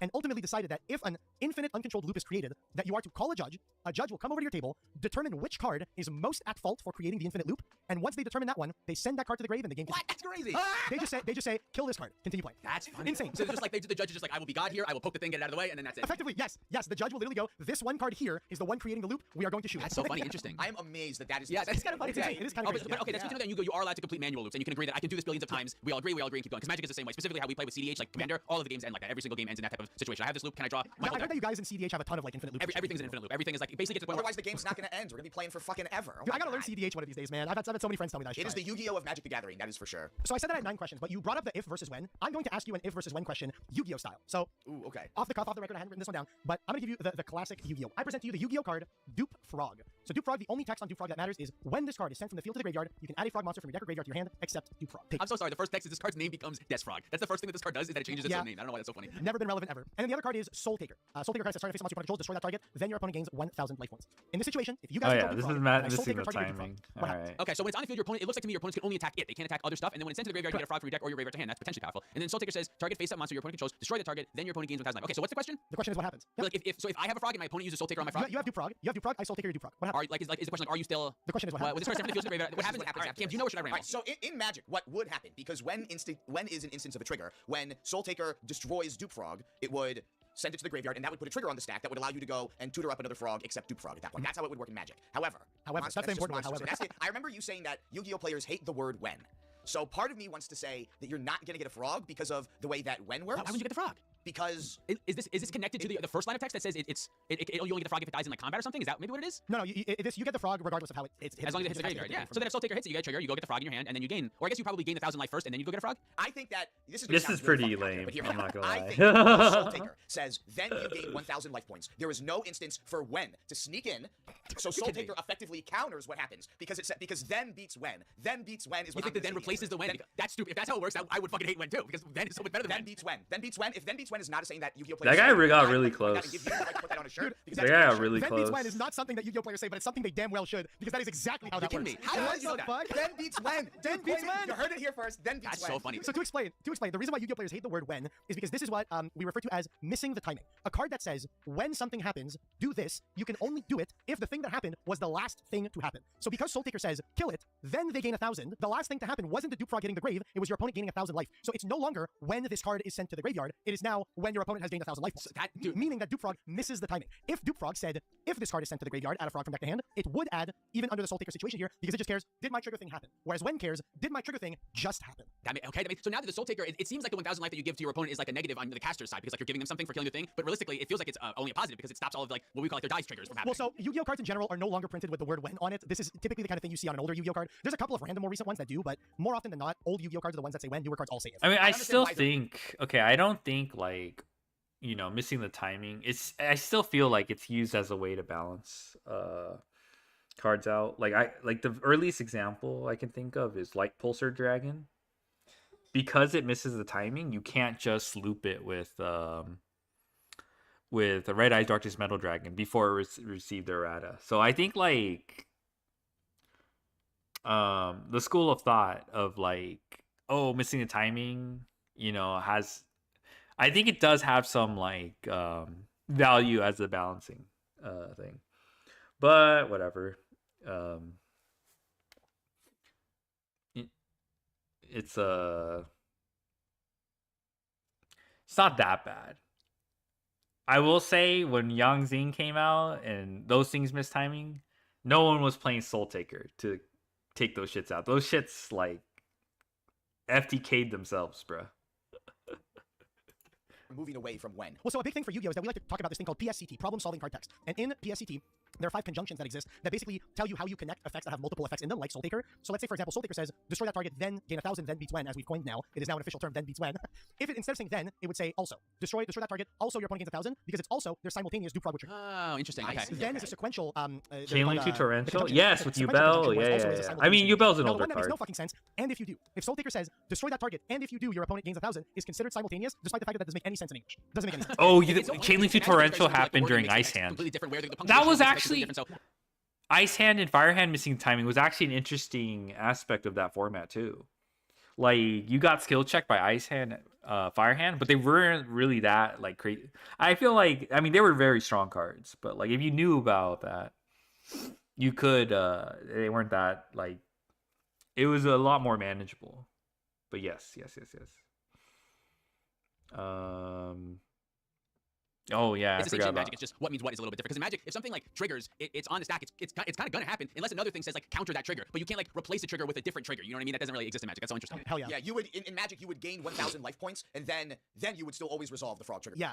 Whereas specifically the when word on Duprog, people don't like that when word. No, I get it. That when word is not good. Yeah, I get it now. All right, well, bro, you guys have fucking crushed it. You missed 3 questions only. I got a bullshit question for you guys. Completely bullshit question to end it off. I decided, fuck it, I'll throw them a question that even the average Yu-Gi-Oh player would get wrong. So I'll feel bad if you get this one wrong. I control Amazoness Swordswoman. And my Amazoness Swordswoman is equipped with double-edged sword. I don't know if you guys have like equipment cards or whatever in Magic. Are they called artifacts? Is that what we call them or something like that? It's a subtype of artifacts. Okay, Artifact okay, yeah. equipment, So it's a card. Double-edged sword is a card that you equip to the Amazonic Swordswoman. So now its effect is applying to the Amazonic Swordswoman, and it attacks your opponent's Quintet Magician. You do not need to read the text on Quintet Magician. But I was wondering what was my favorite card. So it attacks into the opponent's Quintet Magician. Was that Small World? Magician's Defense. Was that supposed to be my favorite card? And how much damage they are taking. I'll just explain the way damage works in Yu-Gi-Oh! In general. If two attack position monsters battle against each other, the one with the lowest attack is destroyed in that battle, and the difference between their attack stats is inflicted as damage on the person who has the lowest attack monster. So if my 500 attack guy battles your 1500 attack guy, I'll take 1000 damage. Okay, so yes, what okay, here is okay. my opponent's 4500 Quintet Magician would normally trample over my Amazonic Swordswoman for nearly 3000 damage. Well, you also got to read Double-Edged Sword. Double-Edged Sword is buffing the Amazonic Swordswoman by 2000. Right, so she's bigger, and all the trample damage is going to go to my opponent instead. But also both players take any battle damage from attacks involving the equipped monster. So there's two instances, essentially, of Amazonic Swordswoman's effect that happen from the card itself and Double-Edged Sword. I'm gonna read over the effects specifically because I can guarantee you the YouTube viewers also won't know what these cards do. So Amazonic Swordswoman says that your opponent takes any battle damage you would have taken from battles involving this card. Double-Edged Sword is buffing the Amazonic Swordswoman, so it's on 3500 attack, but Double-Edged Sword also says both players take damage from battles involving the equipped monster. So in this situation, the Amazonic Swordswoman is attacking your opponent's Quintet Magician. There's a differential of 1000 attack here because Swordswoman's on 35, Quintet's on 45. Double-Edged Sword says you're both taking the damage. Amazonic Swordswoman says, well, my opponent's taking the damage that I'm taking. And then Magician's Defense says that while you control a spellcaster, which Quintet Magician is, any battle damage you take is half. So in this situation, who is taking how much damage? The Quintet Magician controller has the Magician's Defense, right? And we have the other two cards. So there's 1000 damage. So initially we should take 1000 damage because we are 35 and they're Based on 45. much But they're gonna Mikon, take all of right? that damage. So they take 2000. But that 2000 is half, so they just take 1000 and we take none. Face value, that's what it looks like. But Cam is snickering as if he has a different idea. Bro's like, I'm locked in. Yeah, okay, so there's that initial 1000. Yeah, there's the initial 1000. That's a difference. That's supposed to go to us, but it goes to our opponent, but that's halved. Yeah, I faced quite a bit of Mikako. Not that much. It It wasn't like crazy. Yeah, all the damage would be applied all at So the the same first time. amount of damage that they take is halved as well. So we It was take 1000 definitely and they a take 1000 except that non-zero. damage is half. So they take Like, 500 and we take 1000. there's Except like the 1000 that we 4 take goes or to them. something So they less. take another 1000 except that 1000 is halved as well. So they take 1000 as well. I think I got to the method point, but isn't that what I said the first time? And they take 1000 damage. I think that was my same result. That is what you said the first time. But I don't know if I'll give you just one thing that I'll say. This is the type of shit that if this happened at a Yu-Gi-Oh tournament, both players would look at each other and go, I don't know what the fuck this does. Judge, please explain this. They would go, Judge, solve this for us. And then they throw away the problem cards. All of these cards get destroyed. Keep going. Every time you call a judge, all the cards in question are destroyed. Now keep going. That's how I would judge you. Tournaments. Keep it going. Get destroyed. Oh god. I'm gonna lock in. I think that your opponent's taking 1000 damage. Cam, what do you think? I'm locking in that your opponent is taking 1500 damage. Why would they take 1500? What's your logic there? My logic is they're taking half of 3000 because they're taking battle damage that gets stomped over from the regular trample from the Quintet Magician going into your Amazonist Swordswoman, and then they're also taking their own double-edged sword damage as well as your double-edged sword damage, which is another 1000 each, which means that there's a total of 3000 damage. I And see half what of you're that is 1500. That's how I came up with that number. I see what you're saying. You're saying that the order of operations here is you tally up the total, apply it to whoever is going to be applied, and then after all that, you have whatever the total is going to be here. Yes. Well, I'll say that here, Dylan is the one that is closest to the correct answer, because you're correct that they will take 1000, which already I'm shocked about. I want to ask you a follow-up question here. Do you think they are taking one instance of 1000 damage, or are they taking two instances of 500 damage that is applied? What does Wrath two of instances Judge of 500 do? damage. I think in the initial thing, they're 45, we're 35. We're supposed to take 1000, but that would mean that they also take 1000, but they get half of that. So they take 500, and then the 1000 that we're supposed to be dealt, we deal to them, but they take half of that again, so they take another 500 to take 1000. I think it's like that. You're correct. That's insane. That's crazy, bro. This feels like layers to me. This is similar to layers, yeah. It's something that no Magic player can tell you how it works or what they are, and even judges can be confused by them sometimes, and it's a list of things that you have to apply in order. Yeah, this feels just like layers. We just know that it's a thing, yeah. It feels sometimes like, I think this in Magic sometimes, that like they just wrote it differently because they just like wrote it differently, and then retroactively they have to go, actually wait, no, that's different things, that's different things. Like you just wrote, This doesn't you make tried sense. to write it the same, you just choose a different word. A lot of it is just put a band-aid here, a band-aid over there. That's my tinfoil theory. Dude, so you guys got 3 wrong total. I think we asked you got 3 wrong in total. That's insane. I expected you guys to get like a bunch of these wrong. That is absolutely fucking insane. Dude, this was a blast. I really enjoyed this. I hope you guys also had fun with this. Dude, that was great, yeah. So, Oh, thank you guys for coming destroy on all the cards channel using for taking calls this of very silly judge. quiz that was Oh, thrown yeah. together, and I was like, yeah, let's That's try a to find some powerful characters and all that effect. stuff. But hey, where can the people find you guys? It's been a blast to work with. Appreciate that. Yeah, thanks for having us. This was great. Tons of fun. You can find us played with MTG on the internet. YouTube mainly is where we are. We have podcasts and gameplay where we play Magic the Gathering 4-player. It's a lot like Yu-Gi-Oh! It's a lot of combo, and it's realistically probably not like Yu-Gi-Oh! But it is a very fast, explosive card game. So yeah, thanks for having us. It was a blast. Thank you guys so much for watching. I hope you guys enjoyed. And if you guys want to see more of this, if you guys want to see these two guys back, or a different Magic creator, or hey, if you have any suggestions for interesting questions I can ask Magic creators in the future, leave them in the comments below. And don't forget to subscribe to Play with MTG. They've been an absolute pleasure to work with. Thank you guys for coming on. And I will see all of you in the next video. Have a good one, guys. Peace. They were a fun bunch. All right. I think I'm out of shit. So unless you guys have any burning videos, I think that's it. Oh, you know what? Okay, we can watch. This is kind of sleeper though. I'm kidding. But I guess oh, I forgot about this one. It's short. Well, I mean, 10 minutes. Build your deck with math and coding the correct way to stop bricking. All right. Bro, okay, there's like 5 billion tools. I'm 90% sure this is just like how much is like a hand comparison tool, for lack of a better way to describe it. But like you input like cards categories you want to see, and it outputs how often you'll see that within, you know, a certain card combination. This one, yeah. All right, we'll just. All right, if you guys have other things, we can. I can take a look at those.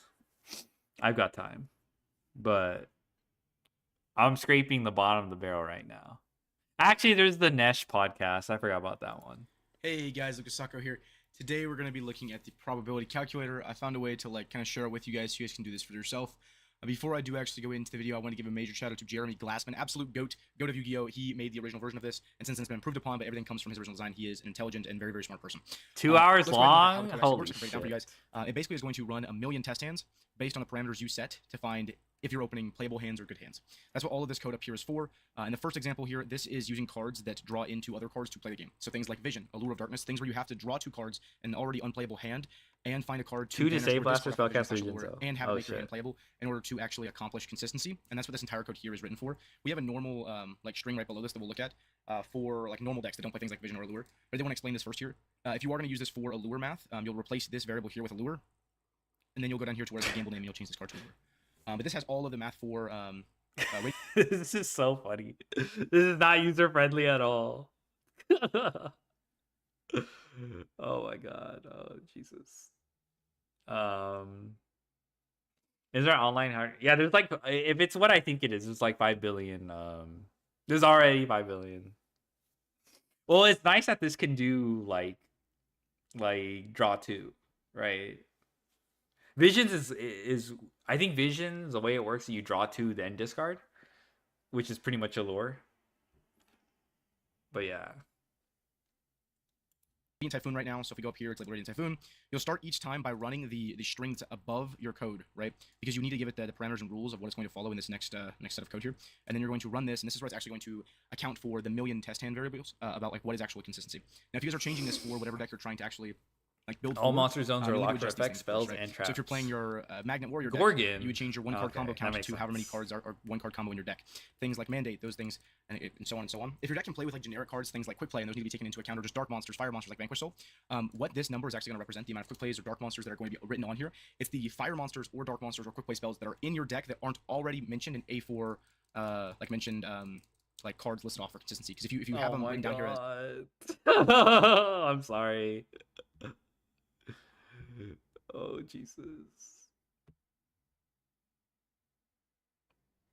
This is rough. This is rough. So you have I'm 15 not Dark gonna Monsters in lie. your deck, but you say 3 Raisin as a combo, 3 Javelins part of your combos, and that is basically like pushing your deck to like 21 fires, which is not technically correct for consistency. And then you'll need to write out every single variable. So if your hand would be Raisin plus Javelin as combo, then you'll also need to write out Raisin plus Fire as combo, because those are 2 separate things, and you don't want it to like miss out on consistency when your deck actually proves that it is consistent. I know this is like a super complicated thing. I hope you guys are really following along with it. If you guys need to ask any like clarifying questions, because I know I'm not the best at explaining things, please leave them down below. I'll try to do my best to explain it. But as you can see here, the deck. All right. Is he actually gonna answer questions, or we're gonna see a bunch of homeless jokes? Spiritualism is a base card. This is peak contact, bro. Math goats. I'm gonna need to take your lunch money. This changes the game completely. Why not NC? We're entering the AI age. It's pretty cool for a basic hand, or anything concrete on how winning the hand level complexity of the code skyrockets. Okay, I'm pretty sure that's not what this is. So you type in the variable. Props as a 1-card starter. Oh my. Oh my god. So it has limitations. All right. Play me, you'll see. I play nothing but rogue. I'm better dealer than most, and just play the mana. I think I didn't explain my signature correct though. I didn't want to text all of it. LOL. That's an interesting reply. That I have on the screen, we're playing 10 1-card combos. That's this deck. Ooh, that's Branded Draco Tail. Let's see if I can get to Radiant Typhoon. We have 10 like 1-card combos. We're playing a copy of Shield Bearer. We've got 3 Magalas. 3 Magalas. This list is playing 2 Elations in it for added consistency. You actually don't have to play the 2 Elations. I mean, it probably, as a tool, it's fine. It's just like, this isn't the most, I don't know. If you do end up playing the extra Magala, it gets you to like 91.9, I think. That's why this thing is like very helpful, because like even though you feel like you may need some of these things to add to your consistency, you may actually end up being able to change your deck list around to play something that is a little bit better as far as 91.9%. This calculator is really cool, the one with gambling, because it gives you like a baseline consistency. So 89.8% of the time you're going to open Low a play effect, hand regardless of having to like I can blind put lure the into DB something. rate with Rex And then with a control. lure, or I'm sorry, with vision, it adds just like a full on Sure. 2.1% to your deck, which is super cool. If you guys are still here and you're wondering where to download this, there's just a download link right down in the description. We'll go into like how you can set up yourself after I finish explaining how it works. For Draco Tail, this is like the one you're going to use for like pretty much every deck that doesn't have like a lure or vision in it. You just run the code here. You'll put in all of the variables. Draco Tail is like a really weird deck to where there's so many different combo variations because you have to list off each individual like dragon monster, different spellcasters, things like that, in order to get to like maximum like optimized consistency for what it's going to tell you. On this one, I also have Spoon, Crowley, and Zoroa on here. So if you're going to use this to calculate for the Magistus deck, you can do so. If the even though like right here it mentions Spoon as a combo card, if we have our variable for Spoon set to 0, it basically doesn't do anything. It basically says, hey, is there a spoon in my hand? No, and then it doesn't add to your consistency. Which obviously, if there's 0 spoons in our deck, it's not going to count that to be consistent at all. So keep that in mind. If you are wanting to play that, all you have to do is change the variables that are already written here to the correct variables, and then it'll add like a whole lot to your consistency. So as you can see, when we weren't playing Spoon, Crowley, or Zoroa, and we ran the consistency check, we were at 93.5, almost 93.6, so very, very consistent. If we put the Spoon, Crowley, and Zoroa in our deck and then we run it again, and this is going to take a while because it's a million test hands and there's a lot of different combo variations for Draco Tail. I mean, you can see there's like 40 of them just right here of like different possible hand combinations. And with it running a million test hands, it basically runs one equation and it goes, is there Albaz? No. Is there Ecclesia? No. Is there Fusion? Is there Brand Fusion? No. Is there Spoon? No. And then it does that for every single time, and then it looks at the new like combination test and then runs it again. So right there it took 23 seconds. This is about how long it's going to take for each one of these at the most. But technically your deck gets up to 97.8% consistency if you play like all of these cards in your deck. It's a little bit unreliable because you are probably not going to play all of these cards in the same deck, but it does get you to like a very, very high peak for consistency if you do. Yeah, that's pretty much it for these combinations here. You need to make sure that when you're adding your own, if you're doing this for a different deck besides just like Draco Tail or Radiant Typhoon was already mentioned here, that you put the card combinations in the same format that's here. So if we were doing something like I don't know, like Vanquish Soul, you'd put a bracket, you'd put a quotation mark, and then you'd put in Raisin, and you'd make sure that Raisin is spelled the same up here in your amount of names or variables. You put a comma, and then let's say this is a comma that involves fire monsters, we put fire, we go to the end of the line and we add a comma, and we press enter and we start writing down our next thing here. Obviously, it's going to try to predict for you like what you're guessing on like potential variables. So you can actually use Collab to try to guess them for you. Usually it inputs like variables that are up here, but it does use AI, and so right now it's assuming that if we have Raisin with a water, earth, or wind, it's also combo, which we know not to be the case, but it may help you speed up your process a little bit if you're doing this for other decks, but you should just make sure you're doing it in that format if you're doing so. If you guys are wondering what the deck list looks like for the consistency that I've just shown on the screen for Draco Tail, this is it right here. It's a pretty standard Draco Tail list. It just is maxing out on like the hand trap version of it. It also plays Fallen the Virtuous in the main deck. It's not playing any other added consistency cards because to be honest, you don't need them in this deck. The deck gets to enough consistency on its own. 93.5 is like very good numbers. Usually when building a deck, you want to shoot for at least 92%. That's like the bare minimum you want to get to. Anywhere from 92 to 95 is like considered ideal. In that Magistus version we were looking at, we were hitting numbers like 97, 98. So you can probably cut down some engine cards to include more non-engine in your deck in those specific instances. Moving on to how to actually get to this. If you go to the description, there's going to be a media fire link. If you just click on that, it'll let you download the probability calculator. So let's just download it here. It's going to go to wherever I saved that as, and then go to Google and just type in Collab Notebook. This is like a service that's offered by Google. You'll just go here. It's going to take you to this site. I know this looks super confusing if you don't have any idea of anything about coding. You're just going to ignore everything that's on your screen right now. We're going to go right up here to File. And we're going to click Open Notebook. I'm sorry, File, and then Upload Notebook. Probably gonna have you sign in. I didn't even know this was a into feature. whatever account you're actually wanting to sign into. So we're gonna sign into Lukasaka YGO. If you guys want to send me an email, you're more than welcome to. But yeah, once we're signed in, we'll go to File, Upload Notebook, Browse, and then we'll go ahead and click on the probability calculator that we just downloaded. Click Open. It's gonna go ahead and open this up on your own end. The reason I like using Collab is because it's easier to share this with people you're testing with. So if you wanted to send this over to your friend, let's say my friend Julian Kihan, he wants to go look at my my stuff here, but we don't want him to be able to edit it because we know he's going to mess something up. You can change him to a viewer, or if you want to be able to look and change the code to see like what the different consistency would be, you can send it to him here. I'm going to put Julian on like a little training wheel thing so it doesn't break anything. But I'm going to send that over to him, so then now he can see like everything that's getting worked on as far as the consistency for the decks that we may even be considering for YCS Richmond, right? That's pretty much it to it. If you guys had any questions about how this actually functions and you just want clarification on my poor explanation of this, you're more than welcome to ask. Once again, big shout out to Jeremy Glassman. He's the one who started this whole thing. Incredibly intelligent individual. I do think that guy will win a YCS one day. He is the GOAT. Besides that, though, guys, I hope you guys watched the video. I hope this resource actually helps you guys going forward, and I hope you guys have an absolutely fantastic day. There's like actually 12 actual hand traps. I appreciate you. Have a good day. Bye-bye. True. Okay, I'll check out this replay.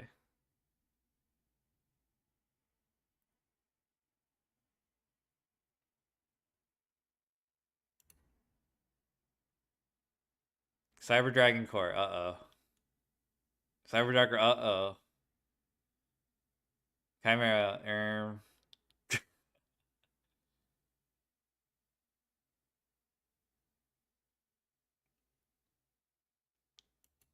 Oh my god, okay. this is evil. Worm. Realm. Clockwork Knight. Convex Knight.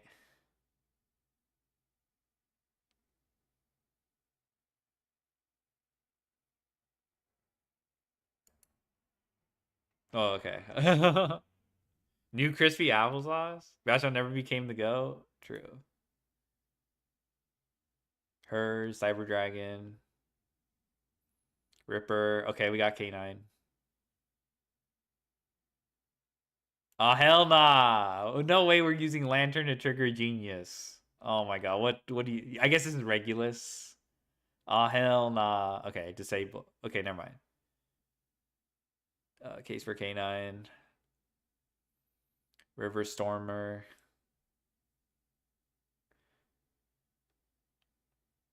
Joker. Oh my god, I forgot this is not once per turn.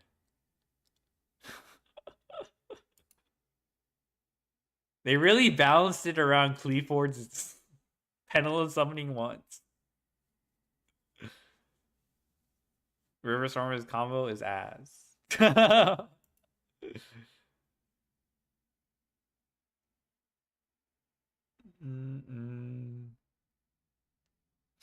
Alahamu. Okay, I got it. It is a meme. No, I think he's referencing Jesse Cotton saying that. New crispy applesauce. All right, what is this? What is tempo? And we have tempo.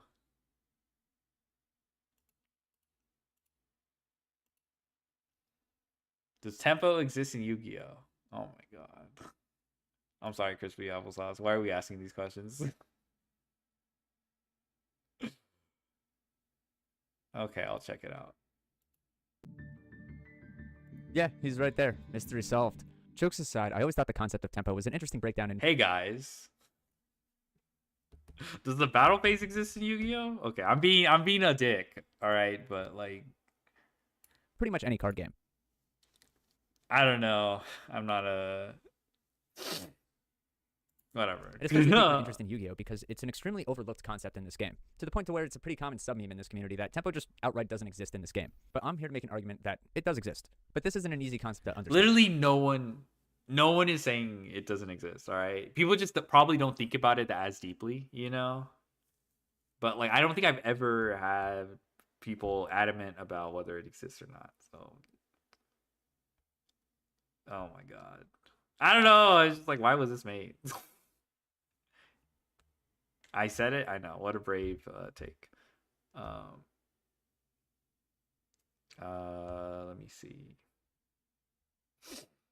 And I think it doesn't help the case when Magic players join in on the You're conversation. not enthused by you like a unique. I'm sorry. Thank you. This is actually thank you, really Crispy deep into the weeds for of TCG mansplaining gameplay theory. tempo. Like to those of you who say that tempo has something to do with having more creatures than your opponent or having more mana. It's than not your really opponent, discussed. You're right. That's But fair. That's not the whole picture. So what I want to do is break down what exactly tempo is, how it applies to Yu-Gi-Oh, and we'll actually look at some live examples as well to see these theories in practice.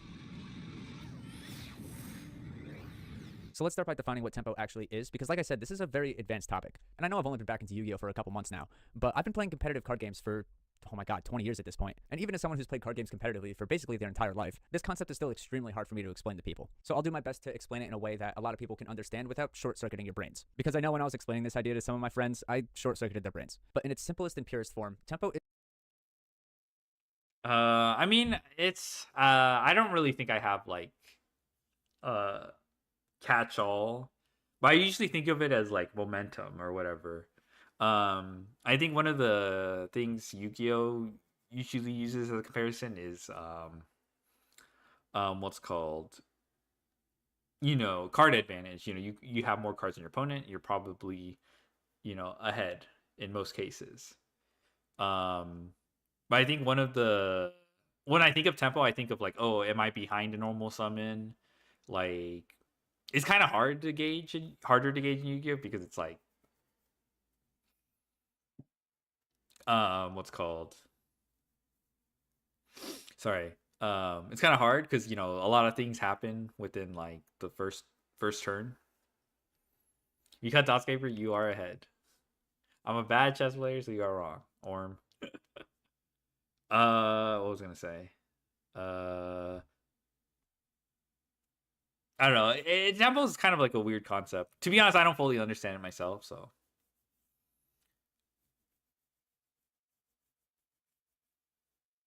I mean, I think it's more like it comes from chess, making sure you can win faster than your opponent. Yeah. I mean, you do that by like putting your opponent a turn behind, right? Like if you pop their normal summon and a normal summon reliant deck, you're like you've prevented your opponent from setting up. I think of cards like Ripper, where it negates a hand trap and develops your board. Like that's really strong swing. But it's weird because it kind of blends together when it comes to Yu-Gi-Oh! Is the momentum and the pace of the game. And when you're trying to figure out which player has the tempo advantage and which player doesn't, there's actually a pretty easy way to try to remember it. So the player who's making plays that actively works towards their own win condition is the player who controls the tempo, where the person with the tempo disadvantage is the person who's responding to their opponent instead of making plays that actively progresses their game plan. Which is where I want to debunk the first thing that people say about tempo in Yu-Gi-Oh! Where there's not enough turns in Yu-Gi-Oh! For there to be tempo. Just because Yu-Gi-Oh! Goes... Who says that? I've never met anyone. I just think people don't discuss it. It's just not something that's regularly. No, I've never met any. Okay, maybe he met someone that discussed, or maybe he went on Reddit and there was some Reddit argument like about tempo, or whatever. I'm just like, I don't know. I don't feel like that's like. I don't know. It just sounds like a straw man. Okay. At 150 miles an hour compared to other games, it doesn't mean that there's not a pace. With Yu-Gi-Oh, the tempo shifts happen multiple times in a single turn, instead of being spread out across multiple like years turns, ago. which I don't think is a bad thing, but it just makes it a little harder to identify. But let's dig into this definition just a little bit further now. There's 4 main aspects to tempo: proactivity, gameplay presence, resource efficiency, and then the tempo swing itself. And we'll start with proactivity because it's literally the thing we just talked about. Yeah. I think hat format.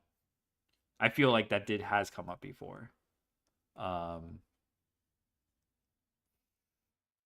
Like, yeah, I mean, apply it more. Yeah. I mean, I think things just happen faster. So it's kind of, like I said, it kind of blends together. Like I said, Ripper, I think is a very, very strong. You could probably apply it to Ripper because it literally negates your opponent's hand trap, and you achieve like your win con by searching like 5 billion guys who summon themselves. So it's like a huge ass swing. Like, This is the concept that the player with the superior tempo sets the pace of the game. And I say sets the pace of the game because it shouldn't be confused with just playing fast. Like if a control deck or a stun deck grinds the game to a sluggish halt, they still have the tempo control because we're playing at their pace. And even though Yu-Gi-Oh! Decks are known to be fast and explosive, they still want to play at their own pace relative to the speed of the game. Some decks prefer grind games, some decks are all or nothing combo decks, and some decks kind of sit in the middle. Like a deck in Yu-Gi-Oh! Might be going 100 miles an hour. Malice has a grind game. Okay, I'm just being a dick, but like hour compared to a Magic game, but then there's another deck in Yu-Gi-Oh! Going 200 miles an hour. It's all relative to the game. But you're just dead before that even happens. But if you attempt a grind game with Malice, you're not fucking winning. You're actually playing. Next, let's jump into gameplay presence. Gameplay presence is about having active threats or resources that dictate the flow of the game. Now, it's important to note that this specifically refers to active threats in the game, not unknown threats. So something like a cheeky Ash Blossom or a counterspell is not a tempo swing card. The opponent either has the extender or they don't, but Ash Blossom isn't dictating how they play up until that point. But on the flip side, gameplay presence also includes perceived threats, like bluffs, for example. Like if a bluff forces your opponent to play differently than they normally would have, then in a way it did win you tempo. And a lot of this concept is mind games and how much you can make your opponent react to your cards. It's not so much just counting the amount of interactions you have and weighing them against the amount of extenders the opponent has. Now, the third aspect is resource efficiency, which I think is the one that causes the most confusion when it comes to explaining what tempo is. Like Magic players will hear the word tempo, and they'll relate it to how much mana they have and how far ahead they are of their opponent. Hearthstone players might hear tempo and relate it to how well a minion can trade into multiple cards. And in Yu-Gi-Oh! Resource efficiency is normally tied to the idea of getting value, which is actually a really common misconception because in order to gain a tempo swing, you usually have to give up card advantage. So the two are really not the same thing. In terms of tempo, when we talk about resource efficiency, we're actually talking about cards that are able to remove a threat while also being a threat of their own. And a good example for both points, I think, is Dracotail Arthelion. Because there are definitely times with Arthelion where you need to eat a card advantage loss because you need to fuse away multiple cards in your hand to win the board back, and that's okay. And at the same time, Arthelion isn't just removal. He's a body that can be converted into more interruption or just damage to try to close out a game. So when we're talking about resource efficiency as far as tempo is concerned, try to keep that in mind that it usually has to produce an active threat on top of being a form of removal. And Arthelion was just the first example that popped into my head. There's actually a ton of cards in Yu-Gi-Oh! That are very tempo efficient. And there's some cards that I even think were specifically designed to win tempo, which we'll get to later. Which brings us to the fourth aspect of tempo, which is the tempo swing itself. And in its simplest form, the tempo shift is when the momentum of play shifts to the other player. I know, super deep and informative, but it is something to consider. While everyone may not agree with the terminology, I know everyone here has felt a tempo shift at least once in their games. If you've ever gone second and tried to break through a board, that moment where you're able to start resolving your cards, that's the tempo shift moment. And honestly, it's a really oversimplified explanation because tempo shifts on a scale. It's not just a case of you have it or you don't. And again, really the easiest way to figure out who has the tempo advantage is to ask yourself, am I responding to the opponent or is the opponent responding to me? And if that role changes at any point in the game, then at some point there was a tempo shift. But after having this brief description of what tempo is out of the way, let's talk about how it applies to Yu-Gi-Oh! Because after all, isn't this the game where your opponent just combos you into the sun and if you don't have a hand trap, you scoop? And while there are games like that, I don't think that's entirely the case. That mindset is more just a symptom of Master Duel being a best of one format. The systems Master Duel has in place rewards the player for conceding and hopping into a new game instead of just playing out the game that they're in, which can honestly be a whole video in itself because I do think it's a little weird how Master Duel doesn't incentivize playing out the mid game. But to me, there's three major situations in Yu-Gi-Oh! Where understanding tempo and tempo manipulation can be a big benefit to you. And that's when you're going second, in mirror matches, and in simplified board states. And we'll start with the easiest one to understand, which is when you're going second. Now, this isn't something that's unique to Yu-Gi-Oh! Every card game I've ever played in my life, the going first player has the tempo advantage. That's just how it is. It's always on the burden of the going second player to win that tempo back. And a lot of people say the going second player has the advantage of having an extra. There's a very famous MTG. I think it's an MTG article called "Who's the Beatdown." I think that's what informed my intuition. Let me see if I could find it. Who's the Beatdown? Someone applied it to Yu-Gi-Oh! Who's the Beatdown MTG? Ah! I found it. This is pretty much where I was introduced to the concept. Tempo is more fun to say. I think this was a pretty cool article. It's been a while since I read it, though. I mean, I think it's not like super revolutionary. I think most people can probably. I mean, this came around a time where it was like not widespread, in my opinion. Like this was like novel. I think nowadays, most people have a good intuition of like, roles in the game or whatever. They should use top bottom instead. All right. Wonderful suggestion. I'll let them know. Like basically it's like a role like who's the beatdown. I don't want to like oversimplify, but like I'm trying to think of a specific play, but in like grind games that come up, like there are certain plays like when someone's Typhon, right? You're forcing someone to summon Typhon, and then like you put them in a you made a board to put them in that position. Even and it could be like disadvantageous. I don't know. Basically, you just give them threats for them to answer, and then it's not like the roles don't switch until they start throwing threats back at you. And then you have to answer it. It's basically who's in control of the game. I mean, it's like a 20-year-old article. It is. Line second is bottoming strategy. Thank you, Jesse Perez. Well, basically, it's the idea of like who's in control of the game, and like sometimes it's not super obvious just by looking at the game state. Sometimes you can make like a play that doesn't make sense at the time, but like. It's basically you're throwing threats at your opponent. Your opponent has to answer them. If they answer them, successfully, they also have to throw out threats at the same time and put you in that previous position. And like it's kind of like a back and forth. But I thought it was a cool article at the time. But I think nowadays it's like probably not that novel.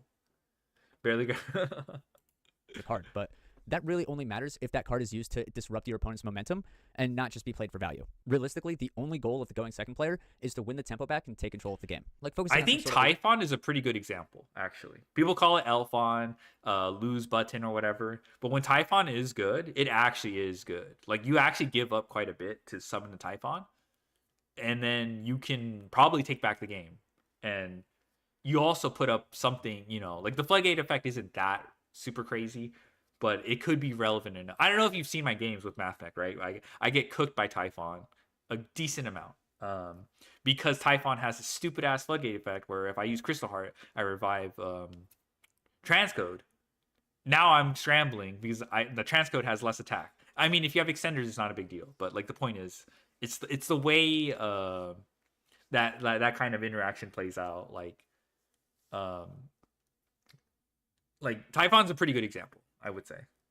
How we beat Mimigo that summon for my extra on their turn. Tenpai versus GP matchup. Tenpai needs to be the control deck, even though both are science that kill you. True. TK line or actually resolving your own combo lines should come secondary to actually gaining the tempo back. With mirror matches, tempo matters in a very different way. And I think a part of the reason why Yu-Gi-Oh players love a good mirror match is because a mirror match is purely a tempo game. Because when both players are playing the same deck, neither player has an inherent advantage with the quality of their cards versus their opponent's cards. And instead, mirror matches are usually decided by the player who's able to force their opponent into a disadvantageous or a reactive position. And the way you win tempo in a mirror match, I'm gonna be honest, the Yummy mirror match, when played correctly, that never fucking happens. When someone fucks up in the Yummy mirror match, it gets crazy. It actually becomes super interesting. But getting cooked by Cookie is not cool. Ray got a Typhon incident in the Bao Bao Cup. Oh yeah. I saw that. Typhon. Yeah. I saw that. Don't worry. The Yummy mirror, I don't like that Yummy mirror. But there are cards like Talents that could, like, you know, shift the... But yeah.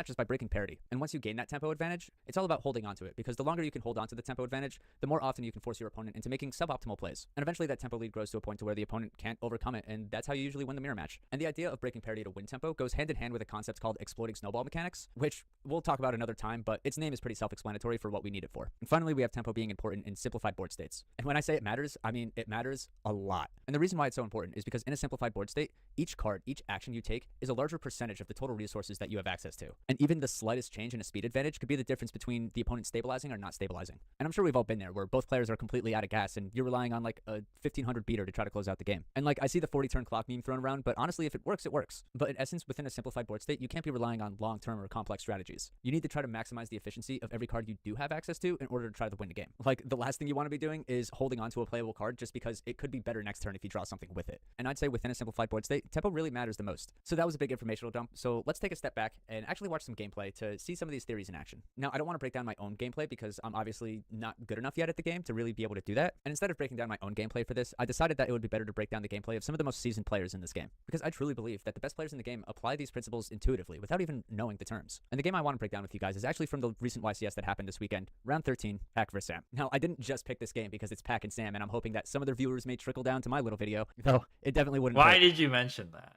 Come on, bro. Oh my god. XDD, I'm joking, unless... But I mostly picked it because Pack and Sam are on the same team. And for those of you who don't know what a team is within the competitive card gaming space, think of it like the card gaming equivalent of being in a boy band. Do we really need to be explaining this? Oh my god. I was joking about the mansplaining, okay? I was really joking about that.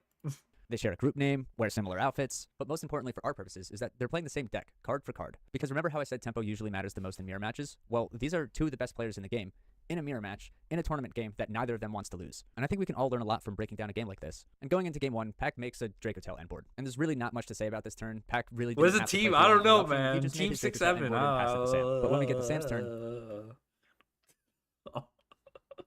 that's when things get interesting. So keep in mind, based on our theories, that currently Pack has the tempo advantage, and since Sam is at the tempo disadvantage, he needs to play in a way that wins tempo back. And winning that tempo back should be his only goal. And out of any opening play that Sam could make in this game, he sets a monster in defense position. Now, as the viewer, we know that that face down monster is just a bluff. And if Pack doesn't react to it at all, then this game just turns into a one-sided blowout. But this is a perceived threat, and the risk of this being Albaz is too great to Pack. So Pack decides to respond, which in that moment starts to win Sam back some tempo. So Pack activates Draco Tail Flame, targeting his own card to try to trigger the Gulamel to pop the face down monster. Now Sam has a decision to make here. He could just let the chain resolve and go, haha, gotcha, there was a bluff the whole time. But instead, he's recognizing that he won tempo in this trade, and if he can keep that pressure going, he can probably force more interactions out of Pack. So he doubles down to protect the perceived threat and uses Bell to negate the flame. And Pack ends up taking the bait and uses Zora to negate the Bell and pop the face down monster, finally revealing that the face down monster was Draco Tail Frixel the whole time. Now at this point, most of the publicly known interruptions are used up. Sam has successfully won the tempo swing. Sam uses Fallen in the Virtuous to pop sack.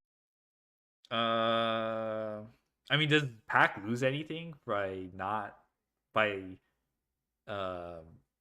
falling for the bluff?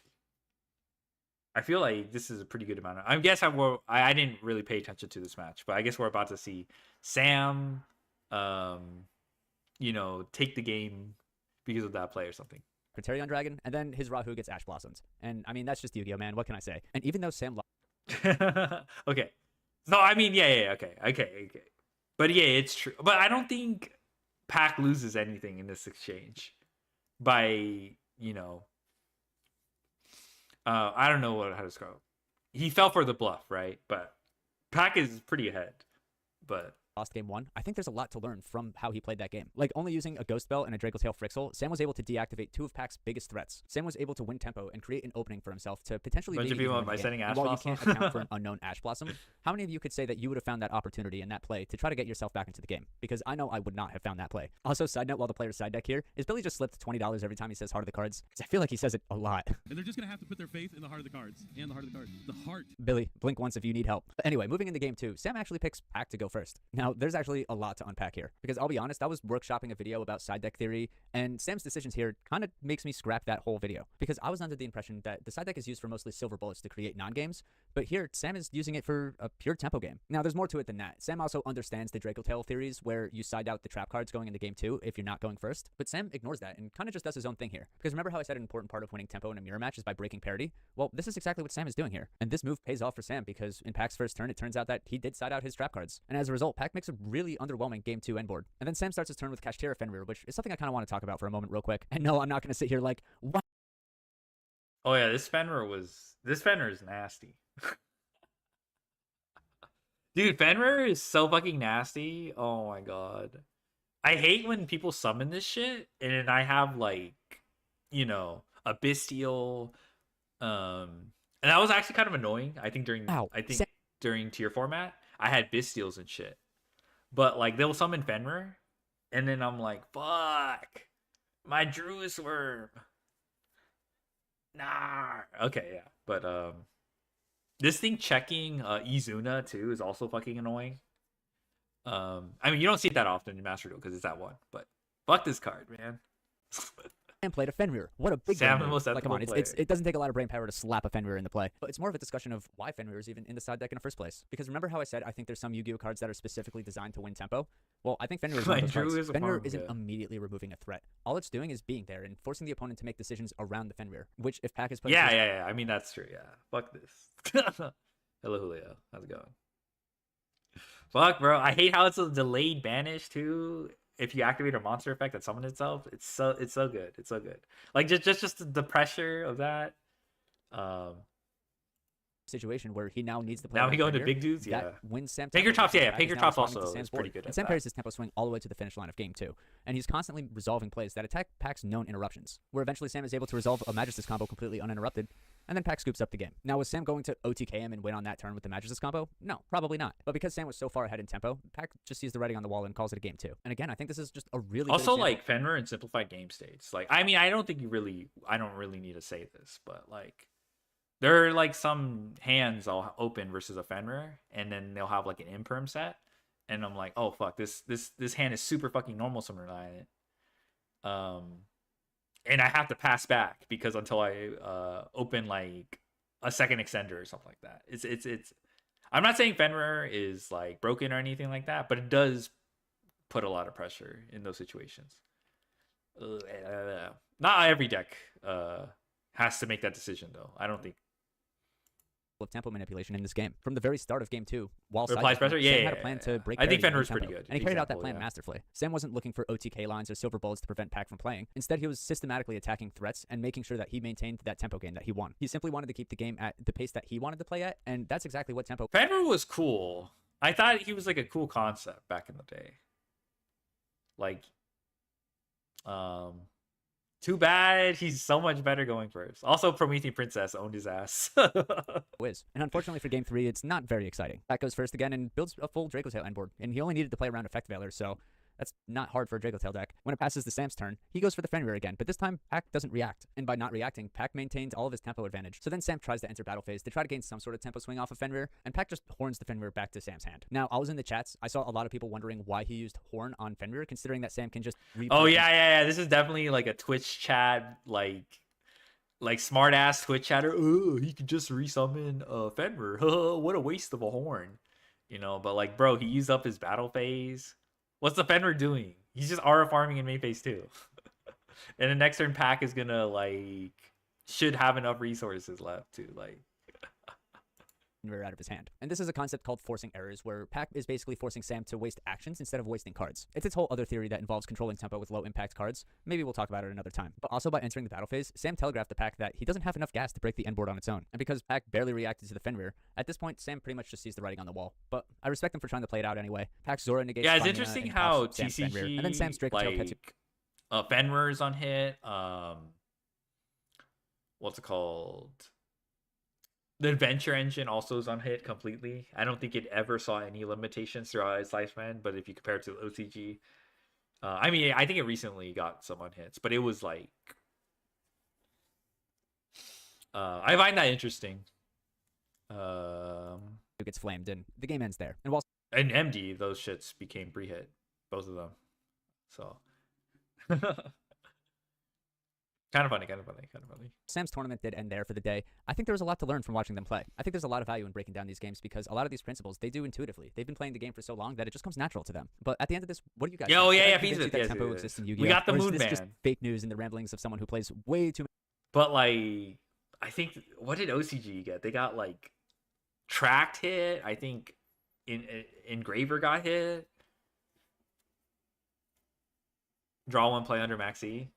It is really strong. Yeah, it is really strong. Many card games. It's probably a little of both. But I know Who got I learned a lot banned in making this video, OCG? so Oh, if you guys okay. learned something too, then that's a win to me. And before I go, provided I didn't mess anything up, there should be something floating around here that you can click on. Oh my god. Floodgates.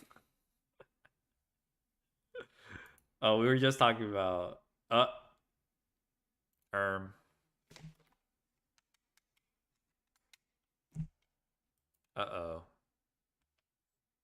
Oh shit. I was scared. That was some crazy lag.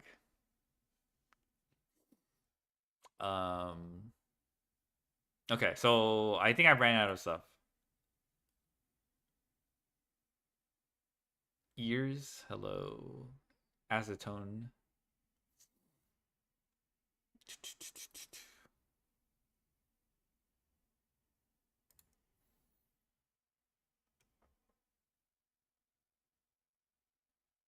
Okay. Yeah, I think I'm out.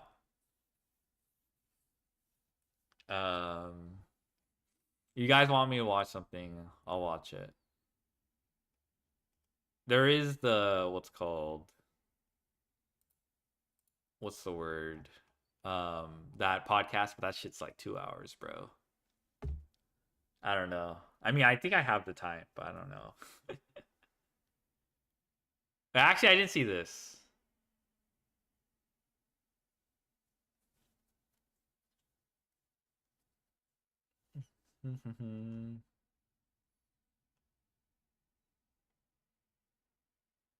Oh, I saw the fucking. Oh, this is. Oh, yeah, I forgot about this one. All right. When your card game goes on too long, it's about Duel Masters. I saw a bit of the anime. I think I saw the protagonist lose one of the duels in Duel Masters, and I think I dropped it. They're like unrelated. Oftentimes in gaming, when something goes on too long, people will look at it through the lens of mechanic creep or scope creep. They had to keep adding something new every couple of years to keep it interesting, and the whole end result is kind of absurd if you're trying to get. I mean, there are a lot of shows that never caught my interest. Like, I didn't like Code Lyoko. What else? If you look at any clip of a Twitch streamer trying to get into it for nostalgic regions, Rave Master. They're almost all going to complain about how they didn't get a turn. This guy is wild. Doing nothing, and it's just nothing like they remember as a kid. Deck sucks. It's so confusing. That deck requires a year of reading to understand what the hell's going on. This is mainly attributed to the game having to keep pumping out. Oh my god! Now that Lugwood got mentioned, here, let me see. This is peak. This is one of my favorite videos on YouTube. Ludwig, I'm ass. I think about this guy. This is. You're clip farming? What happened to being ass? What happened to genuinely sucking at shit in front of people vulnerably? Fuck this goddamn world, man. If you're a genuine idiot, you're rage baiting. If you genuinely suck at something, you're clip farming. I'm just actually that guy who's fucking bad. That's authentic, genuine ass. I don't have to pretend to be bad. I am bad. I don't have to pretend to be dumb. I am dumb. I went to Arizona State University. I graduated high school with a 2.9, and I was in an honors choir class that gave me a 5.0 buff. I have an English degree, the most useless thing you can have, and I still cheated. I didn't want to read Fahrenheit 451. It's 100 pages. I'm not forming. I'm just ass. Your clip. Oh my god, I think about that. That's why when people say like, "Oh, why'd you do this?" I'm like, I'm ass, bro. No one has accused me of rage baiting though, or anything like that. But I do find that kind of like upsetting that like someone can't just suck. Like, okay, I don't know about the I don't know about cheating. All right, I do not condone cheating.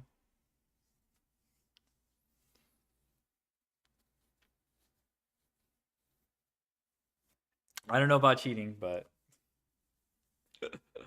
oh my god, generational rant. An interesting concept to keep people buying new packs. So you have all these new ways to summon monsters that weren't there when they used to play, and it's really confusing and frankly intimidating to have to learn all of them since they all interact together in the game. But surely, if you clicked on this, you've already heard this a million times over. This is amateur hour and not what we're here to talk about today. Yu-Gi-Oh! Is an example of how a game could become obtuse as it goes on for too long. Don't get me wrong though, I love Yu-Gi-Oh! This is a Yu-Gi-Oh! Safe space. But today, we're going to talk about how absurd a game can become, in a fun way. You may remember Duel Masters from airing on Cartoon Network's Toonami blog in the early 2000s. Well, an important quick history lesson that will make the rest of the video make a lot more sense. Because Duel Masters was just that weird Yu-Gi-Oh! Ripoff from your childhood that got cancelled, right? What do you mean go on too long? What's this have to do with anything? How'd you get into my house? Don't worry about it, Alex. I just blew some guy named Alex. Describe rage baiting? I don't know. People just accuse, like when people accuse somebody of rage baiting, I would like them to describe that. I feel like if someone makes a mistake, that's a genuine mistake. I don't think it's a very fair thing to say they're rage baiting. Like when people post something genuinely stupid on Twitter, people will be like, "Oh, you're rage baiting." I'm like, no, I think they're just genuinely dumb. Like, there are farmers, you know, out there, so I guess, yeah. But it's just like, to me, it just seems like a weird response to what is probably, I don't know why people do that shit. But there are rage baiters, you know. There's like the whole the World War Mog bullshit. Grifter and rage bait. The grifters are super obvious. At least for me, I'm like the grifter. Yeah. I don't know. There's a lot of yeah. I don't know. This rage bait. I don't think this is rage bait. I don't even think this is stupid. I know what you're talking about. I think this is someone's genuine like opinion on what they you know, skill expression. There's just no explanation. There's no, I don't even think this was made with intent to farm. Like this does not look like rage bait to me. It's just something that's super disagreeable. I mean, nobody is upset. No one's crying about the tier limits. People are talking about like the tempai. People are crying about this one. You know, Trevor Allen. I don't know. I don't like Trevor Allen. Like this is not rage bait for sure. And people are in the comments like this. Okay, he explains it right here. Give people 2 to 3 hand traps, engine pushes, and its peak. No breaking, no dead hand traps, 20 decision point, no brain dead. Go fish 2025 gameplay. And for what it's worth, I didn't really play. Some of these are like mostly TCG format, so I don't really have an opinion on these. What Chunder doing up there, bro? Okay, no one gives a shit, Farfa. Almost fell for the rage bait. I'm 100% serious. Like, bro, he didn't even have to say that. I could already tell. Like, this is like not. This is obviously like. Don't be a koi fish. Rage baiting all day, every day. Don't worry, I know you're joking. I think a common thing when it comes to like, I don't know if this is, I'm not trying to rationalize like, but I mean, there is, I don't know, it's a correlation. I don't know how true it is. But usually formats you do pretty well in or like spend a lot of time in, they tend to be like the ones people tend to favor, you know, so. Looking back, I did like hat format a lot, but I think I was like, at a pretty decent level of like understanding the card interactions and stuff. Why is Ice Rival trying to grab White Rabbit? Oh, dude, these are the crunchiest images. I can't even. Oh, I see it. Yeah. I can't even make this out, bro.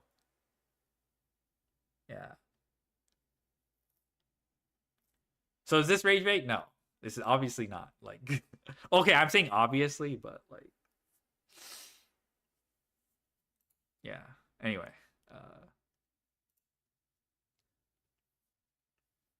Familiar with card games? That may ring a bell, as they're also the company that runs Magic the Gathering, the godfather of all card games and still considered one of the biggest in the world today. The big three, along with Pokemon and Yu-Gi-Oh! However, in the motherland of card games, Japan, Magic has never really had a big presence until recently. Due to Japan's high-density cities and otaku culture, they're able to support a lot of card games at once. There's stuff running for years over there you've never heard of. if you rage, then it's rage bait. Massive market penetration for a while, Wizards of the Coast actually created Duel Masters as a retooling of Magic the Gathering for Japan's sensibilities and aesthetics, reworking how even stuff ports the game like Mana works in Duel Masters. That's right, Duel Masters is just supposed to be an anime. I did think it was cool how the show had the shields, and you knew shit went down when the shields broke, and they're like, ah! I did think that was cool. I don't know. I just didn't. I just probably was not that interested.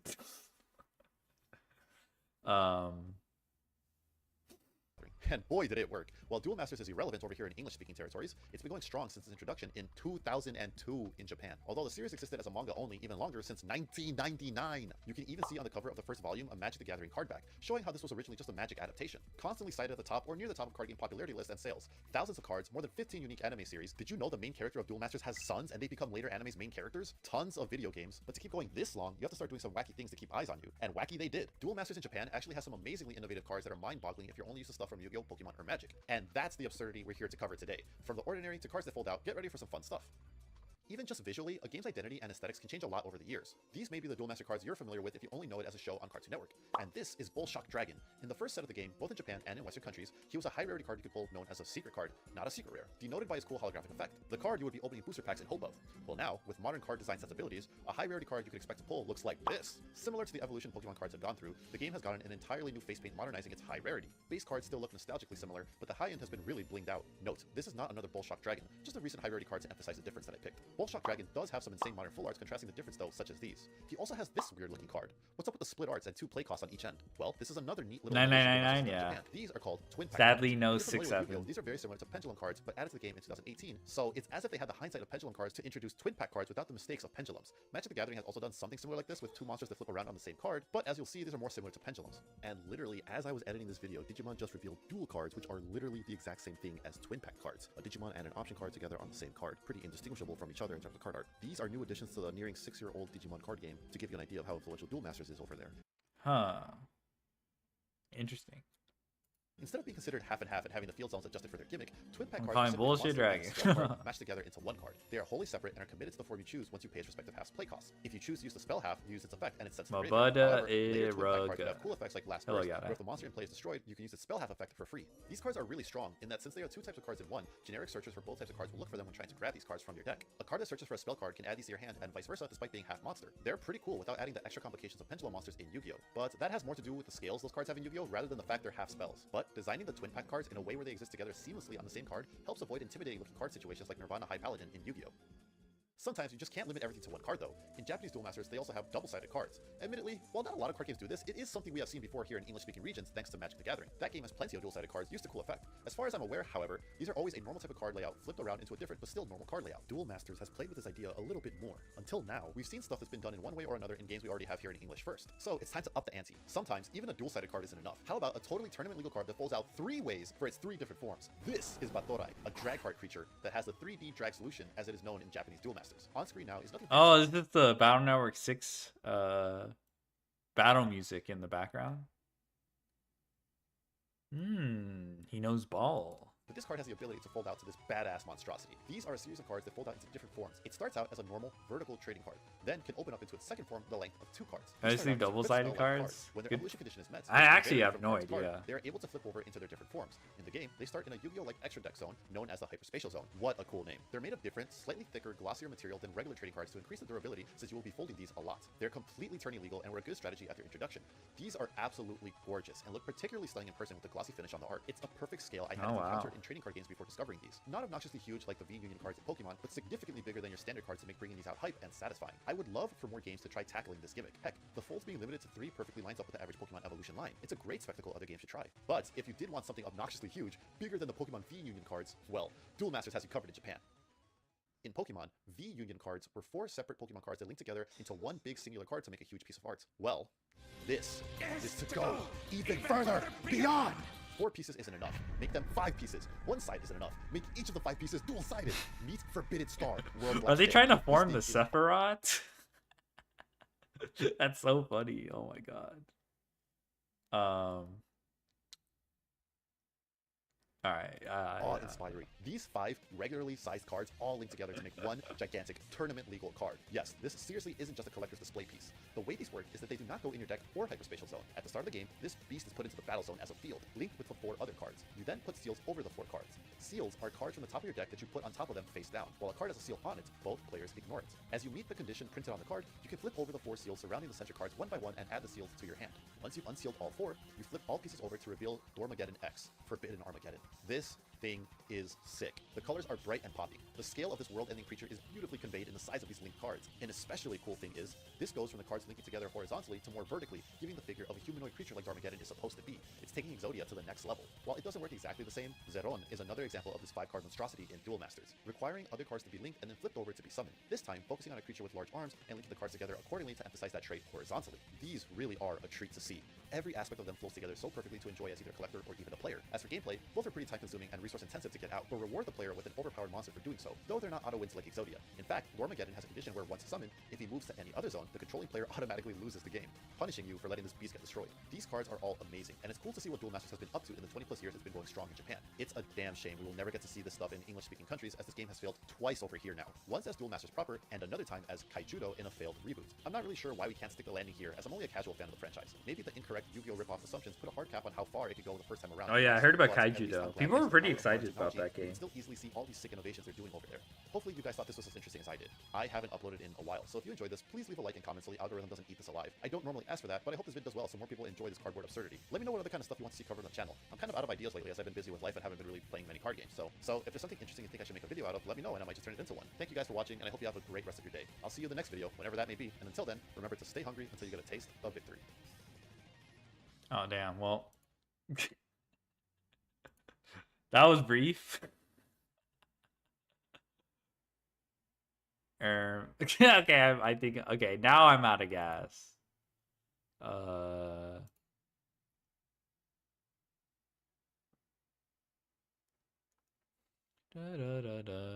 The taste of victory, yeah, glorp.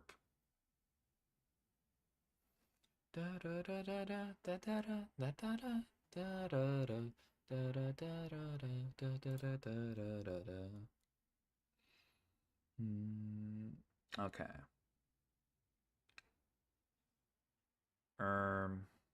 It's been 7.5 hours. Yeah, I think. I mean, I'm not really that sleepy. I'm awake for reasons.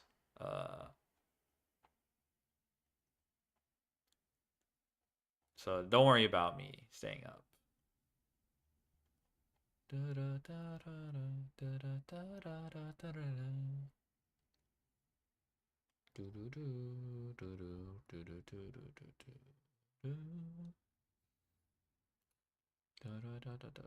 Yeah, I think. Okay, we burned through the whole. Stay awake to fix sleep schedule. It's not for sleep schedule. I'm like destroying my sleep schedule. 100%.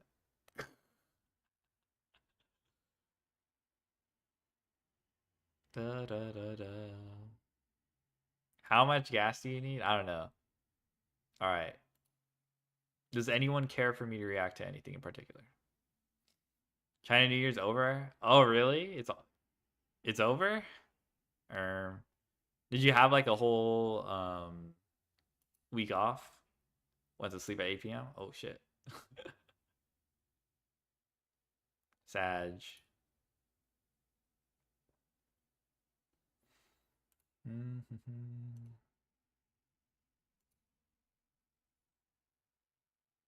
All right. Let me think. I have to do what's it called, the pocket climb. But I don't know if I really want to stream it. Pocket rank ends next Tuesday.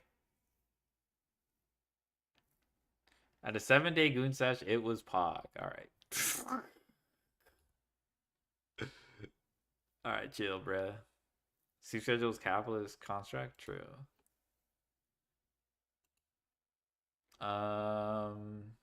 You think the Paldea set is gonna be good? I don't think we got any good info.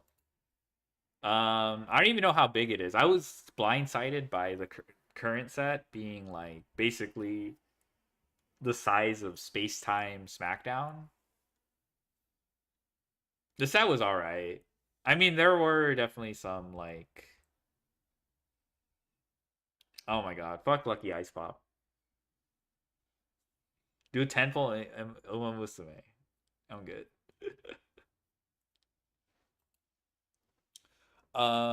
What does Pokia come out? Okay, we have 2 weeks until Pokopia, so I was thinking of doing like a 24-hour stream for Pokopia, so that's on the table. Nothing game changing. I think genuinely the Ice Pop buffed Hydreigon so much. I fucking hate that card. Hydreigon should not have that card. But whatever. But yeah. I think the existing strategies. I think Suicune's still pretty strong as ever. I think Mega Gardevoir ended up being fraud. As in, like, not as good as people made it out to be. Kangaskhan is fine. I mean, I think the strategy people do with it isn't very, like, I don't know how to describe it.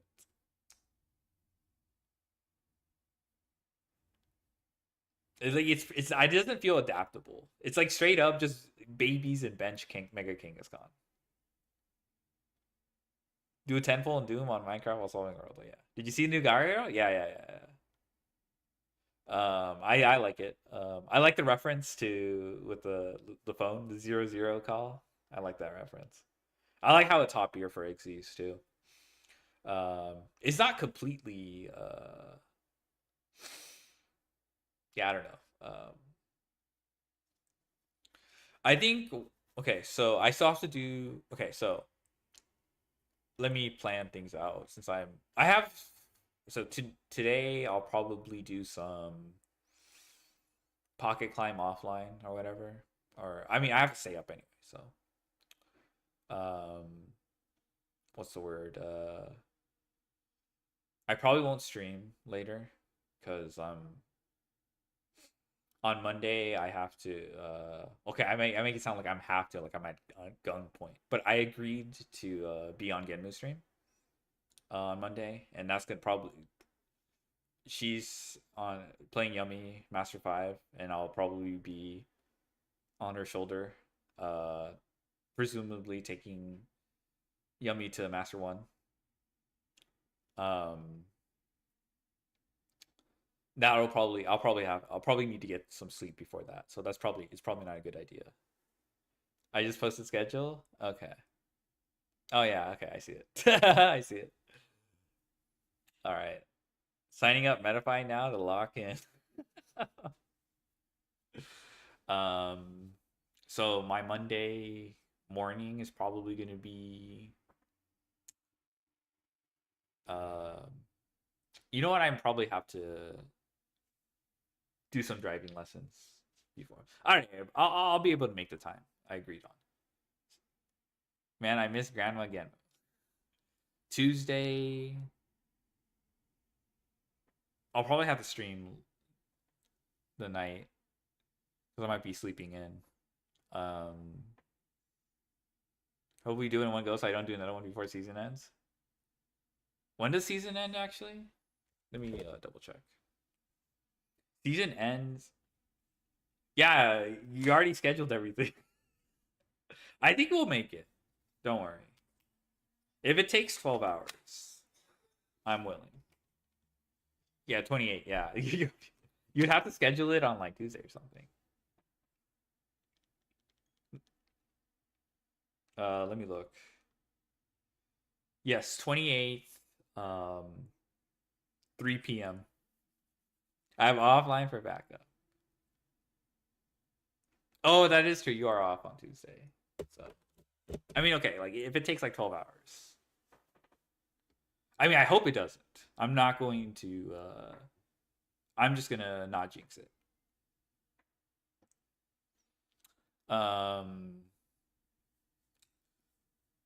So Tuesday I'll probably not stream. The only thing I'm really trying to do is Pocket, but I'll probably do that offline. I'm probably not going to stream that. Been a 12-hour not to master one. I mean, I've done that. That's happened to me before. So I need. I'm not going to go through my VODs or whatever. Well, there's genuinely me like spending 12 hours. Oh, dude, I did that with Vanquish K9. 12 hours, not even for Tenpai. Yeah. I feel like you got close.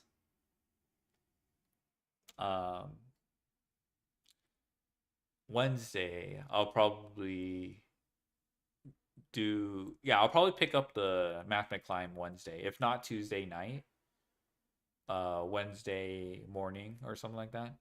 M2 Hell, Sag. Man, that sucks. Sometimes it's just Silvercore Yummy? Man, I was playing that shit. Ray said it was garbage. Oh my god. Everyone's like, I don't see no Stinky Cloud. I'm like, whatever. I'm just gonna play my Stinky Cloud deck then. It's not like I was a huge advocate for it. I just didn't want to play Mitsurugi.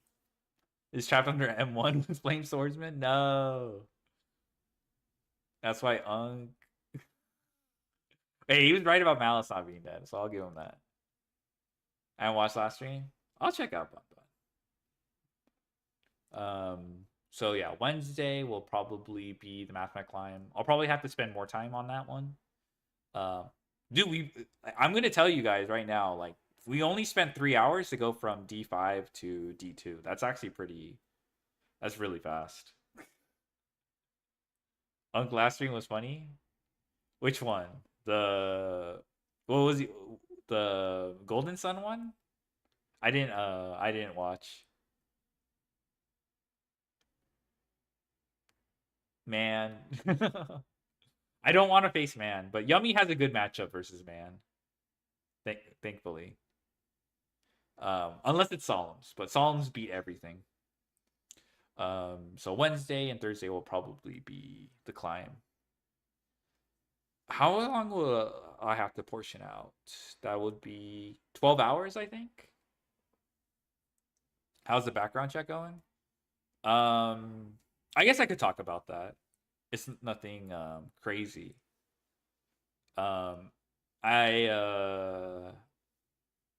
What's called? It went pretty smoothly. It's just I have to go out of town. Like they got an appointment. I have to go down all the way there to the office, and then they have to be like, scan my fingerprints or whatever. It's all like I had to turn in paperwork, so it's kind of annoying. Then I had like a medical appointment like a couple days after, and it's like that one was kind of I was a little I thought they were gonna do a drug test. Like genuinely, I was like I just showed up. They took my height and weight. I lost quite a few pounds actually. I was like, you won't believe me. For those who have met me in person, I used to be like 190 pounds. Now I'm like 170. Road trip stream? No road trip. I didn't double check my height, but I'm pretty sure I'm still 5'9". I don't think that has changed.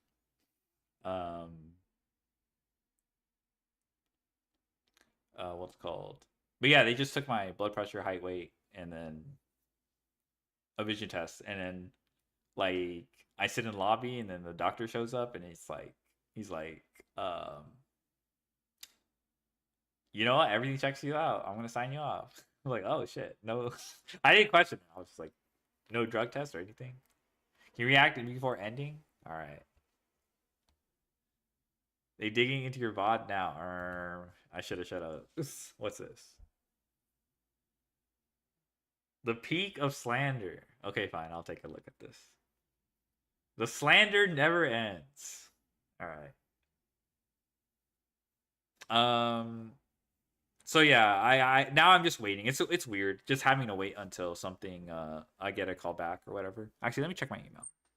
I don't think I'm gonna. I mean, I shouldn't be receiving email around this time. It's a weekend.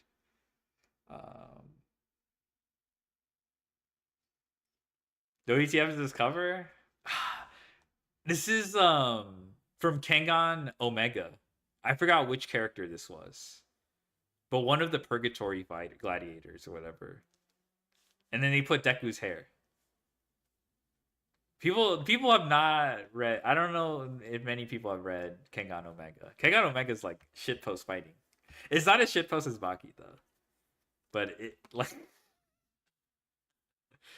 it's like in terms of bullshit, it's like up there. Ryan becoming a meme, yeah. Oh, is this Ryan? Okay, my bad. If this is Ryan, okay, my bad then. Steven Universe way he beats anyway as long as they're evil. That's true. That's true. Steven's got that talk no jutsu too. Is this really Ryan? I thought it was the one of the Fang of Metsudo from Purgatory. Oh my god, my bad. Ryan's more recognizable too, so that makes sense. All right. Okay, fine. I'll look at the peak of slander. Slander. The action or crime of making a false-spoken statement damaging... Dude, one of the craziest slander posts was Megumi, one of Megumi's scenes, and they like put the... I forgot, the solo AI logo or whatever, one of the AI generating, video generating logos on it. So it was like a real, like, clip of Megumi. You see Overframe Gaga? Yeah. I did actually. I'll just say, you like damaging reputation? Yeah. I like how it's a reference to the phone that Gaga Girl uses to turn someone's attack 0. That's what I love, the 0-0 call reference. But yeah, it was like Megumi. You just say allegedly? Yeah. Oh my god. That was the craziest slander post I've ever seen. A real clip of Megumi, and they put an AI logo on it to make fun of him. That's to a person's reputation. At one point this week, I had a lot of downtime at work, and I just finished shitting on company time, so I decided to scroll for a little bit and check out what was happening on Twitter.com. Oh no, the death battle dropped. Miles Morales versus fucking Deku. On the real, I love death battles. Ever since I was a kid, I always wondered how fights between my favorite characters would go. Goku versus Superman, Sonic versus the Flash, Joker versus Ronald McDonald, my sexuality versus my dad leaving. I used to argue about this for the love of the game. My fondest memory is having a 3-day-long argument with my homeboy about whether Vegito or Gogeta would win. That stupid-ass, ugly-ass, dumbass, bum-ass, stupid-ass nigga said Vegito, and I obviously went with Gogeta. This stuff doesn't matter in the long run, but it's fun to talk about. Also, I was right. Death Battle imagines these fights in bombastic sequences that I sure as shit won't animate myself, with hard-hitting facts found off the first paragraph of unrelated characters' wiki pages. They also tend to lose the plot sometimes. You'll notice that some of these matchups are not fucking fair. Do you not understand how much it physically hurts seeing Goku lose to that fucking Boy Scout twice? I mean, it makes sense, I guess, but look at this. Why did Sonic lose to fucking Mario? Why did Shadow even fight Ryuko? Dr. Doom versus Lex? Yeah, okay. Dante versus Bayonetta was awesome. Yang versus Tifa was sick. Deadpool versus Deathstroke was fun. Why did Bardock lose to fucking J.K. Simmons? You also gotta account for the fact that what you accept is based on who you like more in these fights, and whether or not they hate anime that week. Unless it's Doom Guy versus Master Chief, chances are you aren't gonna find love for your neighbor. Just search up Death Battle Debunked and you'll find at least 2 counter videos for each death battle. How does anyone have this much time? Which brings us back here. Who on that team has beef with Miles? This gotta be racist one way or another. Have you seen what Deku can do? Oh, I couldn't even fathom this shit. He wasn't doing this in his prime. Look! He's taking it him! He feels it in his stomach! And Miles Morales, you know that's my nigga, but no fucking taser is taking down a hydrogen bomb. This had to have been curated for the most negative outcome possible. But the results are a mere tiffle compared to what came after. Slander, agendas, power scaling. These were the ingredients used to create the perfect. This is where we reach the Deku Paradox. For those of you who don't know, the Deku Paradox is some shit I made up, which is a phenomenon where no matter what the outcome is, not the fucking B-Sauce music. Oh my god. Oh my god. I mean, I don't know. It's just some freeware fucking YouTube BGM. But I know where he got this shit from. All right, I know what videos he was watching. Regardless, I believe this is due to 2 things. First, the nature of shonen fans. There is no world where you want to see your favorite character lose any fight, canon or not. Whenever someone dares to bring your goat into the conversation, you have a mission. No, a sworn duty to defend them to your last breath and rage bait the fuck out of your opposition. And the second reason is, the My Hero fandom has a reputation for being You know what? I'll just let it go. You know what? You can have that, Unk. You can have that. You know, kissing. Bro was like watching Veritasium while he was in diapers while I was watching. So suddenly, I didn't take you for a horny little slut, but I guess that's just as fine since you're my horny little. This is why this guy writes the story. Hey, and you don't. There's such an Look intrinsic at that pull people Chris have to show it and projecting cosplay. onto it, whether you want your favorite character to win or kiss a girl. And it sucks to see because Deku is legitimately a good character and a great embodiment of what it means to be a hero. You know, until you can be a hero, even without powers. The man told the hopeful poor boy who was about to get powers in like a really expensive, cool fucking mech suit. And I believe hatred towards that sparked some of the most generational hating I'll ever see in this lifetime. Deku won the death battle, overwhelmingly so. The floodgates opened, and the slander pieces rolled out like nobody's business. Deku had just beaten a street tier. All of a sudden, that was all he amounted to. This one actually cracked me up. Nobody's business. Deku had just beaten a street tier. Bring me more street tiers. Daredevil, Black Widow, where are you? This shit was pretty funny. Then it just went out of control. I mean, it was still kind of funny, but I didn't know how it got to, like, this was point A. I missed point B, C, D, D. When it got to point Z, bruh, that shit. All of a sudden, that was all he amounted to. A bully that gets bullied. Oh, if you don't Haru know, Urara, yeah, Haru Urara has joined in these power scalers discussions. What the fuck is this? What am I fucking? Oh my god, Jesus. I see. That define what any given character can handle. Street tier means being able to level a small street. City tier can destroy city. Continental can destroy continent, planetary, galaxy, universal. You get it. Power scaling is so fucking ridiculous. Some of the most sweaty, unemployed young adults you can think of dedicate their lives to come up with bullshit. For what? For what? I just imagine these people are like in high school or something, or college. They just have a lot of free time to like argue this shit.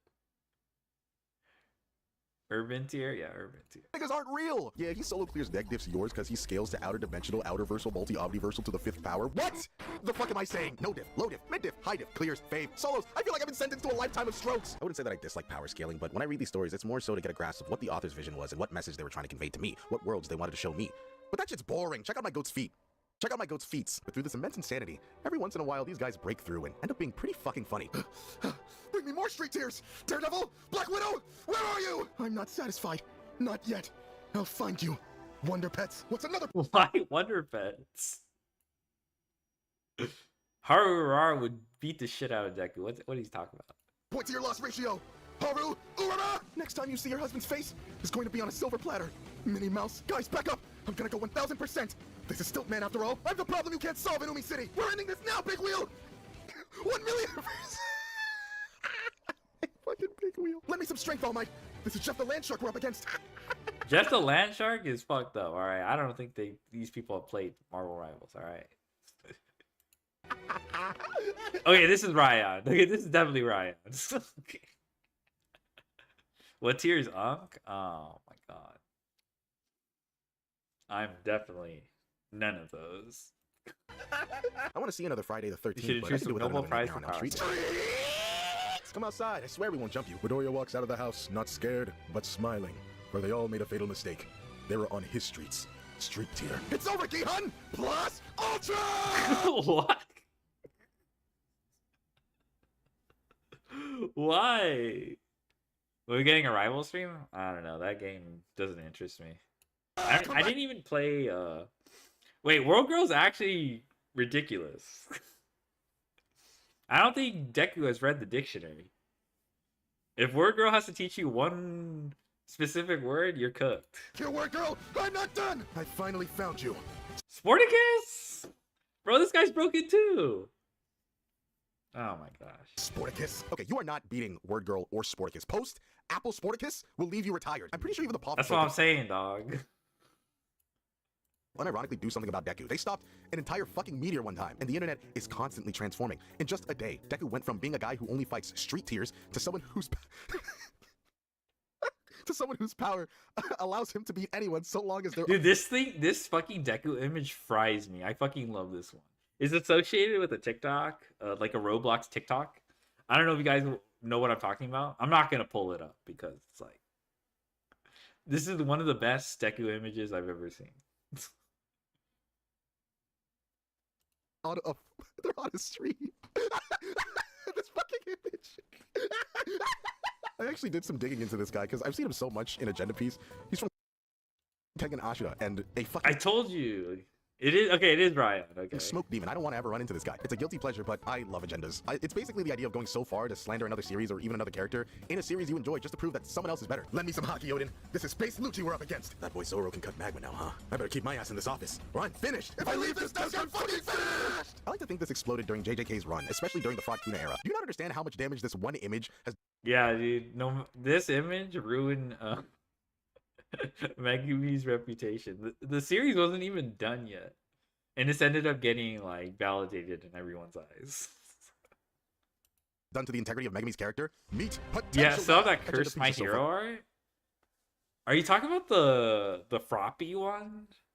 I don't think I have it, but I think I know which one you're talking about. Yeah, I don't know. I don't think I have that one. Okay, you know what I'm talking about? Okay.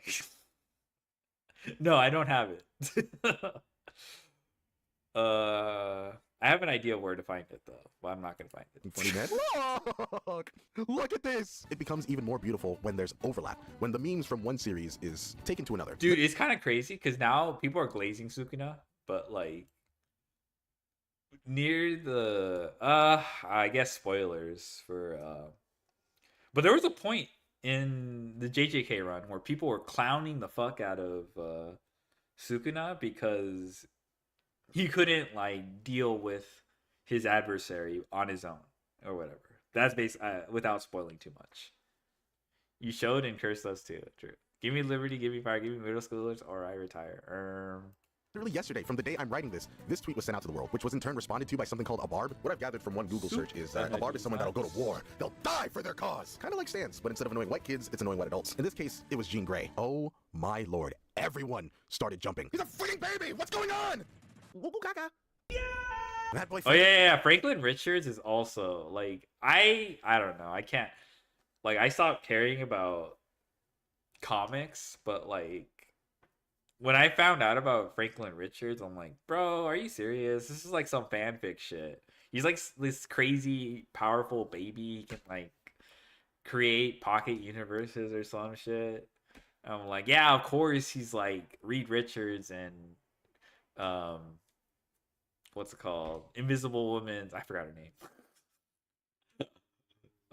Sue Storm's, of course. I don't know, they gave this guy like crazy, I don't know, it's just like Reed Richards already glazed enough. All right, I don't like him. And then they made, I don't know. That is 4 years old now. I don't gotta like keep my ass in Franklin the TVA. Richards. Or I'm finished. Lend me some power, Phoenix Force. This is 1 month old Franklin we're up against. I'm not even an avid comic book reader. I had to ask my friend. I had to go to an external source just to figure out what the fuck was happening. But it wasn't any less hilarious regardless. The Jean Grey account won the ratio but lost the war. What can this kid do? The worst part is a lot of the fun is kind of just one-sided. Jean Grey fans, Wanda fans, fight back, bro. What are you doing? You're down like 10-0. Slander is meant to be met with more slander. Just because you don't understand what's happening doesn't mean you need to call the misogyny card. My culture is not your costume. Though that basically would amount to 2 grown-ass women jumping a baby, which is pretty fucking funny. And then I had to clock out when Street Deku got involved. Franklin just makes another universe where no streets exist and Street Deku loses. What was the point of this video, man? I don't fucking know. But it was still fun to witness. And I like to hold the optimism that not everyone involved with these arguments are Neanderthals. I like to think that it's just a bunch of people who are in on an inside joke. Besides, at the end of the day, Goku's soul is all a fiction. You're just wrong otherwise. Okay, bye-bye! Alright. Alright, you just speed ran a bunch of Discord agenda discourse. Okay, I think I'll take my leave. But yeah, like I said, I think schedule wise, I'll probably won't be streaming for most of the day. I think Ryan agenda. Ryan is a demon. Have you been reading Omega? I think they left.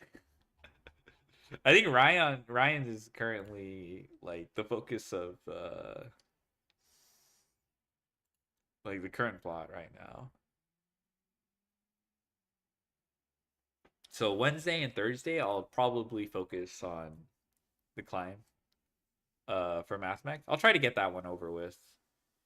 If it comes down to it, even the other ones, nice. Omega's pretty fun. I like reading it. It's really silly. It's a really I don't like reading it as much as Baki, but I have been reading Baki lately. I think I stopped after the sumo. Can we have Cupsy Ryan? Cupsy Ryan? I don't know. It's weird because how do you even like, how does his face work? Cupsy barely has facial features. Are you a One Punch or a Goku supporter?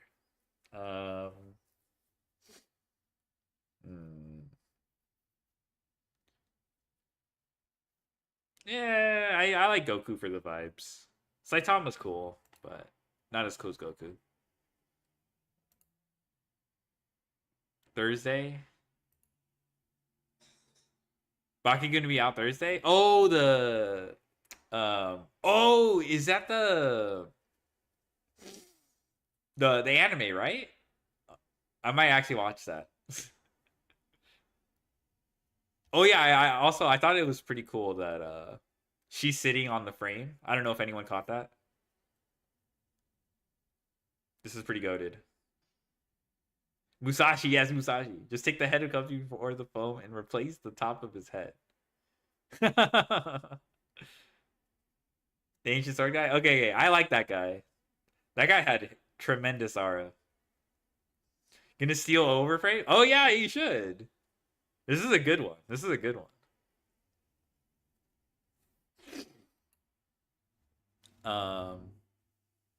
She can sit on me instead. Bruh.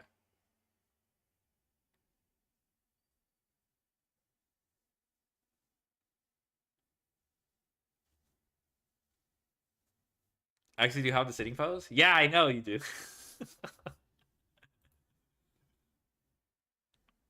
Yeah. Watch me not pull that card when I get my box. She can sit on this pants guy. All right, chill.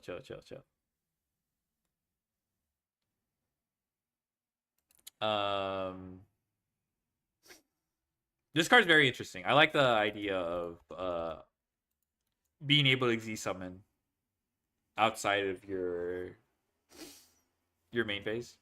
They float in air, all magicians fake sitting. She's straight up. Think of this as a windowsill. Come on. This is definitely like a windowsill. Pants grab magician is straight up. He's not even, bro. It's not even. I don't even know, bro. He's in like. I don't know. This is his cape. What the fuck? I don't know what's going on.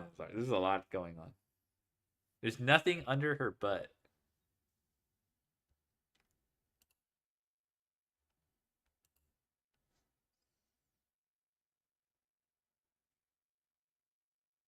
I guess.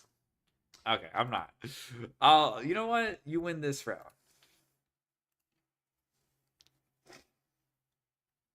All right. I guess this card's pretty cool too. Blue pants guy always in outer space. Oh, true. He is the astrograph magician. You know what? Another W for Genmu. Okay, yeah. So yeah, Wednesday and Thursday I'll probably stream for the climb if I'm not tired already from Monday. And then I'll probably do Ace Attorney. If I finish it on Thursday, I'll probably do Ace Attorney. If I finish on Wednesday, good for me.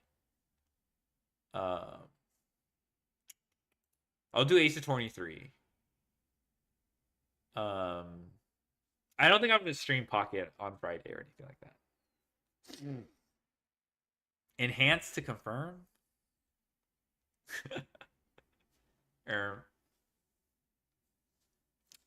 Yeah, I don't think I'm gonna stream Pocket or anything. I don't expect I'm not gonna spend hourglasses. I don't think it's very interesting unless I spend hourglasses.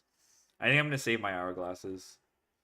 And just open the daily packs Yeah,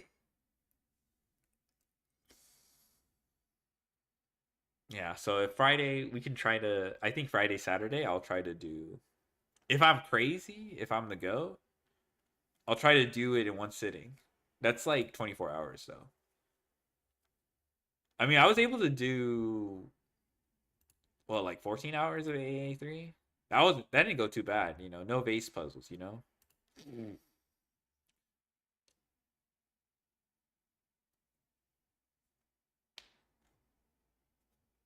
Who are we missing?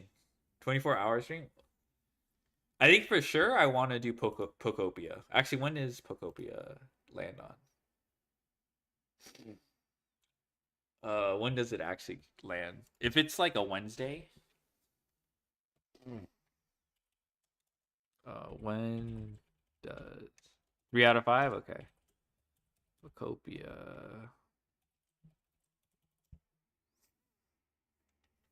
come out.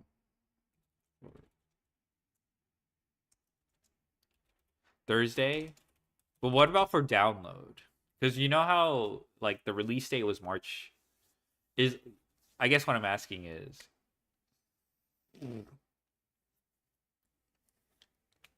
you know how what's it called ZA came out kind of like the midnight before. I'm wondering if it's like March 4th, like 8 p.m. or something.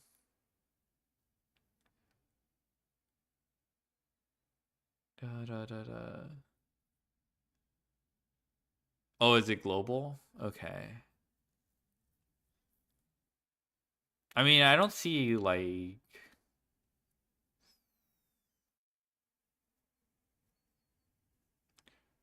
yeah, I mean I see March 5th, yeah. I'm just wondering if it's available for digital download like earlier. Because East Coast, that's true, yeah. Yeah. Same with the DLC came out earlier too. It actually came out earlier than the schedule. I love Yugi. I missed Kazuki Takahashi. I do too, bro. Let me see the pre-order. You need at least 10 gigabytes of free space.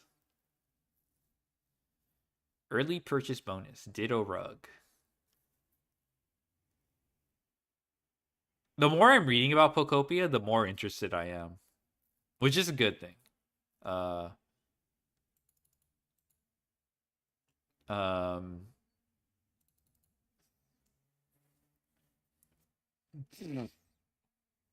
Hopefully okay. All right. I'm not going to overthink it. But if it's March 4th, like 8 p.m. or something like that, that'd be ideal for me. But yeah, I'll try to do, I don't know, maybe I don't know how long I could okay, we'll see. Okay, so for the full arts, we're missing Yusei. Who else? So we got Yuma, we got Yusaku, we got Yuya. So we're missing the final DM one. We're fine. So yeah, Yugi. Are we still missing Kaiba? No, we're not. We're not missing Kaiba. It's Yugi, Yusei, and someone else.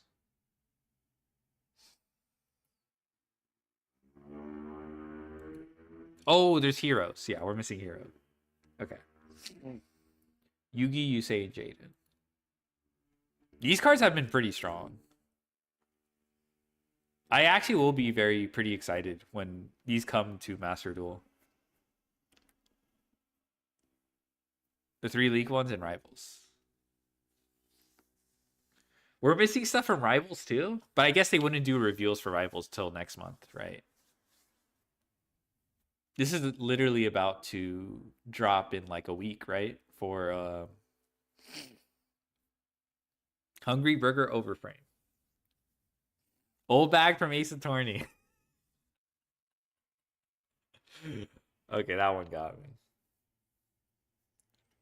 Okay, let's go send you guys. Thank you for joining me. Always a pleasure. I haven't been streaming too much, but I've been kind of busy. So, but thank you. Da,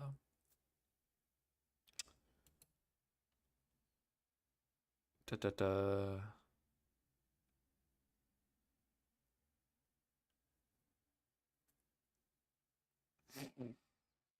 Mm.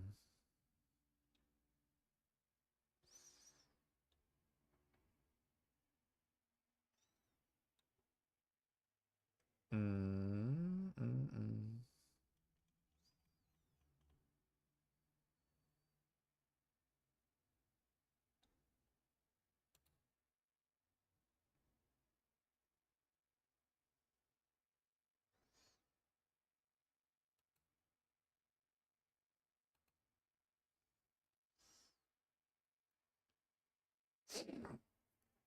Thank you for streaming. No problem. Ratga, Astrograph isn't the Ace Monster, Odd Eyes Pendulum? True. Odd Eyes Pendulum. Alright, who do I send you guys to? I already rated Josh, alright? I did my quota. I'm joking.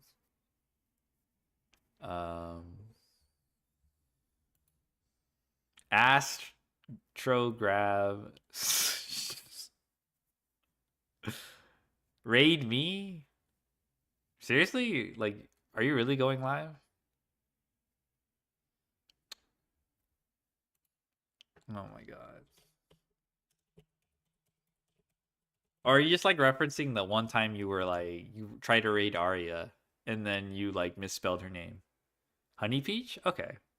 Let me see. Okay, I'll trade. I have not raided them before. One of the tags is Clown Fiesta. That's kind of peak.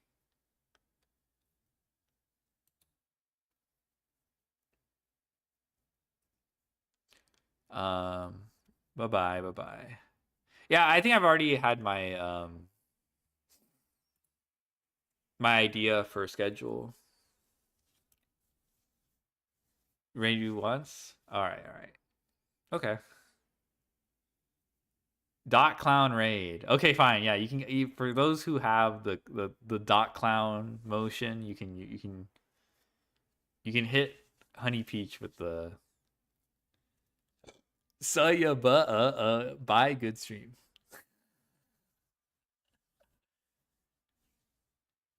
You're welcome.